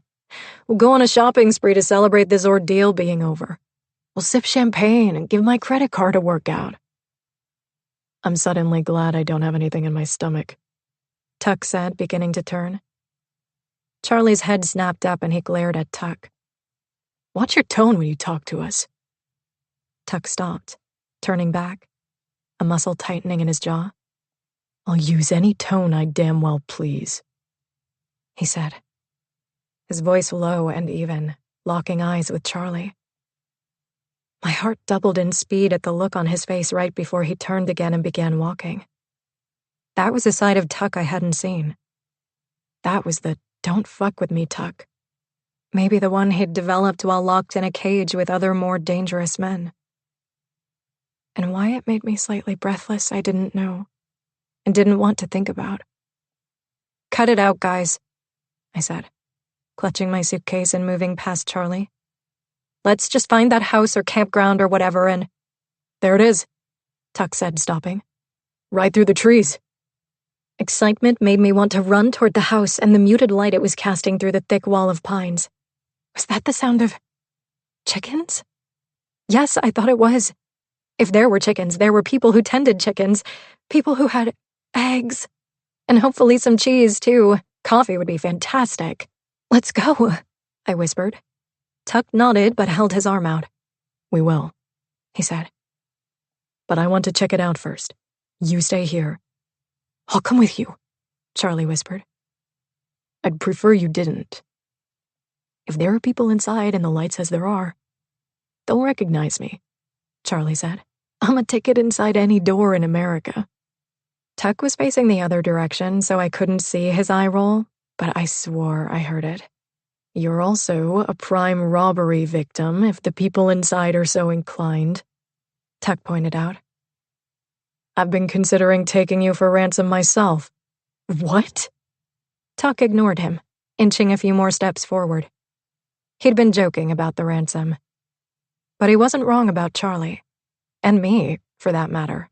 Being vulnerable to robbery should we stumble across the wrong people. Despite the strange combination of clothing I'd been forced to wear to keep warm, our attire was clearly expensive, and I was currently cradling a very high-end suitcase. Charlie and I watched as Tuck carefully removed his duffel bag, set it on the ground, and then moved slowly and stealthily toward the break in the trees where the light was shining through. He stopped, and then reached up slowly and moved a tree bough before leaning forward. Through the larger gap, I could see the edge of concrete on the ground. A driveway? Tuck let out a heavy exhale, dropping the branches back into place and turning toward us. "It's not a house," he said. My heart plummeted, and I walked to join him. "What? No. What is it?" I'd take any kind of shelter at the moment, any kind of civilization. Charlie came up next to me, and Tuck glanced at both of us before stepping through the trees. We followed. The flock of birds I'd made myself believe sounded like chickens rising into the sky in a sudden flap of wings. "It's a substation," Tuck murmured, walking forward. "Or it was."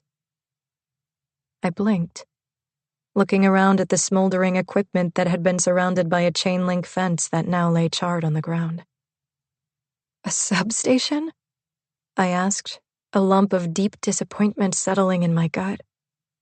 No house, no electricity, no shower, no chickens, no eggs or coffee, just a smoldering pile of metal and concrete.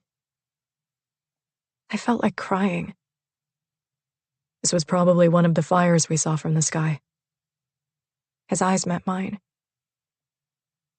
"There were lots of fires burning, though," he said, his expression deeply troubled. It startled me because Tuck rarely looked troubled. Even in extreme situations like running back into a plane to collect valuables, he'd appeared nothing but completely resolute. "What does that mean?" I asked. "I don't know exactly." He paused. "Except that there's no way this didn't affect the electricity in this area. It must be down for miles around." He moved forward. "The one silver lining," he murmured, nodding to a dirt road, "is that that road has to lead somewhere." 16. Tuck. "That road might go on for 30 miles, Charlie whined. "What the hell do we do now?" I didn't attempt to provide an answer, instead turning my back and taking a slow walk around the station that had once been part of the electrical grid. This situation disturbed me. I considered what it might mean. What if, instead of an electric storm, some other, more monumental natural event had occurred that brought down our plane? The lightning might have been a result, not the originating factor. And then, whatever it was, also hit a bigger station in these parts and then spread. Were substations connected? I thought I'd read somewhere that they were, but I didn't know exactly how. What if this had been caused by a meteor or a comet or something? I glanced up, because the sky was still off, and it had been since we'd crashed, streaky and strange-colored, which had to mean something. Or was this targeted? Some type of bomb or attack? Jesus, for all I knew, we were at war right now. Maybe we'd emerge somewhere and immediately be drafted. At least then I'd have some direction. Stop. Stop being dramatic and full of self-pity. The truth was, accidents happened all the time that sparked localized catastrophes. My mind was spinning, attempting to work through what I knew so far. But at this point, I could only guess. "What are you thinking?" Emily asked, coming up beside me. My guard went up, slamming into place. "What do you care what I'm thinking?" I blurted, as though she'd read my secret, pitiful thoughts about the backward direction of my life. Her head turned toward me as she blinked, and I was pretty sure I saw hurt mixed in with the confusion in her expression. But then she pulled her shoulders back and held her head higher. "I was only asking if you had any ideas about what might have happened to this place," she said. "I'm standing here too, Tuck, among the ashes. The least you can do is talk to me." Her voice shook on the final few words, and she whipped her head forward again so I could only see her profile. "The least I could do? The least you could do is give me the benefit of a doubt over Charlie. But why should she, in all honesty? My life choices hadn't exactly made it easy to trust my judgment." I let out a slow breath. Whether I was justified in my bitterness toward her or not, I didn't have to be rude. I'd already determined that I owed it to her parents to get her to safety, and since that was my decision, I could act cordial until then. Emily and I were at odds, but she also surprised me sometimes with her depth of feeling, like the night before when she'd stood crying in the woods over Russell's death. As I'd cared for her wound, the moment had felt almost intimate, and maybe I was extra irritated because I wanted to stay mad at her. But there were these times where protectiveness and affection and unwanted emotions regarding Emily snuck up on me, and some part of me welcomed it. But another part wanted to growl with frustration. I glanced over my shoulder to see Charlie with his phone raised to the sky again, walking in circles. I almost rolled my eyes. He hadn't even gotten it to turn on. How was raising it to the sky going to do anything? But, hell, it couldn't hurt to keep trying. Maybe the dirtbag would end up getting reception somewhere along the way and have the last laugh. In this case, I hoped he would. I turned back to Emily, who was staring out at the dirt road in front of us and the sky that stretched beyond. I seriously hoped Charlie wasn't right about this road going on for 30 miles or more, but it was definitely possible. I didn't see any tire tracks whatsoever, so either weather had erased them, or no one came out here very often at all. It was well into the evening now, and though the vibrancy of the sky had dulled, the orange hue still remained, just like the day before. I'd never seen anything like it, and it kept making me wonder if my internal clock was off. The moon had been different too, unusually bright so that the nighttime hours seemed like eternal dawn. "I don't know what to think about what happened." I waved my hand around. "Here or to our plane. I'm not even sure they're connected, although it'd be a big damn coincidence if they weren't." "Any guesses at all?" I shrugged.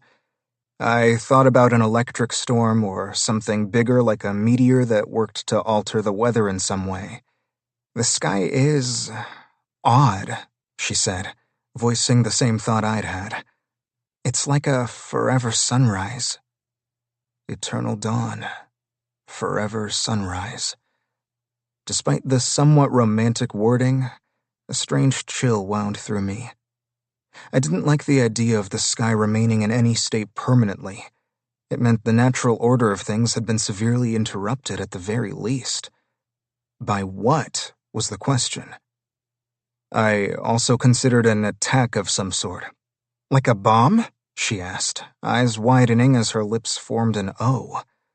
I looked at her, taking her in more closely. The full face of makeup she'd been wearing had started rubbing off, and one of her false lash strips was sort of hanging crookedly. "What?" she asked, obviously noting my gaze not moving from that spidery-looking thing clinging to her eyelid. "Your lash," I said, tipping my chin toward it. "It's coming off." She went sort of cross-eyed as she tried to look at it, color rising in her cheeks. She reached up and used 2 fingers to try to straighten it. Instead, it stuck to her fingers when she pulled them away. Her lips thinned, and she looked briefly angry and a little embarrassed. She huffed out a small breath, and then removed it entirely, and then peeled the other one off as well, tossed them both on the ground, and then brushed her hands together as though she'd just won a mini battle and was proud of the achievement. My lip quirked against my will. What was it about this damn woman that had my emotions swinging so dramatically moment by moment? And why, despite my best efforts, was I still thinking about the feel of her satiny skin beneath my fingertips? I cleared my throat, moving my mind back to her question about a bomb. We won't have any way of knowing what happened until we make it somewhere. She nodded slowly. Where do you think it goes? Emily asked, pointing out to the road. There's only one way to find out, I said. I dropped my duffel bag on the ground. But not tonight. What? We're going to camp here? She asked, her voice rising into a whine. I'm not walking into anything unprepared in the dark, I said. We have a road in front of us now, and all roads lead somewhere. But it's warm here from the residual fire, and so we might as well take advantage of it. She sighed and turned her head, her eyes meeting mine. All we have left are a couple packs of crackers, and some chocolate. It'll do. We still have water, which is the most important thing. We'll start out fresh at first light. More walking, she said. How far do you think? I don't possess an internal map, Emily, I said. I'm just going with my gut. Oh, your gut. Great. My jaw tensed at the insinuation that my gut was less than trustworthy. Again, though, maybe she wasn't wrong, if the state of my life was any indication. So I chose to bite my tongue. She glanced back at Charlie still doing his little circle dance, and then gestured to the remains of the station. This is a power station, right? But our phones should have satellite service, so it must mean our phones just aren't working, unless the satellites are down too? Or both. I squinted up at the sky, as though I'd be able to see one of the satellites she spoke of. Because we might be too far out in the wilderness right now, but the phones should at least turn on. I was beginning to think that whatever had affected the plane had affected a lot more. There's no way to tell right now, I said. Charlie came up beside Emily, stuffing his phone in his pocket and taking her suitcase from her so he could place it on the ground and sit on it. I saw the irritation flash in her eyes as she watched him and stifled the laugh that threatened. The weird thing was, he didn't seem to notice her emotions or reactions. Or maybe he just didn't care. Not my problem. He scooted over slightly and patted the suitcase in invitation, and she let out a breath on a smile, perching herself next to him as best she could. I turned away. Those two deserved each other, and they could curl up together with their useless designer shit. I needed to start turning my attention to myself, because the road in front of us led to the destination where the three of us would part ways. I had an actual visual of the beginning of the end of this unpleasant threesome. 17. Emily. Day 3. Once again, we set out at the break of dawn. I'd actually slept decently next to the smoldering substation that cast off enough heat to ward off the winter night chill. That and my exhaustion had meant I hadn't stirred, and for that, I was grateful. There was also a buzz of hopefulness inside, because of the fact we were setting off on a road. A road that, like Tuck said, led somewhere. And I hoped to God that somewhere arrived quickly. I wasn't sure how many more blisters I could sustain and still walk. My slippers and socks were brown from the mud and dirt we'd been trampling through. But I refused to utter a word about the state of my feet and allow Tuck to look at me like I was the greatest burden that had ever been foisted on his broad shoulders. We shared the last pack of almonds, and then Charlie and I fell in line behind Tuck. The sky was again cast in tangerine the way it had been the day before, and gave off that same hazy glow that was both beautiful and bizarre. Haunting. I hefted my suitcase higher, attempting to rest some of the weight on the front of my hip without disturbing my bandaged wound. Here, babe, I'll carry that, Charlie said. I resisted, but not overly much, because God, it really was heavy and cumbersome, and when Charlie took it, I sighed with relief.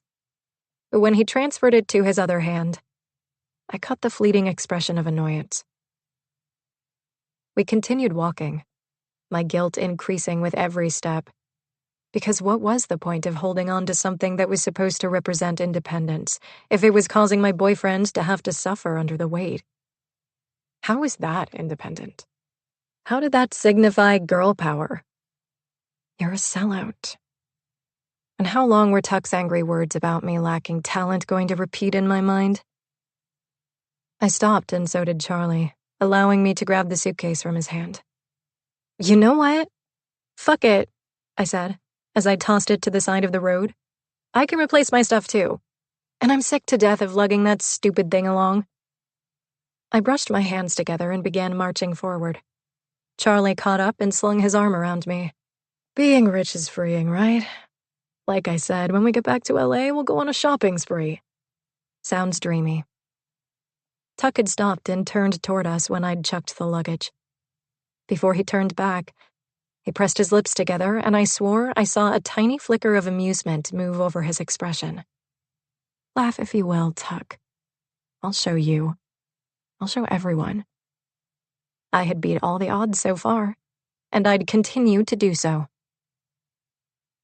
We traveled and walked some more. The sun rose higher, a yellow swath across the orange sky.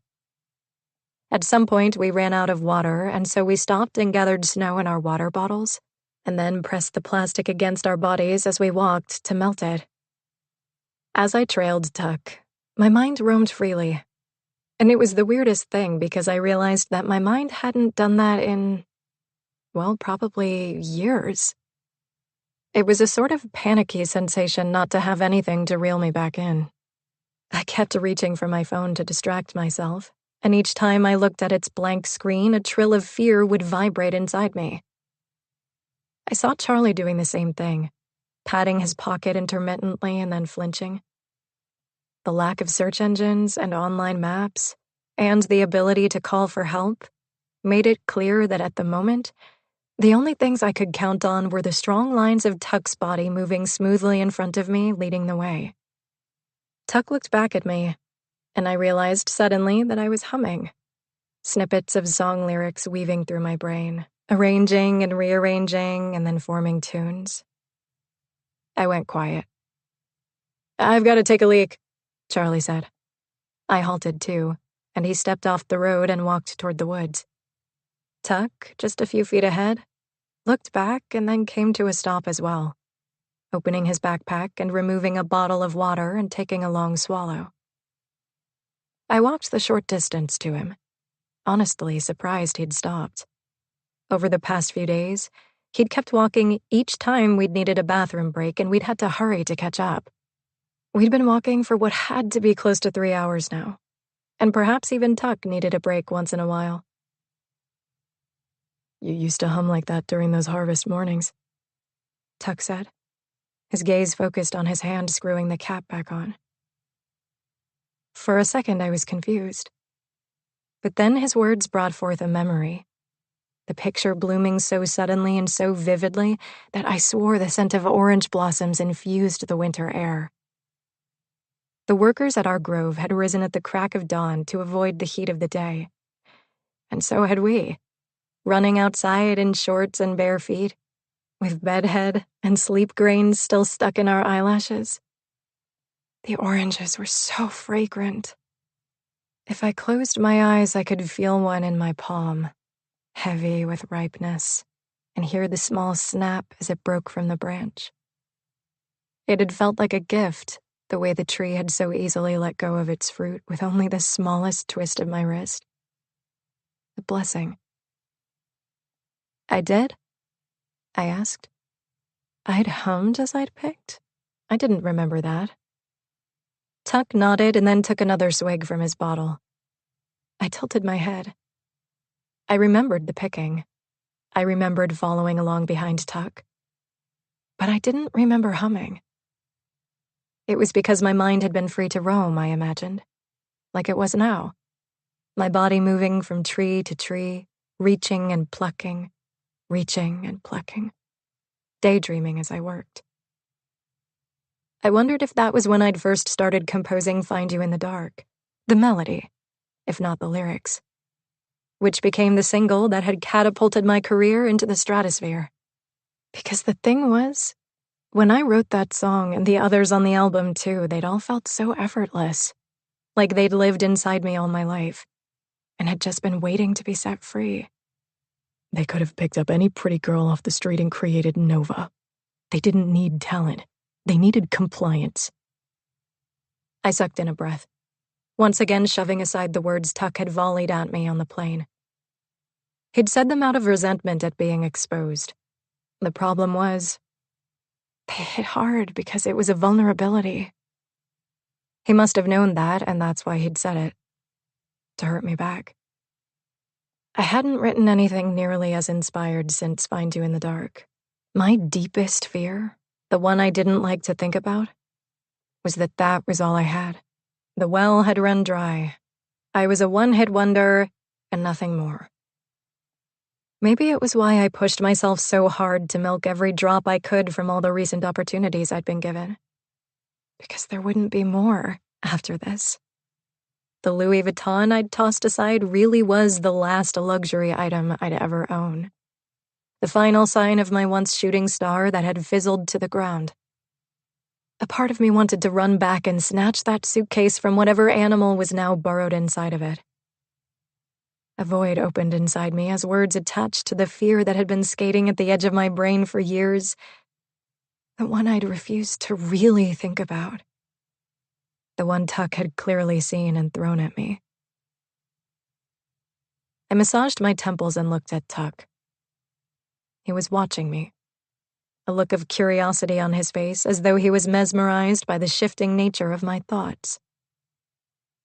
He'd noticed I was humming too, and I hadn't even realized until Tuck had mentioned it. A cascade of emotions tumbled through me. Bitterness, fear, happiness, uncertainty, hope. I couldn't grasp any of them, because they were all fleeting, and I didn't know what to attach them to. I cleared my throat and looked away briefly. There was no need to think about any of this now during this harrowing yet temporary circumstance. "What do you think it's going to be like when we get to civilization?" I asked. He paused for a moment. "No idea. It'll depend on how far the outage stretched and whether their infrastructure is back up. But they'll at least have some information about what's going on and how long before things are expected to be working again." Before I could respond, Charlie came stomping noisily out of the woods and breaking me from my worried thoughts. "God damn it," he said. "I think I fell in some poison oak." He was wiping his hands off, his jacket covered in dirt and pieces of brush. I'm sure it wasn't poison oak. Charlie had never communed with nature. He probably had no idea what poison oak even looked like. He'd grown up in Bel Air. "Are you okay?" "Yeah, I'm fine. Let's go." I plucked a piece of leaf out of his hair before we both turned back to the road. Tuck was already walking. We fell in line behind him just as we had before, continuing down the dirt road. Eventually, the dirt road turned into a stretch of gravel, which seemed like a good sign even if the only thing surrounding us were derelict fields. But as day turned to evening, Tuck slowed and then came to a stop. I shielded my eyes from the bright horizon, squinting as something up ahead caught my eye, and I saw why he'd halted. "Holy shit! It's a gas station," I said. My heart lurched toward that beautiful beacon of hope, and of people, and even one of those gas station sandwiches that I would have never touched with a 10-foot pole a week ago, but now, I was going to devour every bite of it and lick the wrapper. I'd kiss it before I put it in my mouth. I'd say a prayer of gratitude, then I'd buy a bottle of cold water and drink every drop. They might have shoes there. Those canvas ones that hang on a rack near the ball caps and playing cards. Neosporin! Oh my God! Tylenol! I almost sobbed. We all started walking again more quickly than before. We turned onto the paved road that led to the gas station a quarter mile or so up ahead. And I never thought I'd be so excited about asphalt, but I was. Oh, I was. I grabbed Charlie's arm. "We did it," I said. "We made it, Charlie. The nightmare is over." He grinned at me, but then took out his phone and raised it to the sky, as had been his habit since the crash. He was like a man who'd been tossed into the ocean, reaching for an invisible lifeline. "Don't worry about that," I said. "They'll have a landline there, or some other way to call for help." We were hurrying toward that beautiful piece of civilization that would offer a way to reach the outside world. And a toilet! I could be in a toilet rather than squatting in the woods. "Never again!" I shouted, to which Charlie glanced over at me in alarm. I laughed and squeezed his arm again. A quarter mile felt like 20 as we limped toward our destination, turning onto the paved entryway to the lone gas station. With each step, however, my hope diminished. "It looks closed," Charlie said. Tuck was already walking slowly, and we caught up to him, all moving at the same pace now. "Maybe the power outage extends all the way here," Tuck murmured. "There could still be people inside. The lights might just be off." There was a vehicle sitting in the middle of the road, and Tuck leaned over to look in the window and then stood straight, his head turning toward another car sitting to the side of the road. "Why are they just sitting there?" I asked, as Charlie and I came to stand next to him, shading my eyes as I looked farther down the road where I could see another car seemingly abandoned near the center as well. It was like all the vehicles that had been traveling on this road had just stopped. So where were the people? Why hadn't they been towed? It was eerie. "I don't know," Tuck muttered. "But it makes me think the station might not be open if these cars are just sitting here like this." "Wouldn't a gas station have a generator, though?" I asked. "I mean, usually businesses, especially crucial ones like gas stations, have generators, right?" Charlie looked at me and nodded hopefully. Honestly, though, I had no idea who had generators or even how they worked, but it sounded right. "Let's just stop guessing and wait and see," Tuck said before he started walking again. We all stepped into the lot and came to a stop as we looked around. There was an ice machine out front of the tiny store, and a lotto sign in the window that was obviously meant to be lit, but was as dark as the rest of the place. Tuck started walking first, moving slowly and cautiously as he glanced around like we might be ambushed at any moment. We walked past the singular gas pump and came to stand in front of the store. The sound of the door of the ice machine opening broke the silence and made me startle. I looked over at Charlie, who smiled sheepishly and shrugged his shoulders. "The ice is gone. What's left is mostly melted," he said. There was a handwritten sign on the door of the store that said, "Sold out." "What do you think that means?" I asked, but received no answer from either Charlie or Tuck. I cupped my hands against the glass and peered inside, my gaze roaming the small space. "There's nothing in there," I said. The refrigerators along the far wall were empty, as was the case that would have held sandwiches near the register. I wanted to cry. Worse than that, there was no person manning the register who might have called for help. "They must have cleared the food out so it wouldn't go bad," Charlie said. "Or people bought it all," Tuck said, gesturing to the sign again. "It's just weird," I said. And I was so disappointed and hungry that I felt like I was going to lose it. "Let's fill up our water bottles at least," Tuck said as he took his empty bottle from his bag and dipped it into the ice machine that was now a water machine. I was sure the water would be less than clean now that it had been sitting in a metal freezer, but still safer than scooping water out of a stream, and I had finished the last of mine hours ago. So I did as he suggested, drank half the first bottle I scooped, and then refilled it again. Tuck pointed off through the trees. "Look, I think I see a highway there. It looks like a portion of overpass. See that?" I squinted in the direction he was pointing, but my eyeballs must have been as tired as the rest of me because I didn't see it. "Come on," he said. The highway definitely leads somewhere. We're back to civilization. We just have to find someone who can help us make a call now. My shoulders curled forward. I'd convinced myself this was the end of our trip out of hell, and I just couldn't go on. I'd done my best. This station was out of fuel, and so was I. I couldn't take another step. Tears spilled from my eyes and tracked down my cheeks. Tuck looked at me, his expression blank. I can't walk anymore. I'm sorry. Just send someone for me, I'll be here. You're not staying alone at an abandoned gas station in the middle of who knows where, Tuck said. My shoulders shook as I gave in to my exhaustion and misery. I'll wait. I can't move. The sun is starting to go down, Emily, Charlie said. Yes! I waved my arms around the sky that was dimming by the moment, and still no lights. Anywhere. Look. We'll be able to see better from the highway, Charlie said. I don't want to walk more either, but it's just ahead. See? There have to be restaurants and hotels and all sorts of businesses close by. What if they're all out of power? I cried.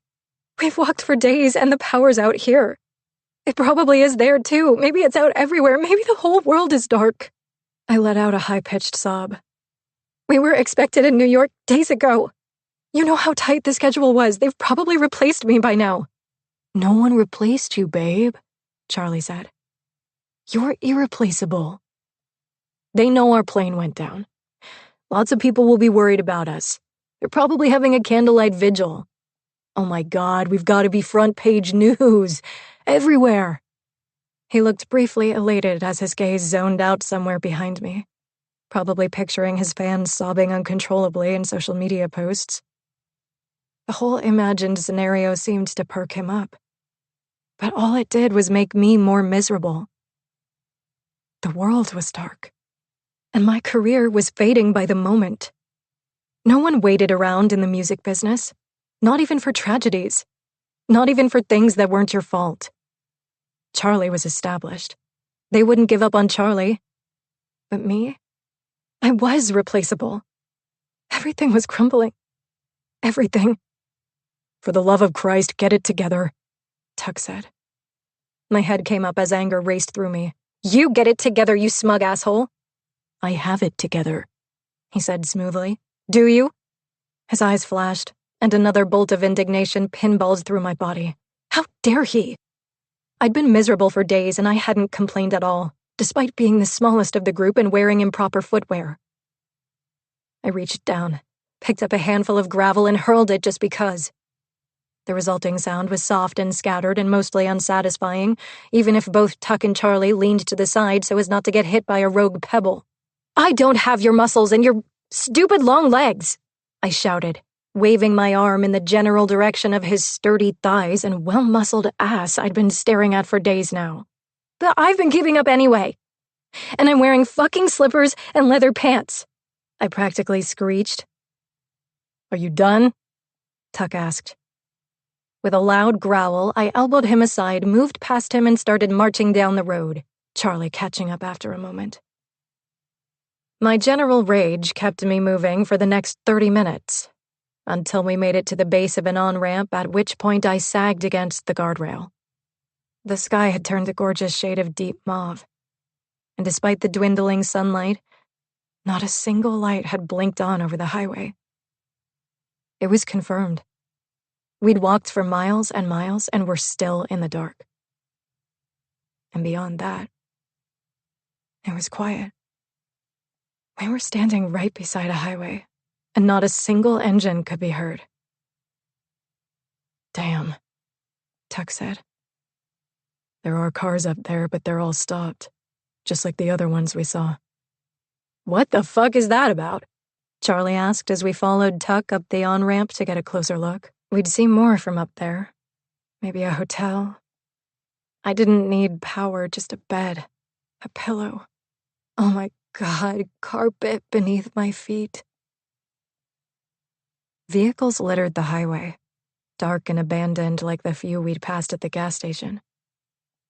We stood there, looking in both directions. Whatever happened disabled all these cars and trucks, Tuck said. I saw this movie once where a comet vaporized most of the people on Earth, I said. That explanation seemed ludicrous. But then again, this whole situation felt bizarre and inexplicable. What if? At this point, I might even be willing to consider aliens. This isn't a movie, Emily, Charlie said, gripping the front of his hair and screwing up his face, clearly at risk of having a breakdown too now that we'd arrived at another disappointing location. Yes, I'm aware, Charlie, I retorted. There wasn't space for both of us to fall apart, but of course, Charlie couldn't abide by that simple unspoken rule. Kids, Tuck warned. No one got vaporized. How do you know? I demanded. Because we'd see their empty clothes where their bodies used to be. I saw that movie too. That doesn't make a lot of sense though, right? I said as he moved around a big rig blocking our way and I shuffled behind him. I mean, if a comet vaporized human hair, wouldn't it vaporize cotton too? He shot me a look and then pointed. I followed his finger to a sign up ahead that told us Springfield was 11 miles away. Oh, I breathed. Even if in that moment 11 miles felt the same as 11 feet. I could walk neither. Also, which Springfield? I looked from one license plate to another. If these cars were all local, then we were in Illinois.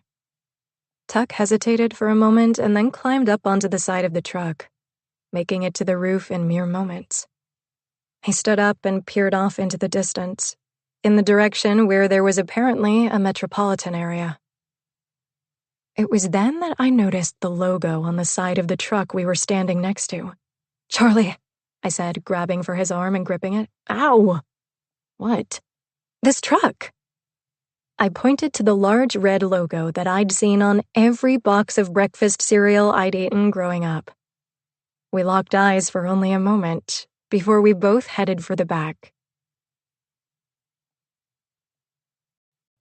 18. Tuck.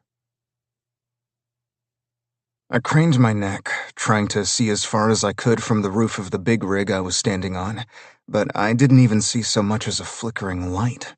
Not one. The power was out for as far as the eye could see. At least, now we knew where we were, 11 miles outside Springfield, Illinois. And the highway in front of me was littered with vehicles of all types. Some had made it to the side of the road, but the majority had come to a standstill in the middle of a lane. What in the hell type of event would cause that? This was far from a mere power outage. Of course, our plane practically nosediving from the sky had clued me in that something took place to cause that, as had the fires burning on the ground. But this was even bigger than I imagined. Something much more widespread was going on, and the mild buzz of trepidation that had been rumbling in my gut since we came up on the gas station and the abandoned cars there intensified. I hopped down and looked around. Where the hell were Charlie and Emily? I heard some scuffling from the rear of the truck and headed in that direction, stopping when I came upon the two of them. The rear door of the truck was wide open, and a glance inside showed it to be mostly empty except for a few scattered boxes of cereal, two of which Charlie and Emily had snagged and were currently shoveling handfuls into their mouths. Without ceasing to gorge herself, Emily reached next to her and picked up a third box of cereal and tossed it at me. I caught it, and she grinned, her teeth filled with brown cereal flakes and pink dehydrated strawberries. I held back a laugh as she said, "Truce?" She'd saved me a box. I was momentarily touched. "Slow down," I muttered. "You'll make yourself sick." Then I tore open the box, tipped my head, and poured the stuff straight into my mouth, trying not to follow Charlie and Emily's leads, but mostly failing. God, I was so hungry I could feel my stomach eating itself. The crunchy cereal and the tart, chalky fruit were so good I moaned, my jaw working to grind the mass quantity of food enough that I could swallow without choking to death. "Slow down," Emily said with a cheeky smile. "You'll make yourself sick." "Touché," I conceded, as I tossed back another handful. Good find, I said, nodding to the truck. We'd need some protein eventually, but this meal was going to allow us enough energy to make it to our next stop, wherever that might be. I saw movement a little ways down the highway and paused, squinting and craning my neck forward. "What?" Charlie asked. "I think I see someone in a car right over there." I pointed, and Emily and Charlie stood, turning in the direction where I'd seen someone sit up in the driver's seat of a compact car. "I'm gonna go talk to him." "We'll come," Emily said, brushing the crumbs off her jacket and following me.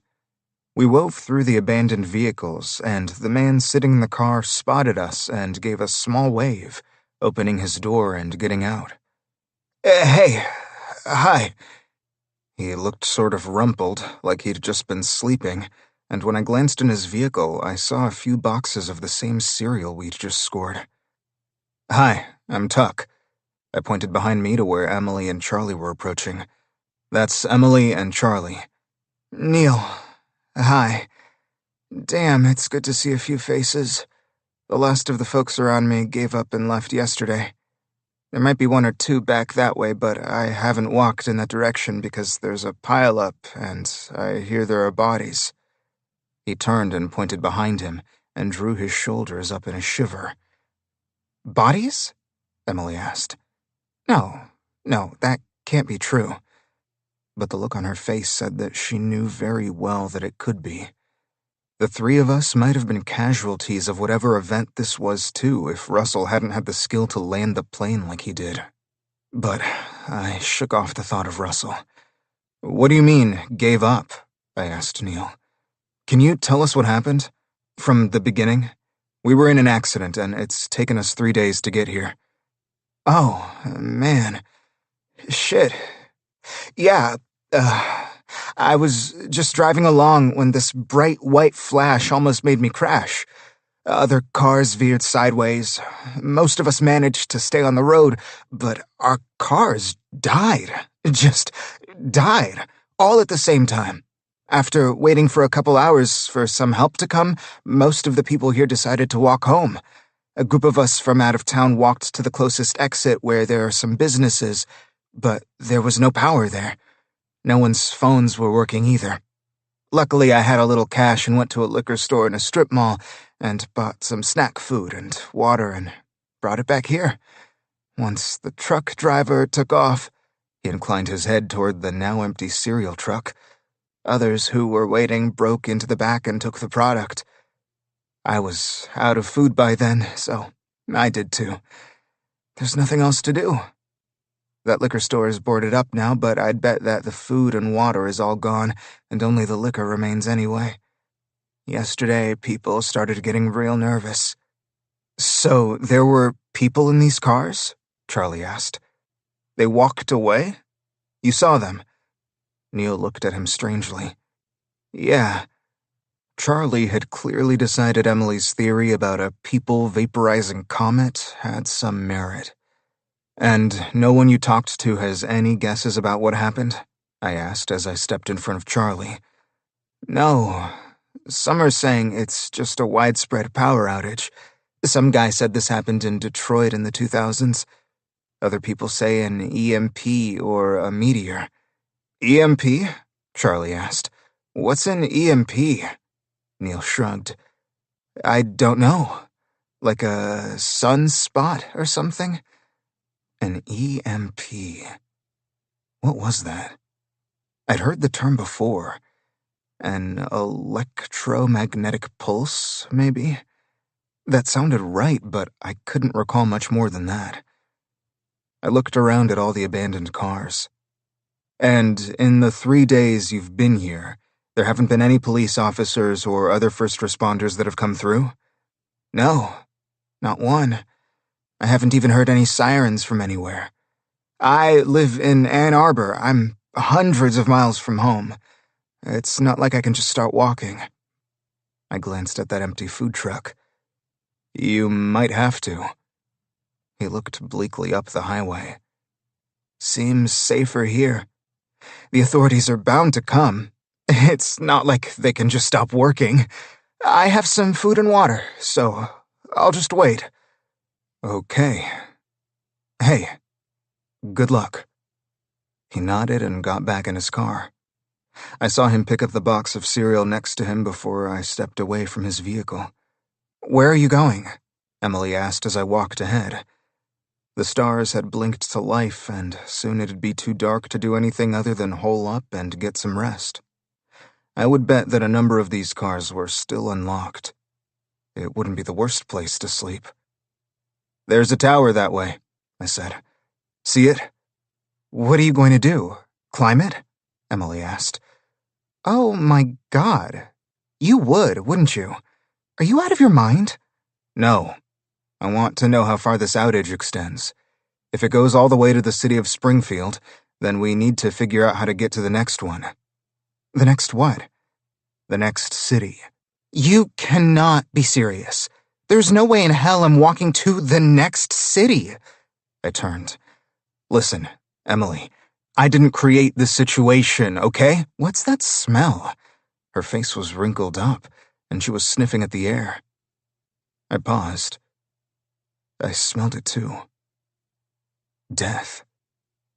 I turned toward the odor, noticing the remnants of a crash on the road a ways ahead. A tire rim, some shattered glass. I pointed. There it is, the pileup Neil mentioned. Shit. It was true. There were dead bodies in at least one of those cars, and they were decaying. What's going on? Charlie asked before tossing back a handful of the cereal as he trailed behind us. Car crash, Emily said from behind me. Someone obviously died. Tuck, come on, let's go back. But I needed to see. I needed to understand what we were dealing with. Because if the authorities had made the call to leave a slew of abandoned vehicles on the highway for now, because there were more pressing issues and a major blackout, that was one thing. But if there were literal dead bodies rotting in the road for 3 days, then that was something different entirely. I began walking and heard Charlie and Emily follow.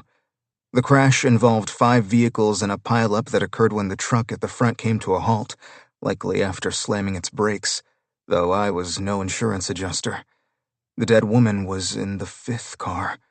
Her bloated body slumped over the dashboard, the driver's side door having been torn from the car. Her airbag had clearly not deployed. I put my forearm over my nose and turned back to Emily and Charlie, who were lingering behind. Go on back, I said. There was no reason they needed to see this. I paused as my gaze landed on one of the woman's sneakers that had come off during the wreck and was sitting on the floor of the car. I hesitated only briefly before holding my breath, reaching in and grabbing the one shoe, and then pulling the other one off the dead woman's foot. Thanks, I mumbled, feeling foolish for talking to a dead person, but also a little guilty for taking her shoes. The fact was, however, she didn't need them, and Emily did. Emily and Charlie were standing stoically next to an empty SUV when I approached, holding out the shoes to Emily. Put these on. She gave them a look of horror and stepped back. I felt a raindrop hit my cheek, and then another. I'm not wearing shoes that you took off a corpse, she said, disgust in her tone. I'm not wearing corpse shoes, she asserted more loudly. I grit my teeth as several raindrops hit my head and began sliding down my cheeks. I felt irrationally rejected, which was stupid on several levels. But what did she think? That I'd wanted to pull shoes off a dead woman's body for her? Stop being a baby, Emily. I nodded down to her grimy slippers. Those things are about to fall off. I don't care, she ground out. And now the rain really started coming down, drumming on the roofs of the cars all around us. That's disgusting, and God, you really have zero survival skills, you know that? I'm surprised you didn't complain there was no milk for your cereal on that truck. Who the hell do you think you are anyway? I stepped forward. The guy who got you out of a field in the middle of nowhere to a deserted fucking highway with a bunch of dead people! She practically screamed, her voice rising over the pounding rain. She stepped forward, too. Her cheeks were flushed, eyelashes glittering with raindrops, shoulders jutted back, and fuck if she wasn't beautiful, and fuck if it didn't piss me the hell off. "And now we have to walk again." "Yes," I snarled. "We do. So put the fucking shoes on." I held them between us and pushed them against her chest. We stood toe to toe, staring angrily, both breathing heavily as rain streamed down our skin. Her hands came up and she took the shoes. Her eyes narrowed as she pressed her lips into a thin line and hissed, "I'll never forgive you." "Likewise," I hissed back. I felt Charlie's hand on my chest as he pushed us apart.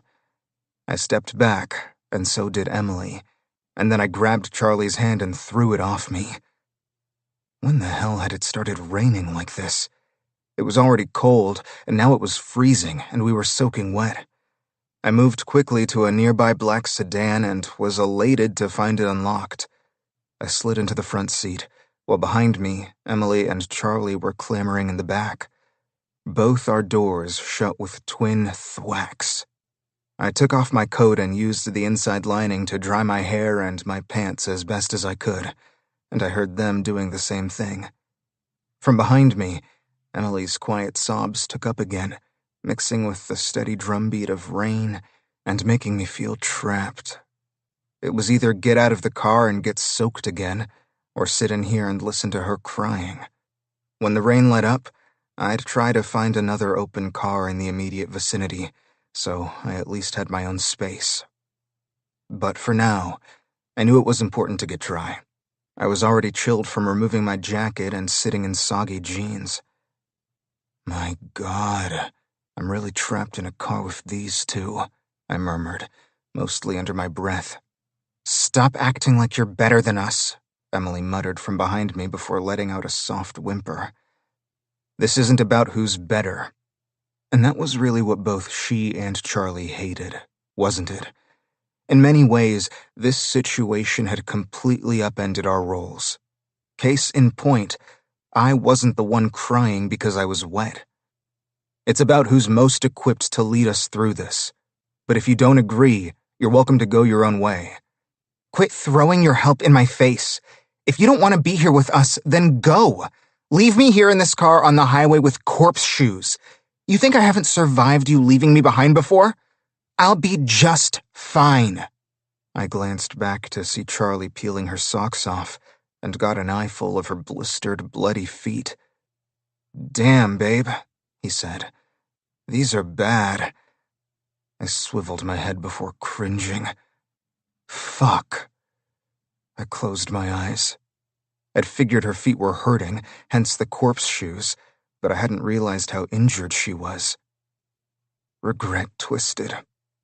I dug in my duffel bag and pulled out the first aid kit I'd used on the sore on her hip. That had been far less severe than her feet, and she hadn't had to put pressure on that for miles. I suddenly felt like a total dick. She had been in pain but sucking it up, and I hadn't realized it. She'd finally broken down, but not because she was a baby like I'd called her. I handed the kit to Charlie, including an extra pair of my socks. "Put some antibiotic ointment on those blisters, and then bandage them up before putting on the dry socks." He took the items, and then I heard the sounds of him attending to her. "You know, Emily," he said quietly, "that comet thing?" "Yeah," she murmured. "I know I said we're not in a movie, but maybe we pretend we are. It might sound sort of silly, but if this is all just an acting job, it'll make it easier to handle, you know?" "I don't know if I can do that," she said. "You can. You have me here to play your hero, okay?" She sighed. "Okay." Charlie nudged my shoulder, and I turned to see him handing the kit back. I took it and put it away, and then glanced back at them to see him holding Emily in his arms and stroking her hair. I turned quickly, facing the rain-streaked windshield, a feeling settling in my stomach that I refused to name. I was exhausted. I just needed a night of sleep in a dry car where we were relatively safe, and I'd be ready to problem solve again in the morning. I closed my eyes, finally lulled by the rainfall into a fitful slumber. 19. Emily. Day 4. I woke alone, sitting up gingerly and groaning as my sore muscles protested my odd sleeping position in the cramped back seat of someone else's car. The sun hit my eyes and I squinted as I climbed out to see Charlie and Tuck walking toward me. "Where were you guys?" "Searching the vehicles. A lot of them are unlocked. When the comet hit, and the drivers..." Charlie gave me a pointed look. "Dissolved. They obviously couldn't lock their doors," he said, delivering the line smoothly like the professional actor he was. He continued to stare at me when I didn't respond. Finally, I shook my head. "Yeah, no. I'm not going to be able to do that." Playing make-believe in this situation was going to be more work than anything, and I was too tired and uneasy for that. Charlie sighed. "It was worth a try." I looked around at the cars.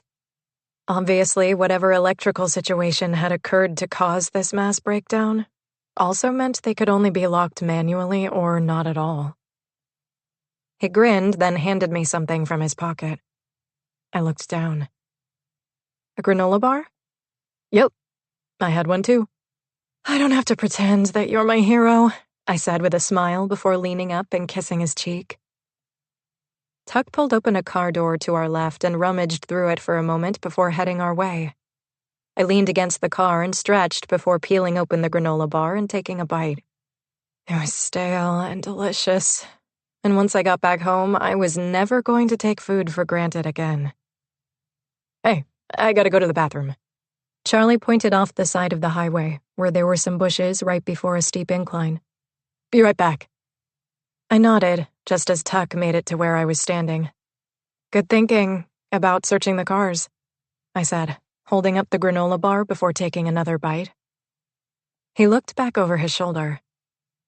"That dude Neil is gone. And he packed up the last of the cereal." "Oh. Well, I was sick of that anyway." Tuck gave me a wry smile before opening the car door, grabbing his duffel bag, and beginning to unload his pockets of the things he'd collected.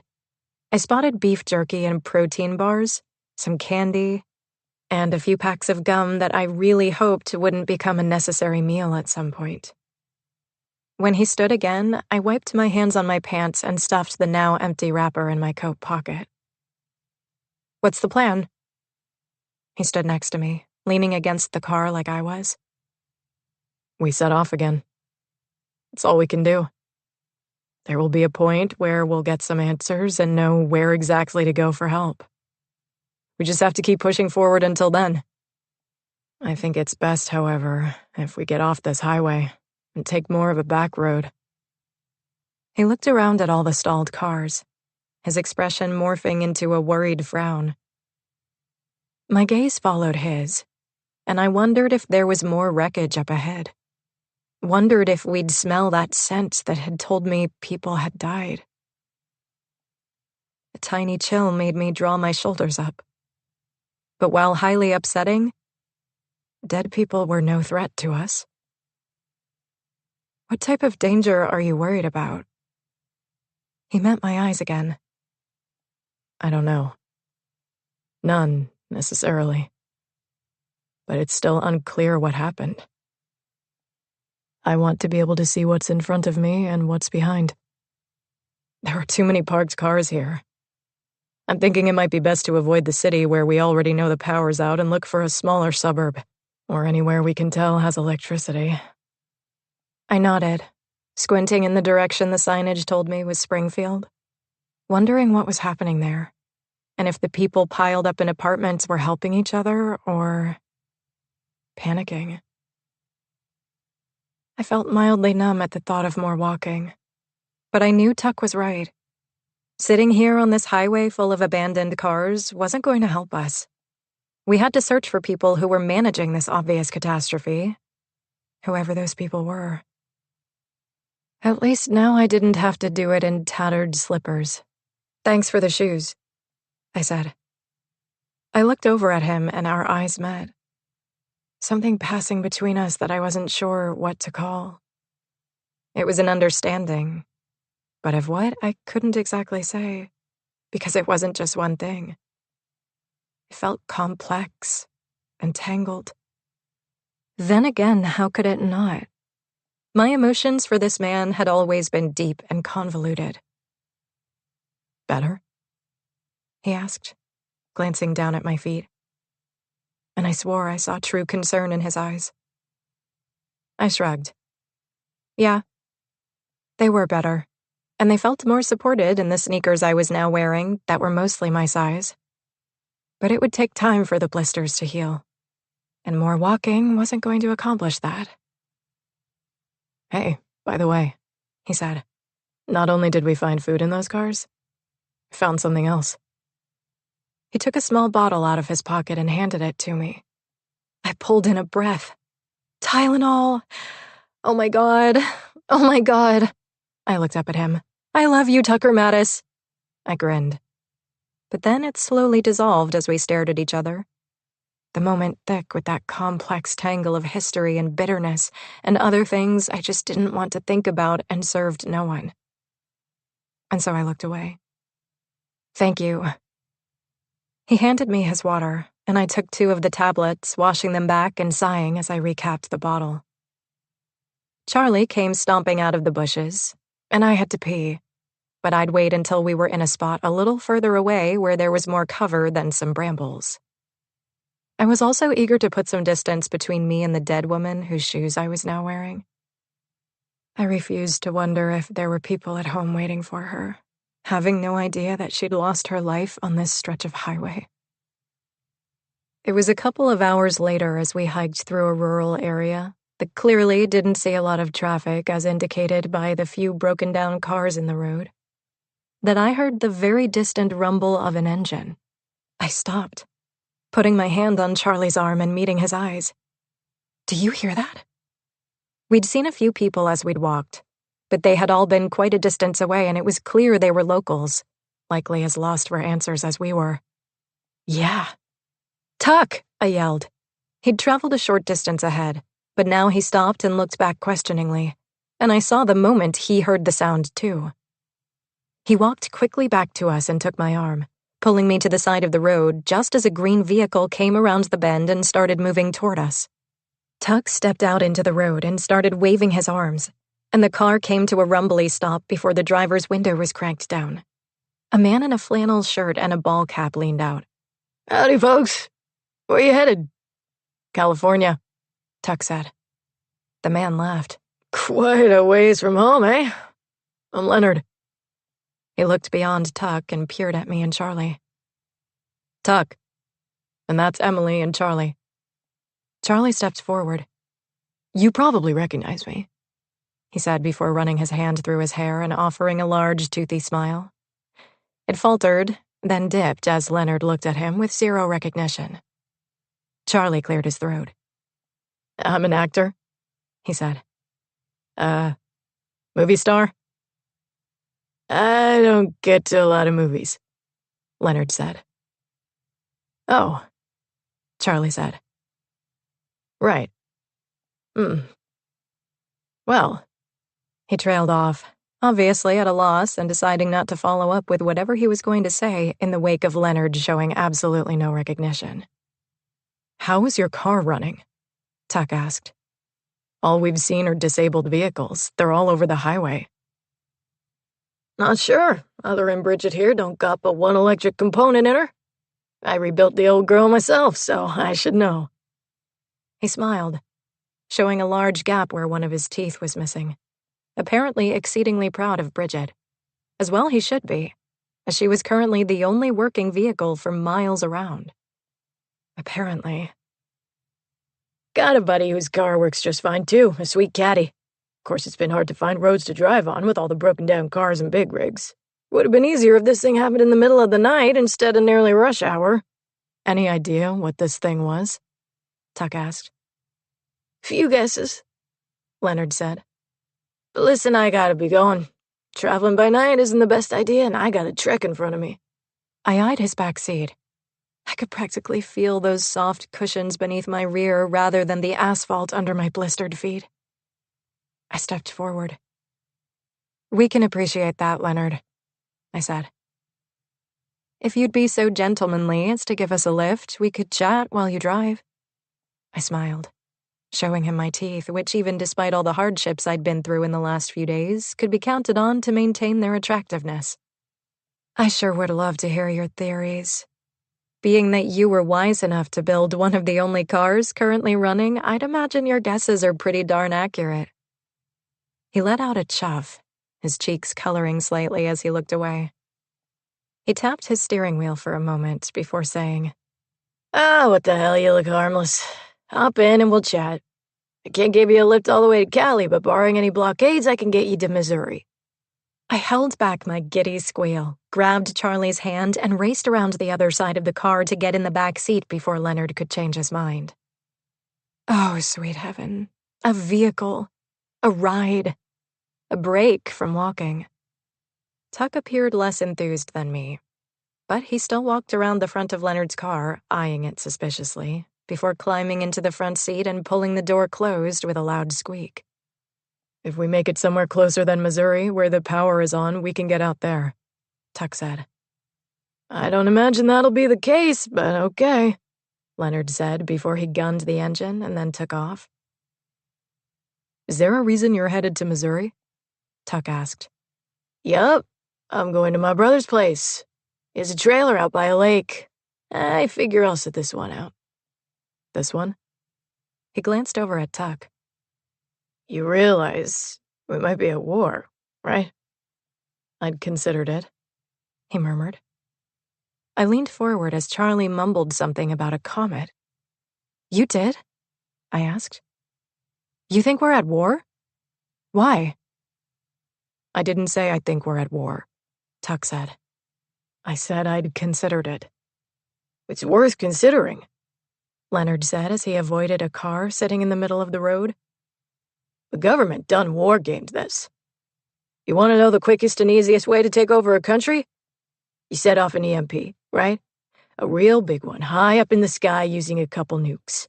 That high up, they don't affect humans, but what they do is shut down the entire grid. Whole country goes dark. Even the majority of generators get knocked out.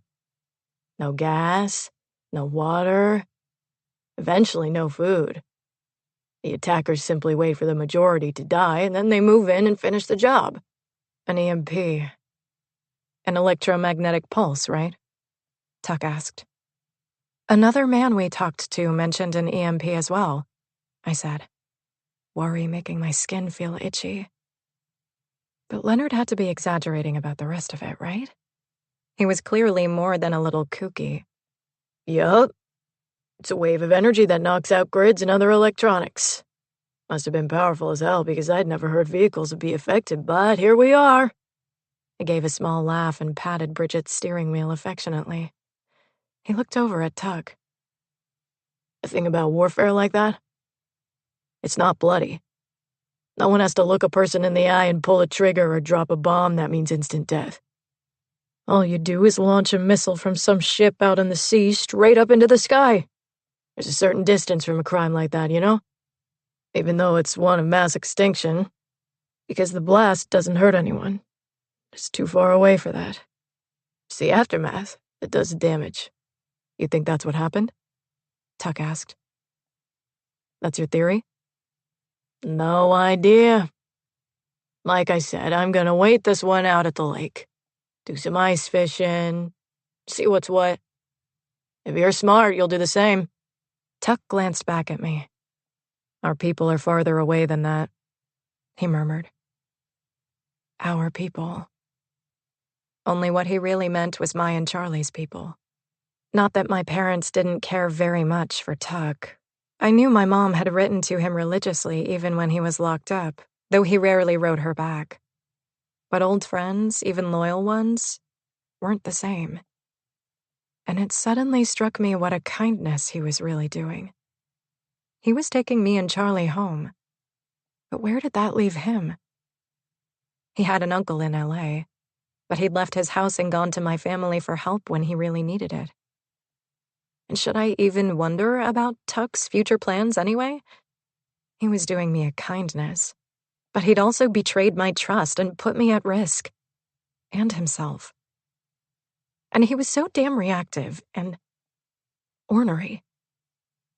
God, he spun my mind around, and right now, there were too many other things spinning my mind as well.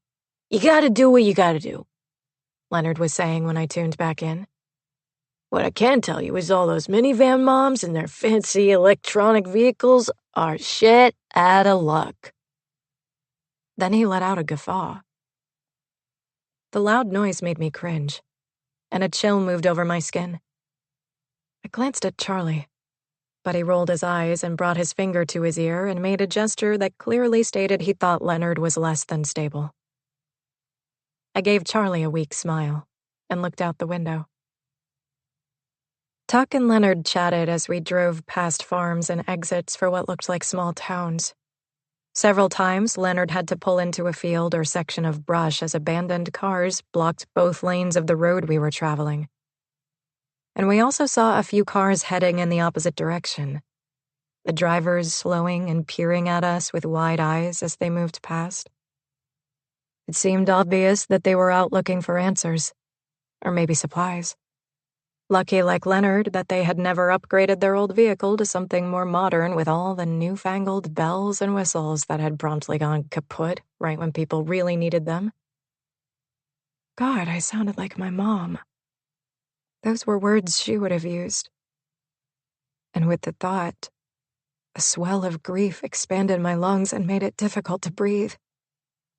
Was she okay? Were she and my dad safe? Did they have enough food? Calm down, Em. They're all the way in California, they're fine. But they were probably worried sick about me, distraught with no way to get answers because there was no power where I was.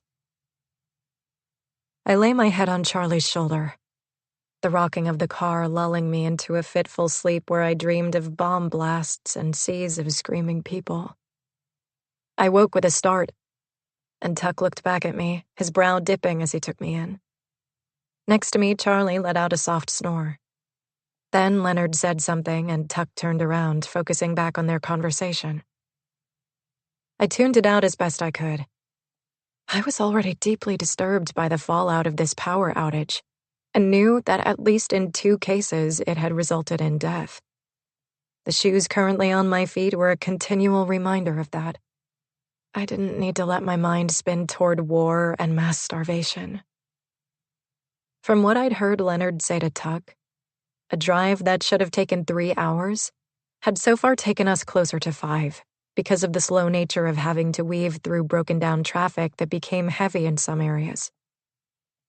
But I was deeply grateful for the ride, and though the lack of working traffic lights all the way from Springfield, Illinois to the middle of Missouri told me that we hadn't escaped the power outage, we were closer to home than we'd been. And I hadn't had to walk. The rocking of the car made me realize that I hadn't emptied my bladder since right before we'd flagged down his car. Sir? Would it be possible to stop for a short bathroom break at the next convenient spot? Leonard glanced in his rearview mirror, and I gave him a smile. Sure thing. I could use a stretch myself. He drove for a few more minutes until we came upon a wide area on the side of the road that was easy to pull off on. A section of pine trees provided a spot to find some privacy, and Tuck got out and pulled the seat forward so I could exit too. Next to me, Charlie sat up and yawned. "Bathroom break," I told him. He nodded and followed me from the car. Charlie and I began heading toward the trees, when I looked up to see a man emerge from the brush to my left. My heart seized, and I grabbed for Charlie, both of us stumbling back toward where Tuck was still standing. The man waved the weapon in our direction and then pointed it toward Leonard. "Show your hands and move away from the car," he said. My pulse spiked. heat blasting under my skin as my gaze darted to Tuck, who was watching the man with narrowed, wary eyes, and then to Charlie, whose mouth was hanging open. We all raised our hands and shuffled to the side of the road, Tuck positioning his body so it was mostly in front of me. "I only want the vehicle," the armed man said as he moved toward Leonard's car. "I got family I need to get to. And I need that car now. Step out," he demanded. And Leonard did, standing slowly and moving around the open door. "Her name's Bridget," Leonard said. "Rebuilt her myself. Put a lot of time into her." He raised his hand and ran it along the top of the open driver's side door, and then leaned against the body. "And a lot of love."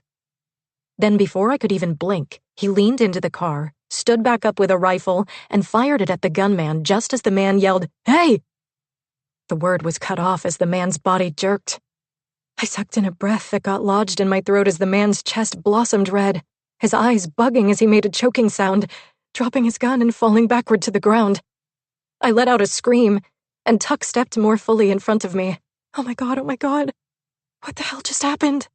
I felt like I was suddenly floating, that heat spreading along my nerve endings, making me feel like I might pass out. I can't breathe. "Which means," Leonard said, staring down at the man who was jerking, blood leaking down his chin, "that I'm not giving her up without a fight." "You murdered him. Oh my God, you murdered him." Had that been my choked, incredulous voice? "I saved myself," Leonard said, looking up at me and letting me know that indeed the words had come from my mouth. "And I protected my best girl. You think I was just gonna let this son of a bitch rob me?" He waved his rifle in the air. Where had he pulled it from? Under his seat? The man had stilled now, the front of his jeans dark with urine, blood already spreading far beyond his body. "Get on back in the car," Leonard said. "We'll take a bathroom break down the road." We, might," Charlie stammered. "I think we're good here," Tuck said. I kept staring, trying to understand what had just happened. It felt like my eyes might bug right out of my head. Get in. We was having a nice time. Don't look at me all scared. Not gonna harm any of you, unless you're planning on trying to steal Bridget." Tuck pointed at the sign up the road. "It looks like there's a town close by. This seems like as good a stop as any." Leonard peered down the road and then shrugged. "Well, I'm not gonna kidnap you. If this is where you want to get out, fine by me. I still got a ways to go." He sighed and took the few steps to where the man's handgun had fallen, picked it up, and put it in the back of his jeans. "I'm gonna take this," he said. "You'd be wise to find yourself a weapon too, if possible." He put his rifle back in the car. Then he leaned on the doorframe and looked at us. "The world's gonna be different for a while," he said. "You either adapt, or you die." Then he smiled and gave us a salute. "Good luck." We watched as he got in Bridget, pulled back onto the road, and disappeared around the bend. I let out a squeak, and Tuck's breath released on a whoosh. "What the fuck?" Charlie said. "Should we?" I pointed at the man. My voice was shaking. My whole body was shaking, and I had no idea where to go with that question. Should we what? The man was clearly dead. There was a hole the size of a baseball in his chest, and he was staring blankly at the sky. "There's nothing to do for him," Tuck confirmed. "Let's get out of here." He looked at me. "Walk off the shakes. It's just adrenaline. You'll be fine in a few minutes." I gave him a jerky nod. I couldn't even think straight. We'd just watched a man die in front of us. He'd been shot point blank over a car, and now he was dead on the side of the road. What the hell was happening? I couldn't get a grip on this reality I'd suddenly found myself in. I was mentally flailing. "This is fucked," Charlie muttered. He linked his arm with mine, and we held each other up as we walked past a sign that told us we were headed towards Silver Creek, situated somewhere in a world I no longer recognized. 20. Tuck. I glanced back at Emily and Charlie. I was shaken by what had happened, but Emily looked like she was barely hanging on. As much as I wanted to stop and let her come to grips with what she'd just witnessed, I also knew that moving her body was going to help. And, unfortunately, even if it was unlikely, taking the time to process also meant risking Leonard returning with his rifle blazing, deciding that 3 witnesses to the murder he'd just committed was unacceptable. Regardless, Leonard was right on one count. The world had changed in the last 4 days, and it was only going to get worse the longer the power stayed off. Charlie took his phone from his pocket and lifted it toward the sky. "Any sign that it's working at all?" I asked. It seemed plausible now that it wasn't just that the power was out, or cell towers were down, or even that satellites weren't working, but that the phone itself was fried just like the hundreds of cars we'd passed by. Charlie shook his head dejectedly. "No." We passed another sign for Silver Creek, Missouri, population 2,700, and continued in that direction. I still hadn't gotten used to the quiet. I could hear bird calls and the sway of trees and the shuffle of our feet over the ground. But other than that, silence. No planes flew overhead. There were no distant engine roars or whatever other sounds I was used to, even in the country. And the sky was still that pale orange color with odd waves of lavender. "It's weird, isn't it?" I heard Charlie say from behind me. "It's like the whole world fell asleep." "We know that's not true," Emily murmured. "There are men with guns hiding in the trees." "Look," I said, pointing ahead and trying to distract Emily from thoughts of men who might ambush us at any moment. "The town." We all squinted into the muted sunlight at the distant outlines of a few buildings. There were some signs up ahead as well. "I don't see any movement at all," I said. "It looks like a ghost town from here," Charlie noted.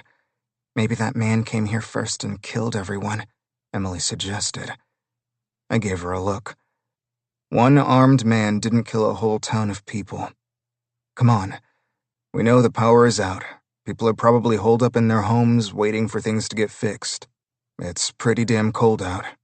Maybe we'll see more signs of life as we get closer," Charlie said hesitantly. We walked the remaining quarter of a mile in silence. I kept my ears perked for the hum of an engine, or the laugh of a child, or something, but I didn't hear a sound. The fraying of my nerves continued. Charlie and Emily moved closer as we passed through the town limits, the buildings before us sitting dark and seemingly empty of all human life. There was a small crash that made us all turn quickly toward the sound, and a cat came running from an alleyway, leaped over a short bush, and darted out of sight. Emily brought her hand to her chest, letting out a small, nervous laugh. Charlie released a breath, and I'd slowly straightened from where I'd braced for some sort of impact, my hand going to the short, whittled stake that I'd made a few days ago and stuck through one of my belt loops. "Listen," I said, stopping when the sound of what I thought were voices hit my ears. "People," Charlie said. "There are people up ahead." We walked another block, the voices getting louder until we saw a drugstore with the doors standing open, the heated conversation obviously emanating from there. We stepped through the doors of the dim store. "It's been 4 goddamn days," someone said. "My boy needs a new inhaler." "I understand the situation, Jeb," another man said, "but we don't keep much stock here, and even if we did, I can't dispense medication." "My mom needs her pills," a woman said. "What are we supposed to do?" We all walked farther inside, and I took in the state of the store. Most of the shelves at the front were bare. We turned down another aisle, makeup and skincare, and that one was almost completely stocked. and yet the refrigerators along the wall a few aisles over were dark and empty. People had obviously bought, or taken, things in a hurry. More people started shouting about the items they needed from the pharmacy, voices rising in pitch, obviously scared and desperate. "Enough!" the man with the deepest voice yelled. "This is not my doing. My own boy's arm is broken and all we've got is Tylenol. I'm working around the clock to try to keep this town safe, but there are some things that we're going to have to do without." Do without, Sheriff? Brent's not going to die of a broken arm, but that's not true of everyone who needs medication. Doing without some things is a matter of life and death, a woman said. We continued through the store, and I looked at a shelf at the end of the aisle that was completely empty of product, only the logos remaining. Batteries. "Lorena, like I said, your mother's medication isn't stocked here, and the last shipment was a week ago. I'm sorry. Jeb, when Carrie gets back, I'll ask her if she knows anyone else in town who might have an inhaler to loan you." The man who'd been addressed as Sheriff with the deep voice answered. "When's Carrie getting back?" "I don't know. She's doing what she can at the hospital. Things there aren't good." "Things here aren't good," someone else said. As I turned the corner, I saw the group of people gathered near the pharmacy. Like the shelves at the front, the ones back here were virtually empty too. I read the price tags under the barren spaces. Pain relief, bandages, eye care, vitamins, all but wiped out. A man in a sheriff's uniform caught sight of us, his expression registering surprise. "Who are you?" he asked as the others turned to peer at us. I looked among the people, their worried expressions morphing into curiosity and some wariness. "Hi," Emily said, beginning to step around me, but I stopped her with a hand on her arm. She glanced down at my hand and gave me an impatient look. I was glad to see that, at least for the moment, she'd shaken off Leonard's showdown. But I wasn't certain yet that that was a good idea. Leonard had been a good reminder that societal rules had recently changed. These looked like a group of normal townsfolk with their sheriff, but who knew how they felt about strangers walking into their midst? I let go of her, but stepped in front of both her and Charlie. "My name is Tucker Mattice, and I'm traveling with Charlie Cannon and Emily Swanson," I said, gesturing behind me. The sheriff stepped forward as well. He was an older man with close-cropped salt and pepper hair and a short beard that was more salt than pepper. I noted that the man's hand had gone to the holster on his belt and was now resting there, and that, like me, he'd stepped in front of the people he was with. I held my hand out. He looked at it for a beat before reaching out and shaking. "Sheriff David Goodfellow. Where are you traveling from and why?" "Sir, if you have a way to reach people," Charlie started to say, but the man held up his hand, his gaze still on me as he waited for the answer to his question. "We were in a plane crash," I answered. "It was a 3-day walk to the outskirts of Springfield, Illinois. From there, we hitched a ride and were dropped off at the exit to Silver Creek. Then a man who gave us a ride shot and killed a bandit who tried to take his car," Emily blurted. "It was murder, but it was also self-defense, so... Yeah, we should report that because there's a dead body lying out there near the turnoff to your town."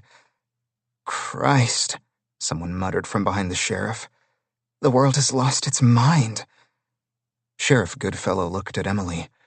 "I'll have you write out a statement, but there's not a lot I can do right now." "Okay, well, his name was Leonard, and he's driving a green car named Bridget. His brother has a trailer somewhere near a lake in..." She waved her hand backward. "That direction somewhere, and... She stopped talking, pulling in a big breath as an older woman came over to her and put a hand on her shoulder. "Breathe, honey." Emily sucked in a big breath and nodded as Charlie stepped forward. "You probably recognize me," he said, glancing around hopefully before running his hand through his hair and offering a large, toothy smile. It faltered, then dipped as the people standing around looked at him with zero recognition. Charlie cleared his throat. I'm an actor, he said. Movie star? I almost laughed at his timid, questioning voice. Despite the tense situation, I still managed to enjoy seeing him knocked down a few pegs. There aren't too many movie theaters out our way, the woman with her hand on Emily's shoulder offered. But our children might know who you are. Oh, Charlie said. Right. Well, he trailed off, obviously at a loss and deciding not to follow up with whatever he was going to ask for in the wake of absolutely no one recognizing him. The sheriff addressed me. Are you the pilot of the plane you were on that went down? No, our pilot was killed. I'm sorry to hear that. I gave a succinct nod, a knot forming in my stomach as it occurred to me that Russell had been the first body we'd seen, but certainly not the only one between that moment and this one. I wondered vaguely if we'd see more death before we reached our destination and hoped to fuck not, but knew it was clear we'd have to be prepared for anything. We haven't been able to get any cell service, and the power's been out everywhere we've been. I looked around at the people, then back to the sheriff. The sheriff relaxed his stance. It sounds like you've been through a lot. I imagine the stories that are going to come out of this situation will range from interesting to catastrophic. I imagine so. Do you know what caused this? We've heard a few theories. One of the men behind the sheriff took a step forward. Roger Land, who used to be a science professor at the University of Missouri, thinks it was a solar flare. Others say it was a cyber attack that took our grid offline and knocked out our satellites. Lots of buzz from all directions. No one knows for sure. But you're a sheriff, Emily said, coming to stand next to me. You haven't received any official word? Not a peep, he said. All three of us looked between each other and a whirlwind of unease rippled through the group. That was really bad news. Not only was the grid down, as well as cell phones, but all official channels had been lost. The woman who'd comforted Emily addressed the sheriff. Are we meeting at the community center tonight? Tonight, and every night until this is resolved, the sheriff said. And Carrie's gonna be there so we can ask her about medication, the woman asked. I doubt it, he answered. But I don't have an update on what it's like at the hospital today. Several of the older folks are on medications that are keeping them alive, a young woman interjected. And there are a number of diabetics in town, too, a man said. A few of them are kids. I know, Harold. We're going to discuss all that tonight and pull what we can until official word comes in, okay? Harold gave a frustrated sigh and turned away, and the rest of the small crowd began following as they talked amongst themselves. Sorry I can't be of more help, the sheriff said, turning his attention back to us. Unless you need something on these shelves. I can't run the cash register, but folks have been leaving money in an envelope behind the counter, and I've been collecting it for the Redmonds, who own the place. They left yesterday to get to their pregnant daughter who's in another part of the state. I looked around. About the only things left in this store were makeup and magazines. I respected that these people were operating on the honor system so far. It was nice to see after what we'd witnessed just before stepping into this town. Do you know if there's a sporting goods store anywhere in the area? The sheriff had begun walking toward the front, and we turned and followed him. Yeah, there's one off the next exit. But one of our residents rode his bicycle up that way yesterday once enough snow melted to see about buying some ammo, and he came back to say it's completely empty. Not even a pair of sunglasses. Apparently, folks got a little out of hand in a few places. I hoped that turned out to be true, that their behavior was unwarranted and needlessly out of hand, and they'd look back and regret panicking. But it had been 4 days. 4 days with no official word was not good. We followed the sheriff from the store, stepping out into the chilly but sunny day. The streets were still deserted. Even the few people who'd been at the pharmacy were now out of sight. "Why is everyone hiding?" Charlie asked. "They're not hiding, just laying low or gathered together at the church or community center. And quite a few who could left to be with family in other areas," the sheriff said. "We're not sure what to expect. There's been some buzz on the ham radio about what might have happened, but no official confirmation of any kind. All just guesses at this point. Whatever happened, electrical systems all went haywire. Any news from surrounding towns? You mentioned one a few exits from here," I said. "Other than the short distances a few residents have traveled to and then returned from, no. Like I said, I haven't been able to contact anyone." He looked from one of us to the other, Charlie offering a wide smile when the sheriff's gaze landed on him, as though he was waiting to be recognized and his Hollywood grin would make it easier on the man. But the sheriff only offered him a confused frown. "I walked to the main interstate yesterday and saw all the abandoned cars whose electronics are fried. I talked to as many people as I could wave down or were walking. Most were from other areas in the state, all trying to get to family. But one man was right outside Pennsylvania when the lights went out. He said there were mass fires in Pittsburgh and he barely made it out. He had an old Buick that still worked, and some extra gas in his garage that he took with him, but was running low on fuel. From what he told me, all the stations between there and here are closed." I felt a clunk in my stomach as though something heavy had dropped. "So it does stretch east," I said, my mind spinning. "At least as far as Pennsylvania. But that might mean it also affected states farther than that." I raked a hand through my hair and looked away, not wanting to consider how big this might truly be. Charlie heaved out a breath, his phone clattering to the ground. "It goes all the way to Pennsylvania?" "And possibly beyond," the sheriff said. Charlie brought his hands to his head and gripped his hair. "How the hell is that possible?" He paced one way, then pivoted and took a few steps in the other direction. "No power grid? No satellites? No phones? Anywhere?" He stopped, gaping down at his phone on the ground. He let out a loud gust of breath and shook his head. No, that can't be right. That's impossible." We all stared at him for a minute. It was very clearly possible. We had at least some proof, notably the fact that our plane had fallen from the sky, and also the useless phone currently lying on the ground. Add to that the highway jammed with broken-down cars, the corpses, and the killing we'd witnessed, and you'd think Charlie might have already grasped some reality. He turned and resumed pacing a few feet away. Emily let out a nervous laugh, her eyes slightly glazed. "That's only the report of one man," she said. "Maybe he got it wrong. Maybe he was lying. Maybe you misunderstood," she said, pointing her finger at the sheriff, and then quickly dropping it. He just looked at her, but not with anger, with understanding.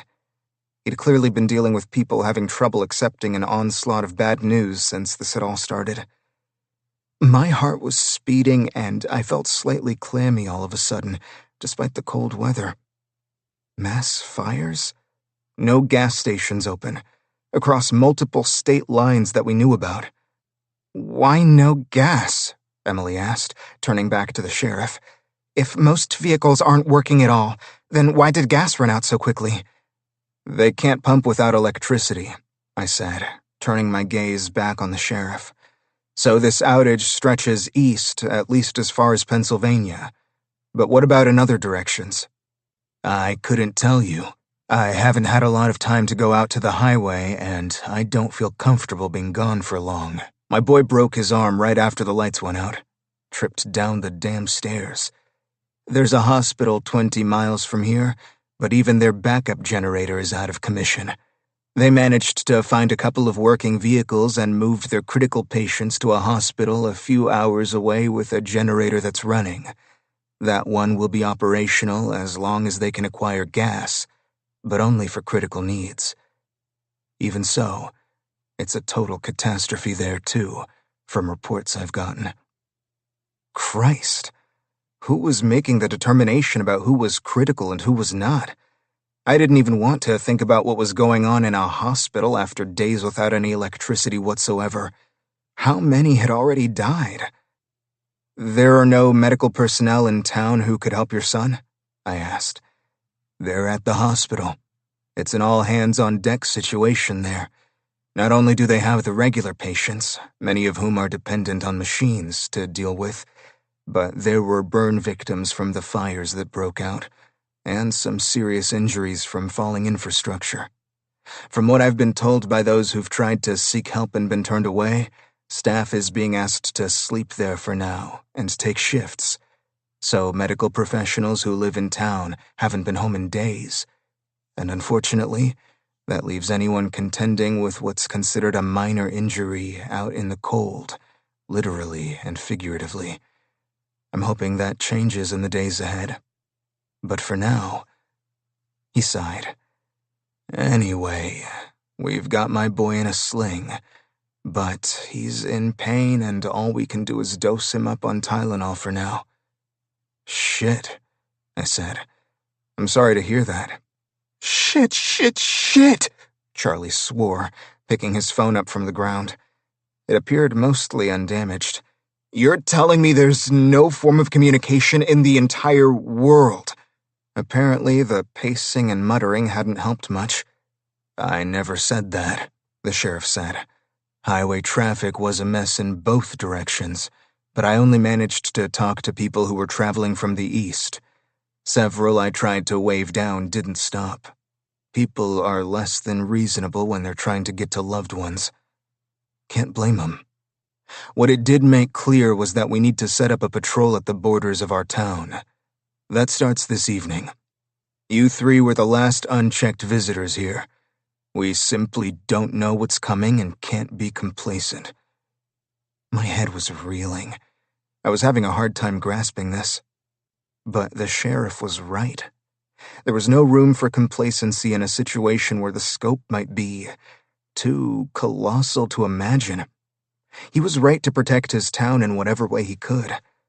"How are we going to get a ride out of here?" Charlie asked. "Do you have a vintage car we can use? I'll purchase it from you." He dug around in his pants, pulling out his wallet and holding up a credit card. "You can write down the number and charge it once the power's back up." The sheriff's gaze held on him a beat. "Sorry, son. I don't have a vintage car, and anyone in town who does is gonna want to hold on to it. You can understand that, I'm sure." Son.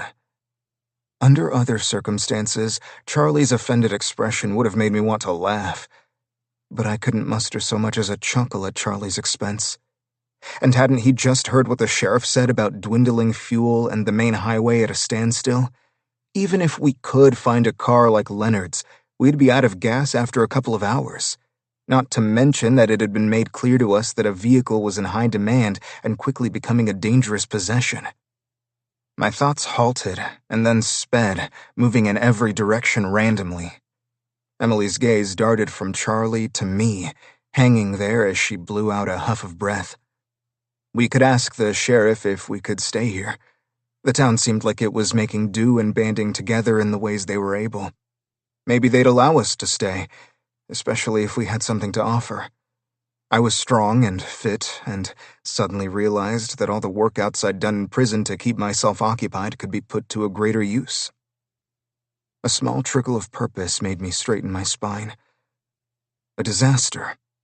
This was a clear disaster, perhaps of epic proportions. Sharp minds were necessary to figure out how to get by until normalcy was restored. Able bodies would be needed. I could barter with my physical and mental assets. But the idea of staying put, staying safe, also meant that Emily's parents would be left to wonder where she was and what had happened to her. A torturous prospect for any parent. I understood why even the people the sheriff had mentioned who owned a home and a business here in this town had left it to get to their daughter. Even before I had understood the scope of this, I'd planned to get Emily home safely. And as for me personally, safety had never been a strong motivation. I craved purpose. I held my gaze to Emily's and paused as I brought my bottom lip between my teeth. She seemed to be waiting for me to say something, as though she knew that I was making a decision about our next move. Your parents will be panicked when they don't hear from you, Emily. I bet they're already panicking. She blinked, nodded. Yes, my mom is probably climbing the walls. Her throat moved as she swallowed. I glanced to my left, out to the horizon. I think we should stick to our original plan and get on the road. To California? Emily asked. California felt like a universal way. So many bad things had happened to me there. I'd made such terrible mistakes within its borders. But I couldn't help remembering what Mrs. Swanson had said about my mom the last time I'd seen her. We once promised each other that if anything happened to the other, she'd look out for Em, and I'd look out for you. My mom wasn't around anymore to look out for Emily, but I could do what she would have done if she'd been able. Right now, I was the only one who could. Plus, my uncle was there, and I wanted to make sure he was okay too.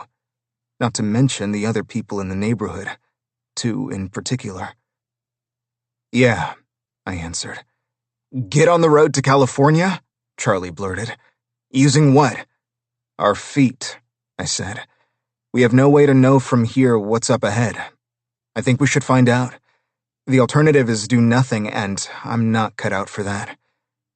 I also had this deep sense that we needed to get on the road now before things really crumbled. The longer the power was off, the more desperate things would become. At a certain point, one likely approaching fast, it wouldn't be safe to travel at all. Either we set off pretty immediately, or we hunkered down here.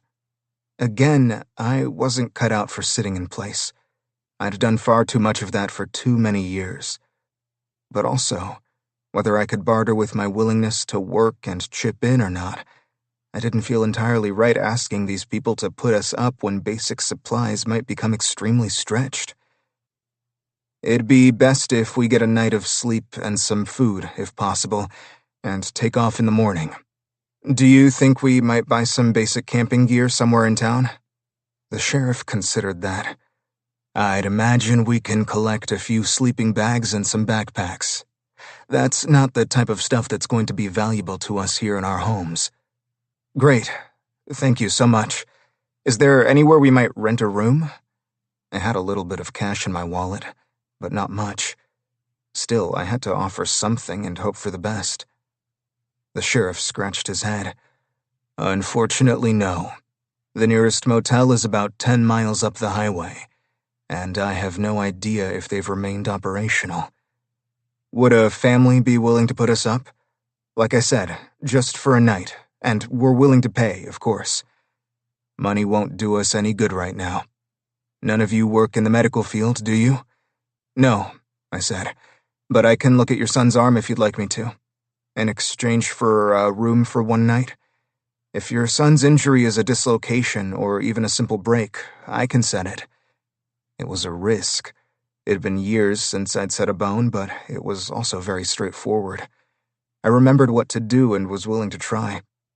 If I deem it to be more serious than I can handle, I'll leave it be. I promise. You just said you didn't work in the medical field, the sheriff said. I glanced at Emily, who was looking at me with some amount of alarm. I don't, but we lived on a farm. I watched the vet set many bones over the years. It's a simple process that will immediately alleviate his pain. The sheriff's gaze hung on me. A farm. I released a breath. I know animals aren't humans, but there are enough similarities that I believe I can help. Or at least try. The sheriff was silent for so long, I was sure he was going to say no way. Okay, you look at my boy's arm, but unless you're sure you can do more good than harm to him, then it goes no further than a look. Either way, one night in our home is all I'm going to be able to offer, but it wouldn't be right not to do at least that. He gave the three of us a look in turn. And I wouldn't expect that everyone's willing to do what's right once you get out there, so be prepared for that. More to the point, the notion of right and wrong is going to shift the longer the power's out. Frankly, there's no telling what's going on beyond Silver Creek. An expression of something akin to torment passed over his face before he glanced away. Charlie let out a sound that was somewhere between a grunt and a whine. "Understood," I said. "And thank you." Then I looked at Emily and Charlie. "We leave first thing."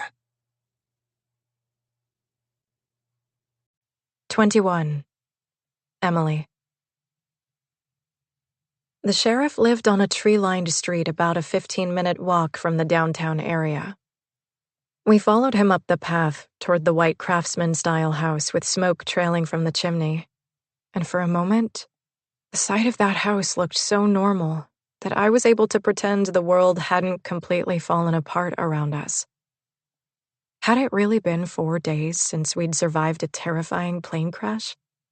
4 days since we started off through the wilderness with a handful of supplies and no knowledge of what lay beyond the field where we'd landed in a fiery heap of steel? I was both shocked by the thought of all we'd made it through since then, and grateful that we'd arrived here, even if here was temporary. Night was coming, and I was exhausted out of my mind, and yet afraid I wouldn't be able to rest. Worried that the dull fogginess I felt was shock at witnessing a point-blank murder an hour before. Or had it been 2? I had no concept of time, and reality was a strange ebb and flow that seemed drawn in harsh black lines 1 minute and wavery blurred paint strokes the next. The sheriff had used a walkie-talkie to call his teenage daughter and let her know we were coming, and though I was grateful to be given refuge even for 1 night, it felt odd to be staying in a stranger's home. Before the sheriff could unlock the door, a pretty teenager with long dark hair pulled it open, stepping forward immediately and wrapping her arms around him. "Hi," she said, stepping back and standing aside to look at the rest of us. "Come in. I'm Caitlin." "Hi, Caitlin. I'm Emily," I said as I entered the home. Her mouth dropped open and her eyes widened. I could see that they were slightly swollen, as though she'd been crying. "Oh my goodness! Nova! Wait, you're Nova!" I smiled as Charlie and Tuck stepped inside and the sheriff closed the door.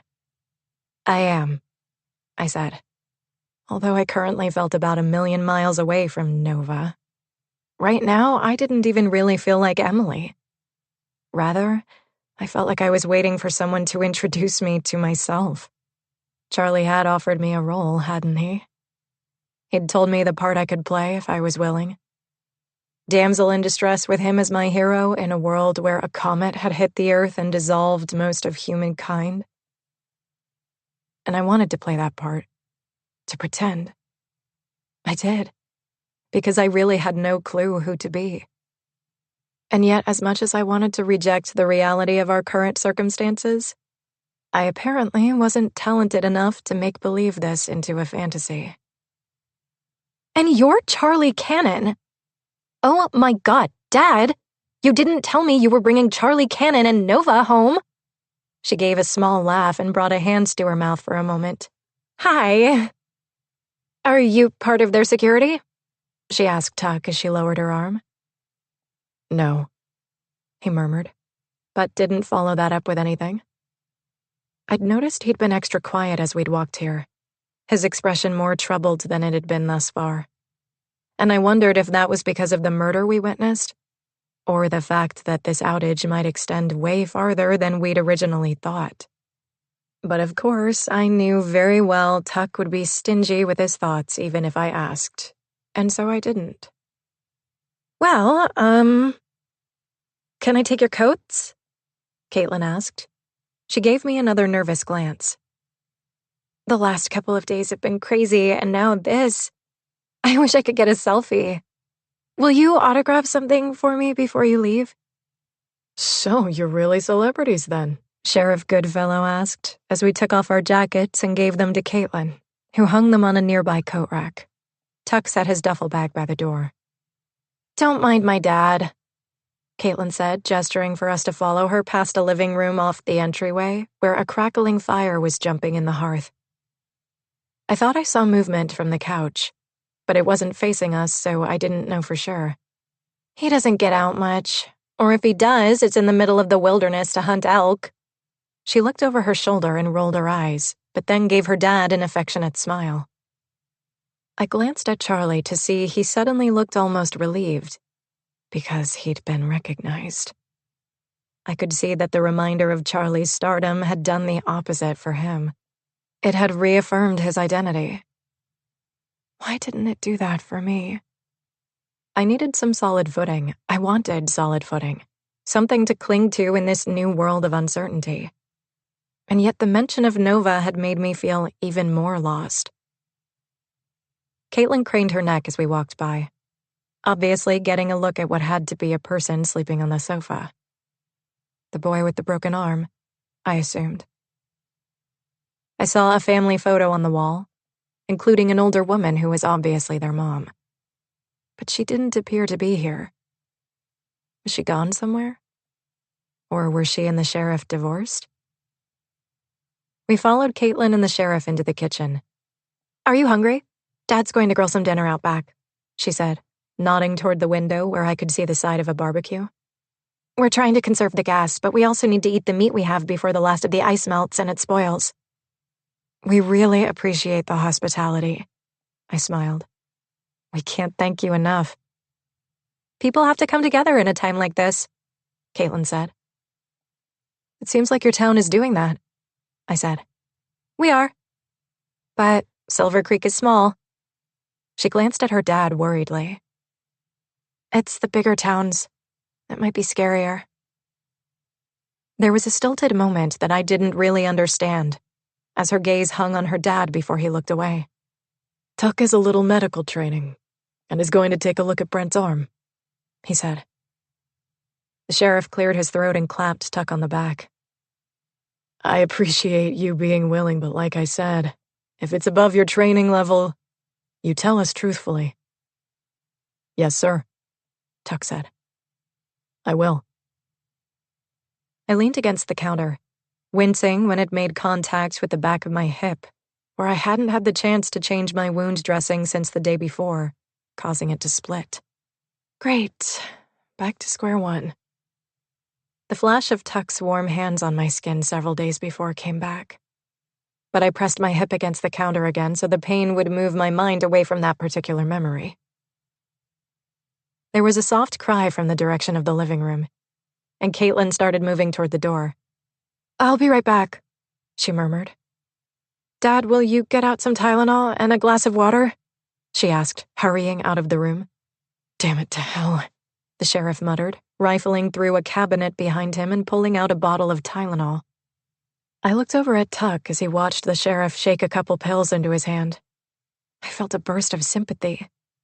It must be miserable to watch your child and your little brother in pain and not be able to do anything.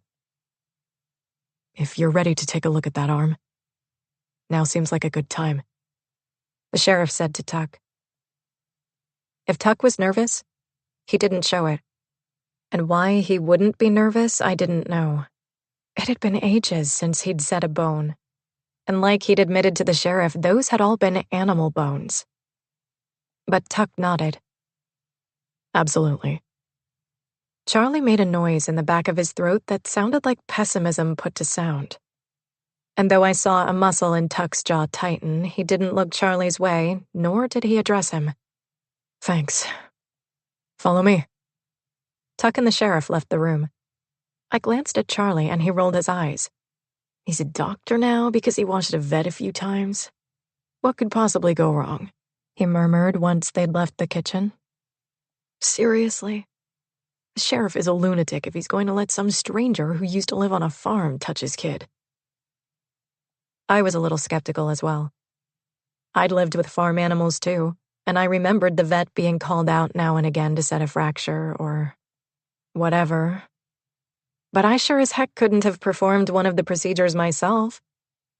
Then again, Tuck had always been much more interested in that sort of thing than me. I stood, gesturing for Charlie to come with me as we joined the rest of them in the living room. The young boy was lying on the couch, his face contorted in a grimace as his sister supported him so he could sit up slightly and take the pills with a sip of water. His eyes widened when he saw Charlie. "Professor Tecton!" Charlie's grin was instantaneous. "At your service." He looked at the sheriff, who was staring blankly. "I can create earthquakes. Or, the character can." "Brent," the sheriff said, ignoring Charlie and placing his hand on Tuck's shoulder. "This is Tuck Mattice. He's going to take a look at your arm and see if there's anything he might do to ease your pain." Caitlin gave her younger brother a reassuring smile, and Brent leaned his head back on the propped-up pillows. She smoothed his hair away from his face, and then stood straight and reached for a short stool just behind her. She pulled it next to the couch and gestured for Tuck to take a seat. "Thank you," Tuck said as he sat down. Charlie and I moved just a bit closer so we could see over the couch, but still stood in the doorway. The sheriff and Caitlin moved behind Tuck as they observed. "I'm going to press very gently on your arm," Tuck said. "It might hurt just a little, but I'm going to try to feel what's happening with your bones." The boy nodded and held his arm toward Tuck, who took a minute to remove the sling it was in. "Are you able to bend it?" Tuck asked. Brent shook his head. "No." Then Tuck held the boy's forearm, his gaze shifting away as he used his hands to assess, moving his fingers around the elbow area. His hands were large, but seemingly very gentle as his thumbs pressed here and there. Brent's expression was pained, though he didn't pull away. I had this sudden flash of Tuck hunkered down next to one of the vets on our farm, as the man checked one of the goat's legs. I had no recollection of how the animal had been injured or what the treatment had been. But that was because I hadn't been watching the vet. I'd been watching Tuck, taking advantage of him being so focused on something that I could let my eyes linger on him to my heart's content. Tuck had asked question after question, wanting to understand, wanting to help. And I'd been glad for the chance to watch him, but also unreasonably jealous of that damn injured goat he'd been so interested in. The memory hurt in some way I couldn't exactly explain. An old scar suddenly pulled tight. "When you fell, did you catch yourself with your hands?" I think so. Yes." Tuck set Brent's arm gently back onto his chest and turned to the sheriff. "His arm isn't broken. It's just dislocated. You can feel where his elbow is out of alignment if you'd like." "You're sure?" "Very. Listen, like I said, I'm not a doctor." His eyes moved away for a brief moment. "My training is limited. But I do know that if the bone isn't set right, it won't heal properly and it will continue to cause pain. Getting it back in place should reduce the pain almost immediately. And then it will heal correctly so that he has full use." Caitlin's eyes widened, and she looked up at her father before addressing Tuck. "Can you do it?" "Yes, I believe so." The sheriff gave a reluctant nod. "Brent," he said, "are you willing to let Tuck try to align your bone? It might hurt for a few minutes." "Only a few minutes?" the boy asked. "Yes," Tuck said. "I'll try to be as quick as I possibly can. You're going to have to be brave, though, okay?" "I can be brave." "Great." Tuck turned toward Caitlin. "Do you have more gauze?" "Yes. I picked up what supplies I could from the drugstore. I even got some plaster cloth." Tuck met my eyes, and I startled slightly as though I'd grown invisible for a few minutes there and suddenly reappeared under his gaze. Emily, will you go grab the supplies? And a bowl of water? The supplies are in the bathroom, Caitlin said. The second door on the right. And the kitchen sink is filled with clean water. I blinked, the words registering as my feet moved. Sure. Okay.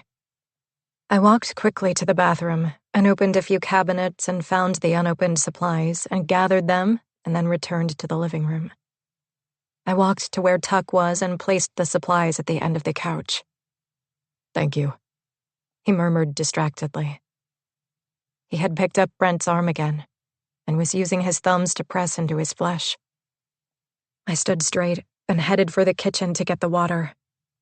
Charlie wasn't standing where he had been, and when I turned out of the living room, I collided with him, the bowl of water he was carrying splashing over my shirt as I let out a small screech, and the bowl clattered loudly to the floor.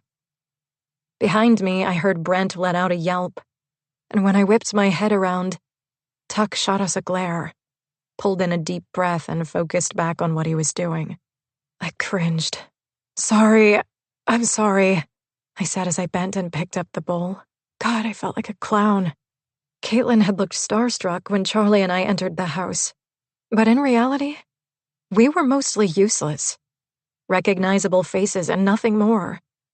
Tuck should have gotten the celebrity treatment. He'd recalled setting a few animal bones and now was currently attempting to fix their family member's injured arm. Not only that, but he seemed confident that he could do it. Charlie bent too. Sorry about that. It was just an accident, I said in a hushed whisper. You get a towel and clean this up and I'll get another bowl of water. He gave me an annoyed look that he quickly covered with a small smile before standing and heading for the bathroom. When I came back in the living room with the water a minute later, Charlie was mopping up the mess and Tuck was seated just behind Brent on the couch as he held Brent's arms straight. I watched as Tuck put his own elbow in the bend in the boy's inner arm and gripped his hand. Then he used his other hand to hold Brent's wrist and made a quick movement that caused Brent to cry out as the clear sound of a bone popping into place met my ears. Caitlin gasped, and the sheriff gave a small jerk as Tuck let go of Brent's arm and scooted back onto the stool. That should do it, he said. Try to bend it and see how it feels. Brent was quiet for a minute, his eyes closed, pained expression slowly smoothing out. Then he lifted his arm gently and bent it up and then down. Better, he said. Caitlin let out a small sob and brought her hand to her mouth. Oh my gosh. Tuck! That's it? It's all fixed? Yes, that's it. But I'd like to put a cast on him so he won't knock it out of alignment again before it mends itself. I don't know that that's what's typically done, to be honest, but you have the materials, and it certainly can't hurt. I walked carefully and purposefully over to Tuck and set the bowl of water on the coffee table that was pulled away from the couch to make room. Tuck wrapped a piece of gauze around Brent's arm. He was efficient and calm. Do you want to wet the strips of plaster cloth and hand them to me? My breath hitched, nerves fluttering. But I nodded as I knelt, making a point not to grimace at the pull of the wound on my hip. That was nothing compared to the pain this little boy had been enduring for days. Plus, I could at least try to make up for being a klutz earlier and causing Tuck to lose his focus. He finished with the gauze and then reached his hand out for the first piece of plaster cloth. I dipped it in the water, squeezed lightly, and then handed it to him. This might not be the prettiest cast, he murmured as he began laying the pieces on Brent's arm. But it'll do the job. Brent's eyes had drifted closed, and he was breathing evenly as though he was beginning to drift to sleep. It doesn't hurt anymore, Dad, Brent said, his words slurring. The poor kid probably hadn't slept well in days. Tuck and I worked quietly, getting into a rhythm. Dip, squeeze, hand over. Put a piece over the edge of this one, would you? Tuck murmured, inclining his head toward a strip he'd just placed down. I nodded and leaned closer to him. reaching my arm across his to lay the strip on Brent's arm. I felt the heat of Tuck's body and smelled the scent of his skin.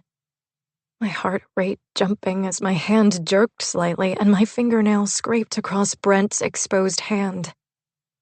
The boy startled, his eyes flying open as I dropped the piece of material and withdrew my hand quickly. "I'm so sorry," I whispered. Tuck sighed and rearranged the strip himself. Brent's eyes drifted shut again. But I cringed as I saw that one of my intact nails had drawn a small bit of blood right above his thumb. Mostly, they were ragged and broken from all our hardships.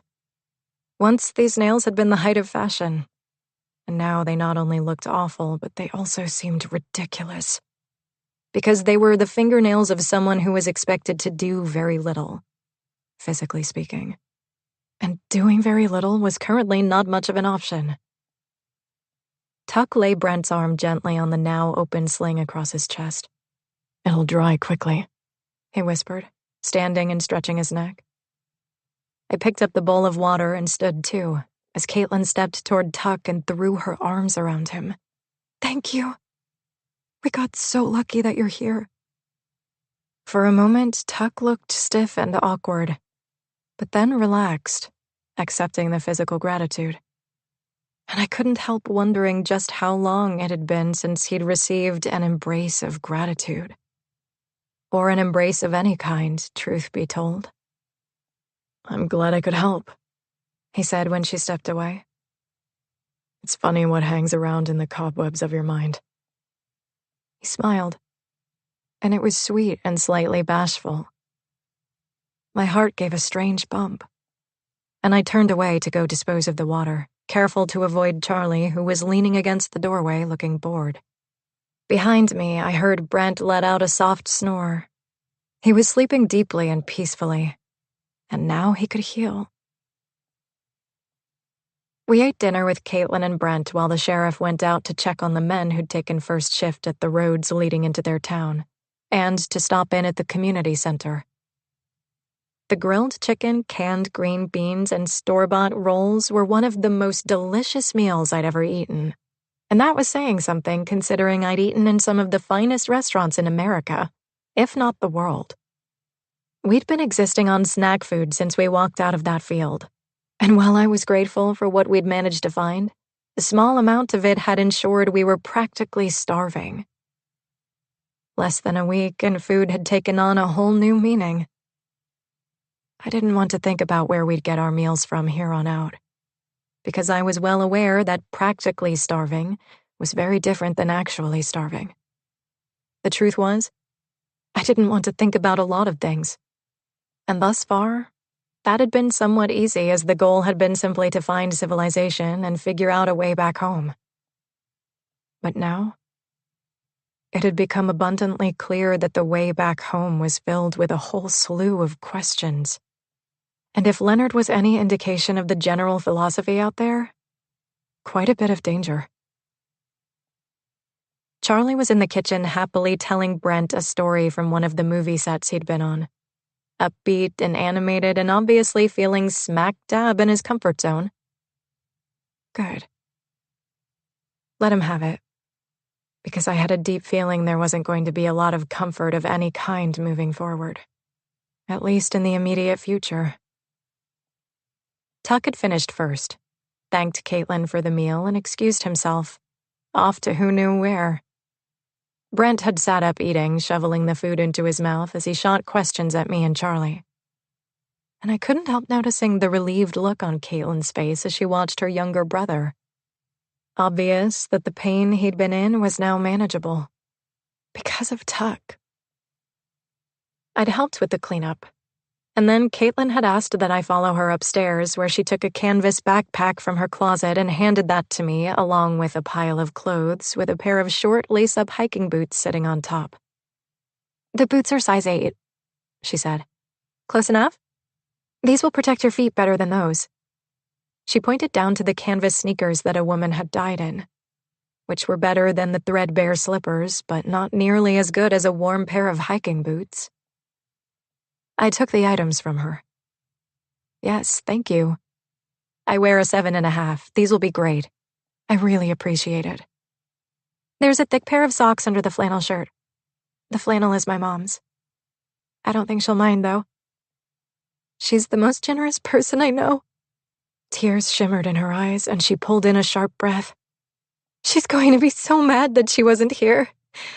She likes your music, too. Where is she, Caitlin? I asked quietly, apprehension causing me to go still. Vegas. She's a teacher, and she was invited to an aspiring educators conference.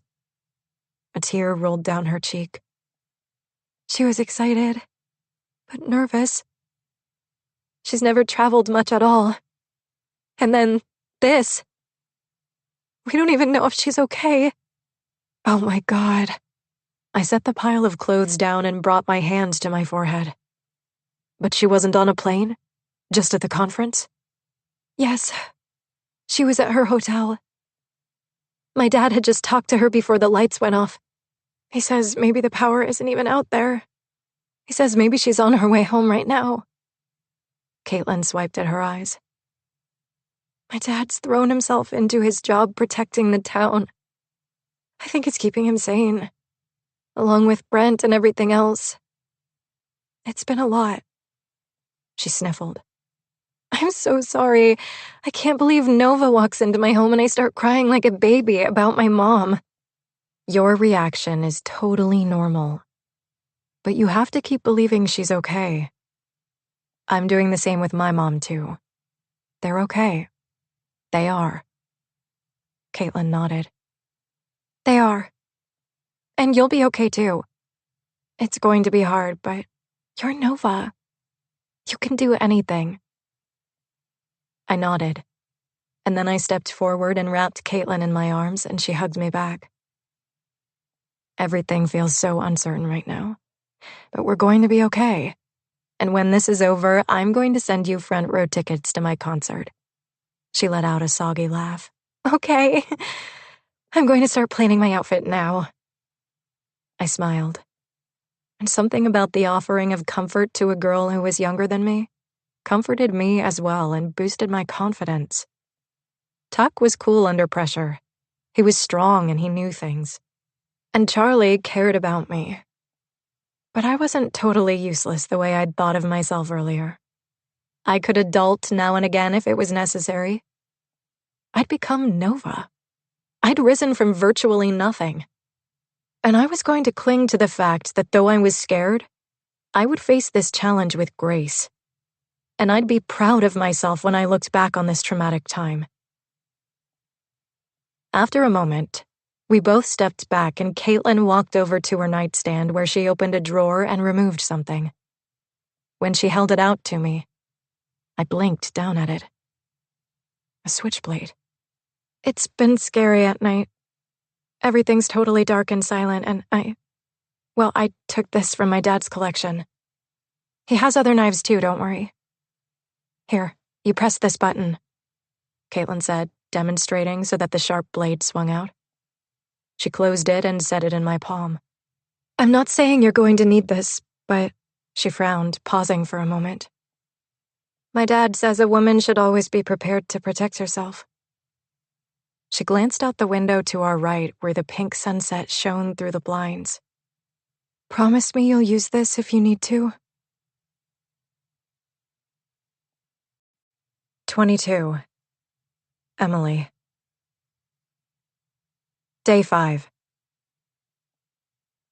As the town disappeared from view, I had this panicked desire to drop my backpack and run back to the Goodfellows' house and beg them to let me stay.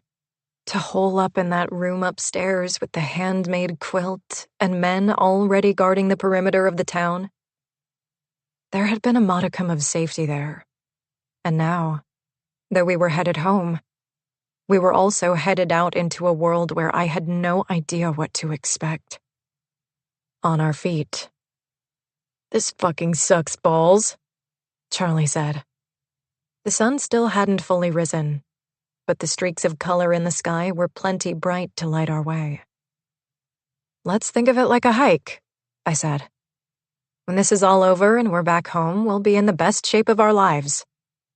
I'd show up for my tour looking fantastic. And okay, maybe the tour would be postponed for a few months considering the catastrophe that would have taken place for a large part of the country. But I could not allow myself to believe that it wouldn't happen at all. I'd worked so long and so hard for my dream to come true, and I wasn't going to let it go that easily. I wasn't able to pretend like Charlie had suggested we do to cope. But positive thinking wasn't a bad thing. In fact, I thought it was necessary. Yeah. A hike. Okay. It's not a bad idea, Charlie said. I just signed on for that movie where I play a superhero. It starts filming this fall. I'll be ripped. I nodded. I was thinking last night about how I want to help, too, I said. There's going to be so much to do, you know? So much money to raise for the people affected by this disaster and maybe driven from their homes. I can only imagine the terrible stories we're going to hear, right? True, Charlie agreed. Hollywood and the music industry will go all in, the way they always do. There'll be dozens of telethons. I perked up at the thought of all the opportunities in front of me. And marathons, walkathons, exactly. We should be on those phones, Charlie. We should cross finish lines for the cause and maybe even... I drew in a breath as I looked over at him. A new idea suddenly coming to me. Perform a benefit concert. That's a great idea, Emily. With great privilege comes great responsibility. Exactly. Maybe I'd start writing a single for it while we were out on the road.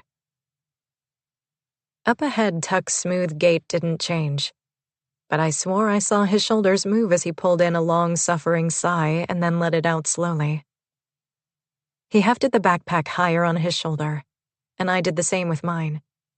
Along with the backpack Caitlin had given me, the sheriff had provided 2 more for Tuck and Charlie, including sleeping bags to roll up and strap beneath. He'd also given Tuck several other items they could spare. Some food to get us through a couple days, a canteen of water, a first aid kit, some matches, a map. They'd been very generous. And I knew it was in large part because Tuck had helped their son and brother who was now pain-free and on the mend. We followed in his footsteps, like we'd done when traveling from the plane to Silver Creek, speeding up when he did and stopping when he took out the map to study it for a moment before refolding it and returning it to his backpack. And honestly, I appreciated being led in this situation. Tuck had very naturally assumed the job of leading me and Charlie, taking charge, forging the path ahead. And despite that I was grateful for his role, part of me also felt irrationally resentful about the fact that Tuck was happier walking solo. He was such a damn loner. Always a one-man show. It had started when he was a teenager and compounded by 1,000,000 when his mother died. But he hadn't always been that way. And that was the part I hated. Once we'd been a pair. Once he hadn't shut me out. And sometimes when my mind was quiet and I was thinking about Tuck, like right now, all I could wonder was what I'd done wrong. We passed abandoned cars and trucks here and there, some that had their front hood open, the insides black with the evidence of a fire that had since burned out. Tuck leaned inside one of the vehicles and dug through the glove box, grinning when he stood up, holding what looked like a couple of food items. Charlie and I walked closer. 3 fruit roll-ups, I said, my voice rising with excitement. He tossed one to me and one to Charlie. Someone threw these in their glove box for their kids and forgot about them. Lucky us. I tore the wrapper open and peeled off a piece of the red sticky sweet, my mouth puckering with the taste of it before I'd even put it in my mouth. Oh, that's good, I said, sucking on it as Tuck and Charlie opened theirs as well. My eyes met Tuck's as he peeled off a piece of his and set it on his tongue.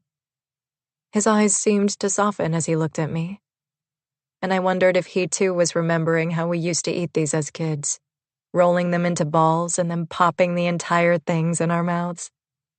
The sound of Charlie ripping the dried fruit from the wrapper brought me from my childhood musings, and I glanced around to all the empty vehicles. All these people are gone. Where did they go? Home, I'm sure. The vehicles we've passed have almost all had Missouri plates. I'm assuming the majority of these people walked home when their car or truck died, Tuck said. The morning was cold but bright, and I shaded my eyes to look out beyond the paved back road we were walking. It looks like there are farms out there, I said. Maybe one of them will have some lunch, Charlie offered as he joined us, because a fruit roll-up isn't going to cut it. Maybe one of them will know something more, I said. Tuck shook his head. We've only been walking for a couple of hours. There's no sign that there's any power here, and we haven't come across one operational vehicle. I think it's safe to say circumstances here are the same as in Silver Creek.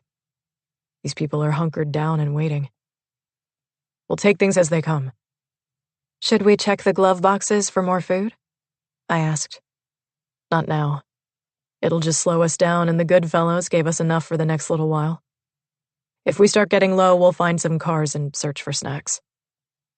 Unless other people were already raiding the abandoned cars.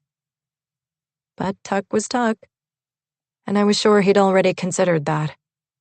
Plus, the hope was that the farther we walked, the fewer abandoned cars we saw until all the cars we came upon were running.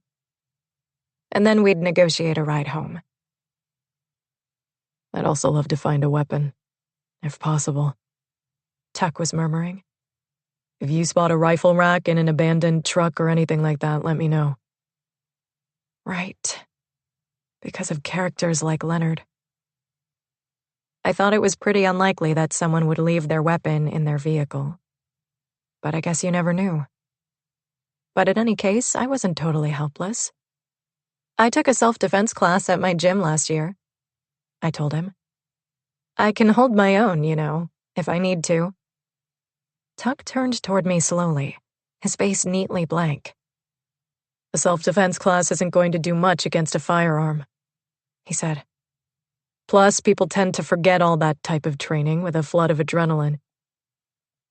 I'm not saying self-defense moves could go up against a gun, Tuck, but they might help me get out of a bad situation should something arise.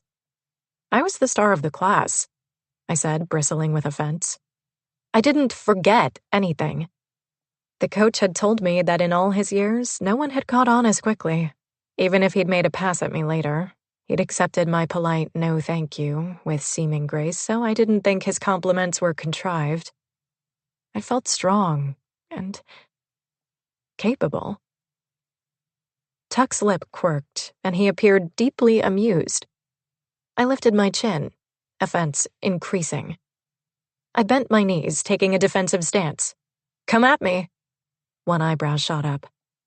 Emily, if I come at you, you're going to get hurt. Put your money where your mouth is, then. Scared, Tucker? His gaze grew dark, and a thrill shot through me. Tuck very slowly took off his backpack, letting it slide to the ground, then strolled purposely toward me. I dropped my own gear, and right before I went to grab him and flip him the way we'd practiced in class, he went low and picked me up off the ground. He flipped me around with a quickness that made me squeal and then laugh, his strong arms locked around my waist. I screamed and I flailed, but he only squeezed me tighter. Who's the star of the class now?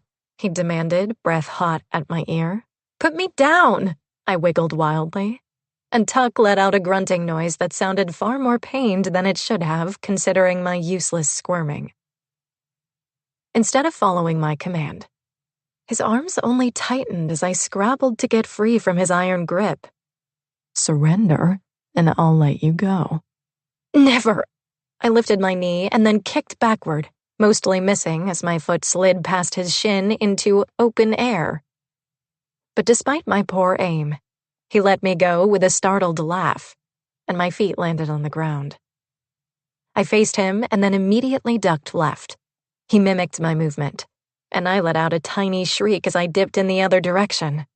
And he hooked me around the waist as I let out a sound that I feared gave away the fact that I was less than upset by this little game, and that my class star status had been tested and found severely lacking when it came to real-life role-playing.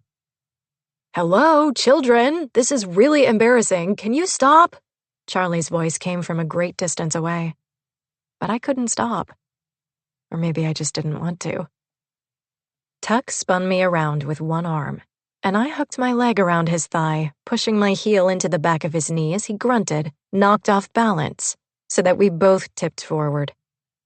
He twisted his body around at the last minute, so that his shoulder made first impact with the snowy ground on the side of the road where we'd landed. "Ow," he grated. I rolled over, taking both his hands and raising them above his head where I pressed them to the ground. "Say uncle." He let out a bark of laughter. "You say uncle. Why should I? I'm the winner here." And then, as quick as that, I was flipped over so that I was flat on my back and Tuck was over me, bringing my hands above my head and pinning me with seemingly no effort at all. I wiggled and bucked, and Tuck let out that same pained hiss, jaw clenching as he stared down at me. "You were out of control then. You're out of control now," he stated, voice gravelly. "Then?" I stilled, setting my hips on the ground and going slack beneath him. He meant when I was a kid. And okay, I had thrown things at him then as well. I'd attacked and tormented and done anything to get his attention. He wasn't wrong about that. Because no one spun me out of control like Tuck. And I supposed it was still true, because I didn't seem to be able to stop myself from knowingly pushing his buttons and then enjoying the result. My indignation drained completely, leaving a strange void. "You're right," I said. "I haven't changed.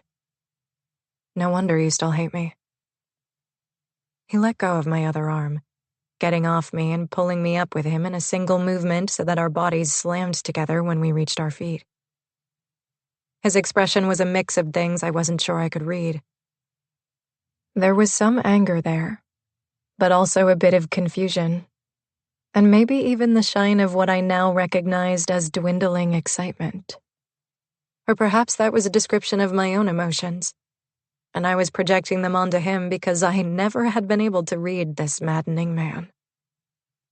"Hate you? I don't hate you." I sighed, stepping away from him and straightening my jacket, all bluster gone. I felt as deflated as if I were a balloon, and he'd stuck a pin in me. "You're a sellout. They could have picked up any pretty girl off the street and created Nova." The insult echoed in my head like the whistle of the last of the escaping air. No, he didn't hate me now, and he hadn't hated me then. He'd been indifferent. And just like the old days, my instinct was to incite a fight, even a fake one, in order to get a reaction. Any reaction. And I did. I always did. But then it was over, and if I wanted his attention again, I'd have to find something else to provoke him with. My God, I was pathetic. And my stupid class had turned out to be useless after all. He watched me for a moment longer, seeming to be working out some puzzle, before Charlie's voice made us both look to the right where he was sitting on a guardrail on the side of the road, eating a stick of beef jerky from his backpack. "Can we go?" He tore off a bite of dried meat, his expression miffed. I nodded to Charlie and then mumbled something to Tuck that even I couldn't interpret, and then picked up my backpack where I'd dropped it and walked over to Charlie. Tuck had moved ahead again, and I waited as Charlie stuck the jerky wrapper back in the front pocket of his backpack and met me in the middle of the road. "That was weird." "I know. Sorry." "What's up with you two anyway?" "Nothing. He hates me and I hate him." "Doesn't seem like it," he muttered. I gave him a look and slowed my walk so the distance grew between us and Tuck. I didn't want him to overhear what we were saying, What does that mean? You seemed to be enjoying yourself. Same with him. We were just messing around, Charlie. Not enjoying anything. He pissed me off. He treated me like a child and, well, I admit I acted like one. All that comes from growing up together, you know? It's old habit to fight like siblings. So that's how you feel about him? Like a brother? What? No. Or, yes, like a long-lost brother who disappointed the entire family and brought shame on our name. Your name? Metaphorically speaking. We don't have the same last name. Which means he's not your brother. A breath gusted from my mouth. You get the point. But when I looked over at Charlie, his expression told me he did not get the point. Anyway, listen, Charlie. I took his hand in mine. This situation is bound to bring up heightened emotions. I think we should all acknowledge that none of us are going to be on our best behavior during this journey, even though we'll try our best. There's no rule book for what we're experiencing, right? You're right. He gripped my hands tighter. We just have to make it through this journey and get back home. And then everything will go back to normal. We'll go back to normal. I smiled, but it felt forced. What about that statement rubbed me the wrong way? I didn't know. And so I wrote it off as the heightened emotions I'd just spoken of. Tuck and I had always been up and down and all over the place, and that was only going to get worse now. Tuck rounded a bend a few 100 feet ahead, and for a couple minutes was out of sight. When we reached the turn, I saw him hunkered down behind some bushes on the side of the road, holding a pair of binoculars that the sheriff must have given him. He looked over his shoulder and gestured for us to hurry to where he was. Get down, he said quietly when we caught up. I hear horses up ahead. Horses? Charlie asked. Are they dangerous? Not the horses, but the people riding them might be. I think we should wait here and see who they belong to. What if no one's riding them? Charlie asked. What if they're abandoned horses? Then we might have our next ride, Tuck said. Can I see? I asked. He lowered the binoculars and looked at me, his lips thinning so that I thought he was going to say no. But then he handed the binoculars to me and moved to the side so I could look through the foliage like he'd been doing. I put the lenses to my face and moved the binoculars from one side of the road to the other. The road we'd been traveling had been barren of businesses for the last few miles, save for a few empty, unmanned vegetable stands, only farms visible way out on the horizon. But several businesses were situated up ahead, including a few streets that stretched in other directions. It appeared to be the outskirts of a small town. And Tuck was right about the horses. I heard them too, and now I could see the front hoofs of one from behind a roadside diner. I started to hand the binoculars back to Tuck when two men wearing black and white exited the diner, the door opening in our direction so that I could see the front glass had been shattered. I watched as the men let the door swing closed behind them and then stood talking. I stared for another second. They're Amish, I said. Oh my gosh, they're Amish. Maybe they'll give us a ride. The Amish were harmless. The Amish didn't just have horses. They had buggies. Let me see, Tuck said, taking the binoculars from me. I watched him surveil them, his mouth turning down into a frown. What's wrong? The Amish are nonviolent. We don't have to be afraid of the Amish. We have to be wary of everyone right now, Tuck said without lowering the binoculars. Also, we're in Missouri. So? I've never heard of Amish in Missouri. What are you, the Missouri Census Bureau? He did lower the binoculars then and trained a steady gaze on me. Are we starting again?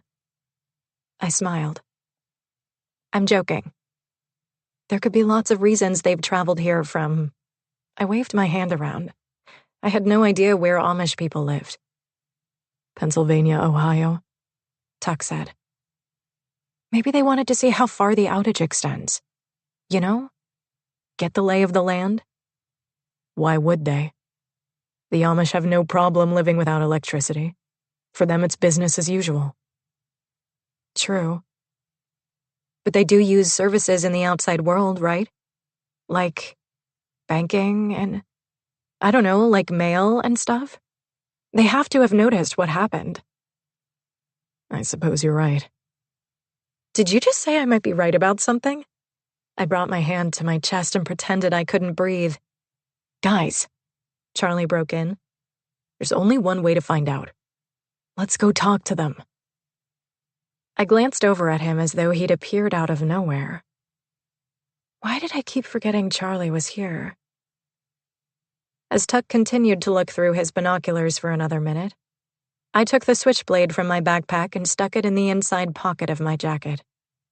I wouldn't admit it to him, but Tuck had quickly schooled me on the fact that my self-defense skills weren't going to save me if I was attacked.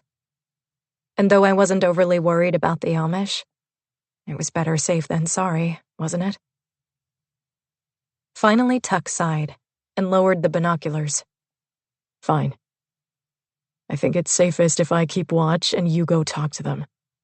Wave to me if things seem okay. Scratch your head if things seem off in any way. I pulled at Charlie's arm, and we ducked as we backtracked a bit, dipping around the corner before immediately turning and rounding it again. As we drew closer, I made sure not to look in Tuck's direction, instead raising my hand and waving at the two men who'd spotted us. Hi, I said. How are you? I plastered Nova's smile on my face, the one that said I didn't have a care in the world and was completely untouchable. It felt stretched and uncomfortable, but that might be because the two men were not reciprocating with friendly expressions. I'm Nova, and this is Charlie, I said when we got to where they were standing, staring at us suspiciously. The man on the left slowly extended his hand and shook mine. When I looked down, I saw that he had tattoos on his fingers. I felt my brows rise but quickly adjusted my expression. I didn't know a lot about the Amish, but finger tattoos didn't seem on brand. We waited for them to offer their names, but when they didn't, and instead looked back and forth between each other, that feeling that something was off increased. What was the signal? Was I supposed to give a thumbs down to let Tuck know things were off? God, why hadn't I listened to him? Hi there, the man on the right said, his smile growing in a way that looked decidedly predatory. Uh-oh. Charlie and I started backing up in tandem, and I shoved my hand behind my back, making every gesture I could think of. Leaving so soon? The other asked. Then, before I could take another step, they both swooped in, one pulling a firearm from his jacket pocket and putting it to my head as he spun me around and started marching us both toward the rear of the closed diner. As the 6 hours and 45 minutes of Heart of the Sun draw to a close, what lingers most profoundly isn't just the satisfaction of a happy ending, but the immense relief of seeing fractured souls finally find their harbor. Mia Sheridan once again proves that true love doesn't require grand poetic gestures. It thrives in the quiet persistence of walking through the storm together. This conclusion serves as a luminous sanctuary where the warmth of empathy has finally vanquished the shadows of the past, leaving the reader with a renewed, unshakable faith in the power of healing and the brilliance of new beginnings under the sun.